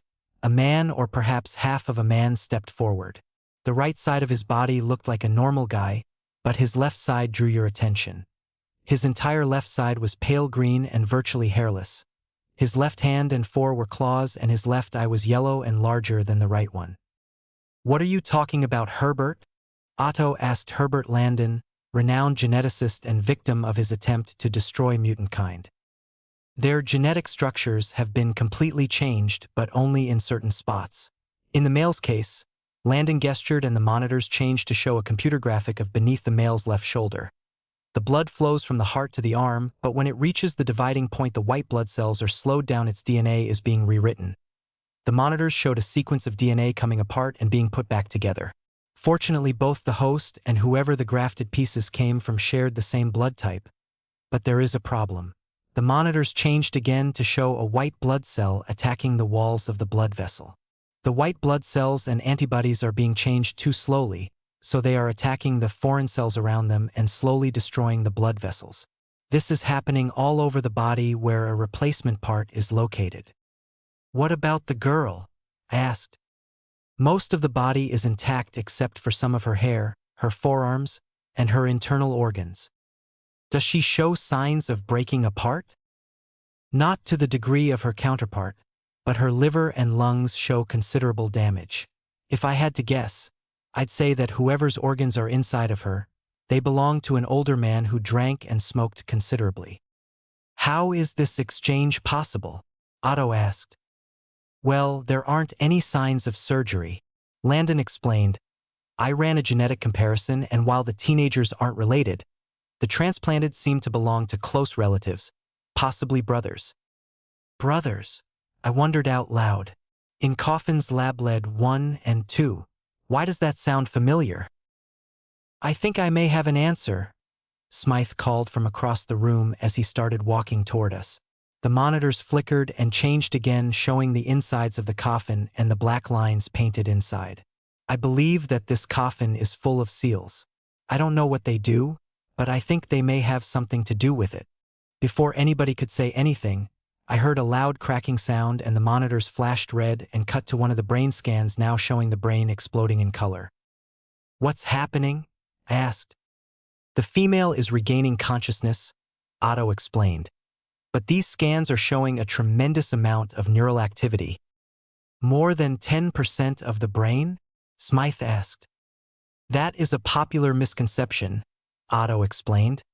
In fact, when a person thinks brain activity, I ignored my tentacle-wielding father's explanation and walked to the sleeping girl in the coffin. She looked the same, but at the same time her closed eyes seemed to flutter a bit. Miss, I asked, are you awake? Her red eyes snapped open, searching around until they locked onto me and then they narrowed. Miss, she repeated mockingly, has Kumo failed to teach you the difference between men and women? Kumo? I repeated, confused. Why would you think you're in Kumo? Let's not play games, she spat. You look young.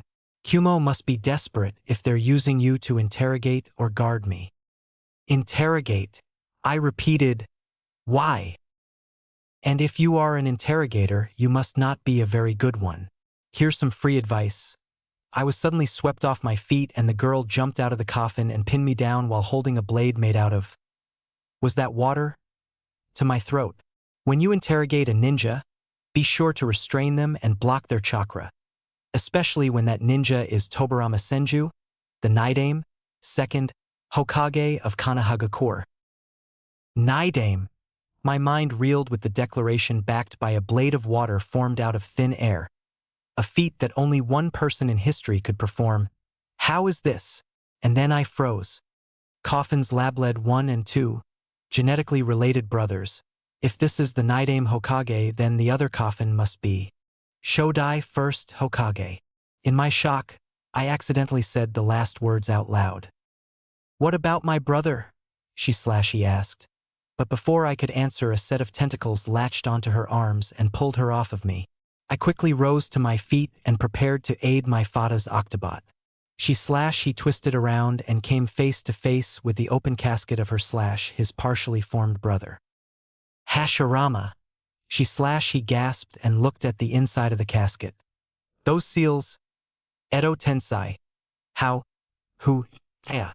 With a gasp of pain, she closed her eyes and her head fell limp. What happened? I asked my family. I don't know, Herbert finally admitted. Unless this Edo Tensai has the ability to change the neurochemical composition of the brain as well. Orochimaru, she shouted, cutting Herbert off. Why? Why are you doing this? We are loyal. Just as suddenly as she started shouting, she stopped as if she just realized where she was. What's going on? She turned her head around until she locked eyes with me, and I stared into her angry and confused black eyes. Wait, weren't they red a moment ago? You're that blonde brat from the Uchiha's team. The name is Naruto Octavius Smythe, I supplied. And you are? Kintsuchi. Where am I? She looked down at the tentacles restraining her and then back at me. And what the hell is this? My questions first. You are one of Orochimaru's soldiers, although you sounded mad at him. Why? The bastard shoved me and Zaku into these coffins, and the next thing I know I'm being covered in something, and then I don't feel like myself, and then I think I was punched in the gut and parts fell off of me and I woke up with you restraining me. You don't remember making a water blade or yelling about Kumo? What are you talking about? Kin asked, looking at me like I was an idiot. I think Orochimaru's fight affected the jutsu. I paused, realizing that where I hit the coffin matched where she said she was hit. But the punch didn't go all the way through. I looked at the visible interior lid and saw the inside was badly cracked and the cracks ran through the seals. What if the cracks caused the seals to react differently like broken electronics? What are you talking about? Kin repeated, angrier. Your former boss used you to somehow bring back the second Hokage and your partner to bring back the first, I explained. How? Something called Edo Tensai. I don't know how it works, but it did work, and when he used it during his fight with the old man, the coffins you were in were damaged and… Naruto's explanation was cut off by Kin suddenly shouting in pain, Aya! Her head dropped and snapped back up, red eyes glaring again. You! She, or rather the Naidame, shouted. What have you done with my brother? A ball of water burst out of her mouth. I dodged it, avoiding having my head shot off. The Octobot quickly latched onto her face and released a strong dose of knockout gas, rendering her unconscious instantly. I looked at the downed girl/Hokage hybrid. I don't know how this happened, but I will try to fix it. Author's note. Alright, that's a wrap. Thanks for reading, and please review. Following or favoriting the story is nice, but I enjoy hearing your opinions. Omake, truth is stranger than fiction. Deep within their hidden ship, Naruto is performing routine maintenance on the Octobot under the careful direction of Dr. Otto Octavius. 9. Otto shouted, You must turn it to the left. I am turning it to the left, Naruto countered. Your other left. Suddenly their banter is broken up as a portal opens above their heads, dropped a box, and closed just as quickly as it opened. Naruto carefully opened the box, finding it full of issues of Spider-Man and volumes of Naruto manga. Reading break, Naruto offered. Sure, why not?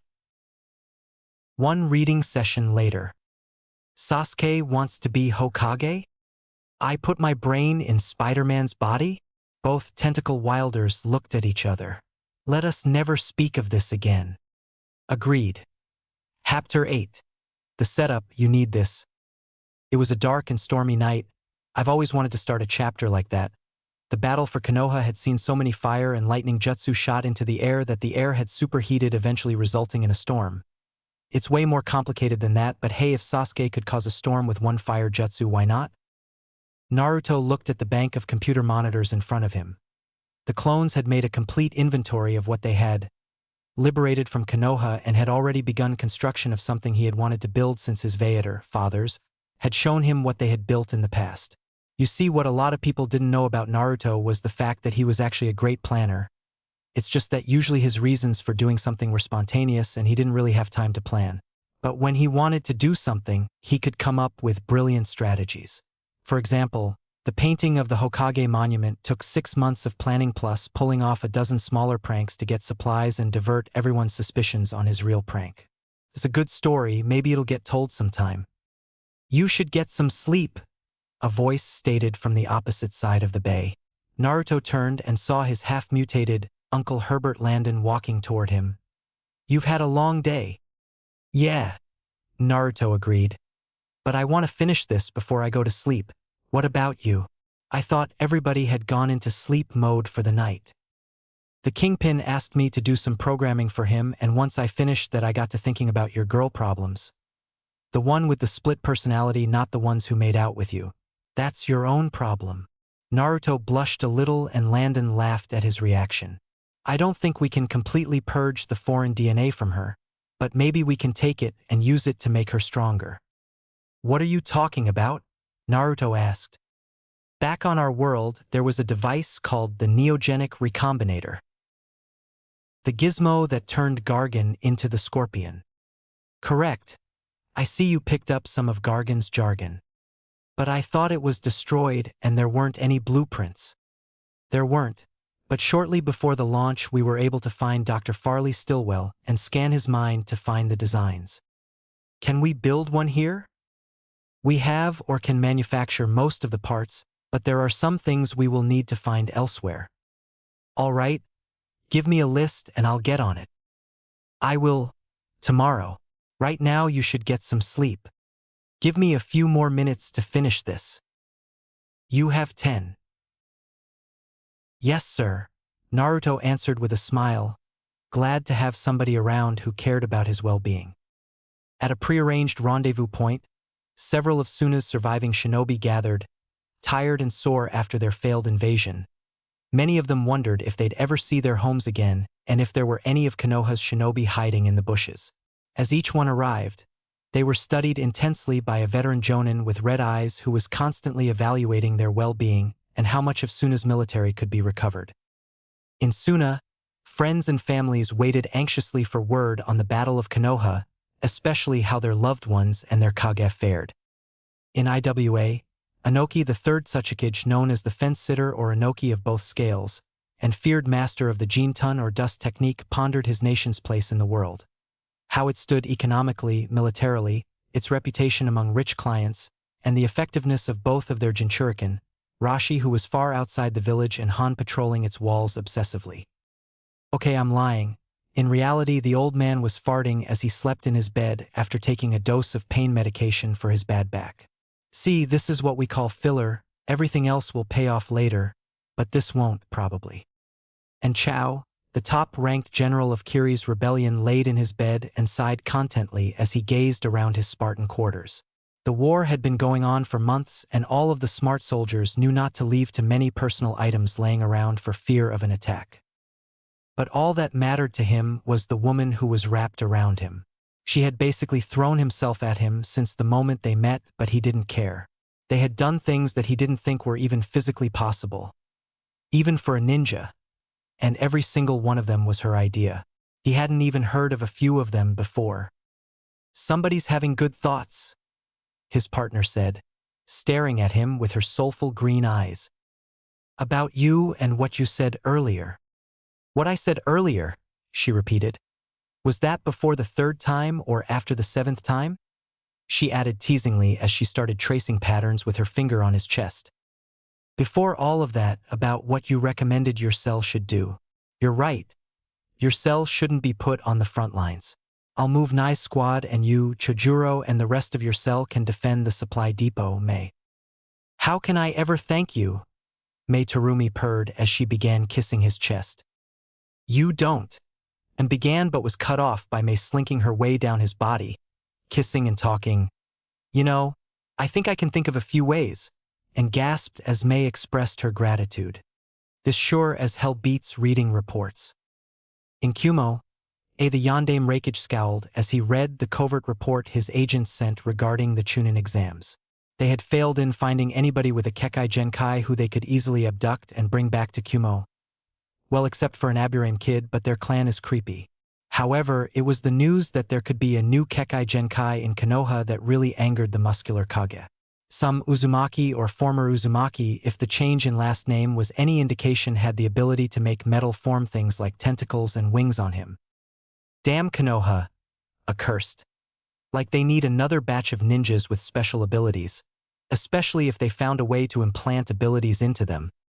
Tayuya grunted as she felt a hand press down on her cursed seal, which felt as sore and tender as it had when Orochimaru first implanted it on her. Well, she grumbled. This is fascinating.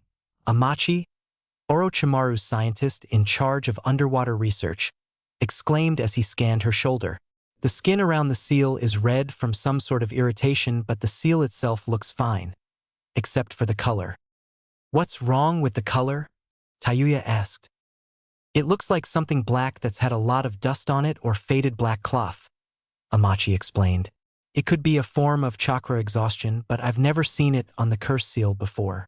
Of course, I'm not an expert on it. If you want to turn into a man-fish hybrid, I'm your guy. I'd say have Lord Orochimaru look at it soon, otherwise you're fine physically. Go get some rest. Tayuya grunted something like an okay, got off of the examination table and left the infirmary. As she left, she came face to face with Jirobo leaning against the wall. What are you doing here? She asked. Waiting for you, Jirobo answered, straightening himself up. I'm not sleeping with you. Wasn't looking for that. I was just worried about you. Blondie took a lot out of me, Tayuya admitted as she started walking down the hall to her quarters. But I'm fine, just tired. You must be tired, Jirobo remarked. You aren't swearing as much as usual. I'm too tired to bitch, you bastard, Tayuya deadpanned. And since when do you care about how I feel? Too much trouble breaking in a new sound for member. You remember how hard Kimimaro pushed us? Guy killed 3 candidates just because he thought they weren't being respectful enough to Orochimaru. Jirobo stopped as they reached his door. Knight Tayuya. Glad to see you acting more ladylike. Tayuya didn't reply and just kept walking on. Jirobo entered his quarters, changed clothes, climbed into bed and fell asleep almost instantly. Inside his think dark room, a small glowing ball of light drifted down from the outside world. It fell lazily until it just barely hit the ground when suddenly from the shadows a massive form burst out, engulfing the ball and swallowing it in an instant. The form's eyes glowed yellow and snake-like for an instant before closing again as the form chuckled/hissed.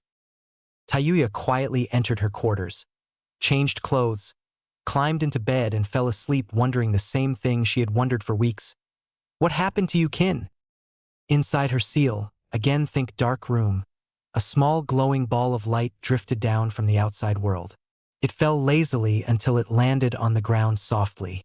The room was pitch black except for the speck of light that illuminated a small patch of the floor and a piece of what looked like shredded snakeskin. Thwack! The garden hoe came down with a satisfying whack, crushing the skull of the snake that had tried to enter the inn. Disgusting creature. The old woman holding the hoe thought before she picked the snake up with her hoe and threw it into the garbage bin.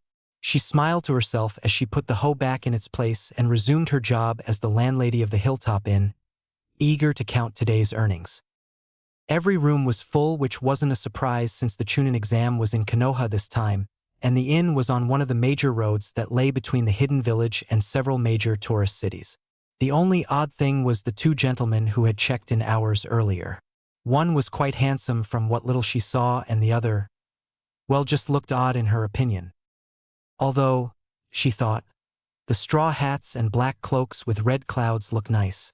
If only those Akatsuchi or whoever Jiraiya asked her to look out for would wear some easily identifiable uniform, but then again that'd just be silly. A breeze blew through the open window and chilled her a moment before she went back to work. Damn, your hands are cold. Hiruzen grumbled. How can a hand covered in medical chakra be cold?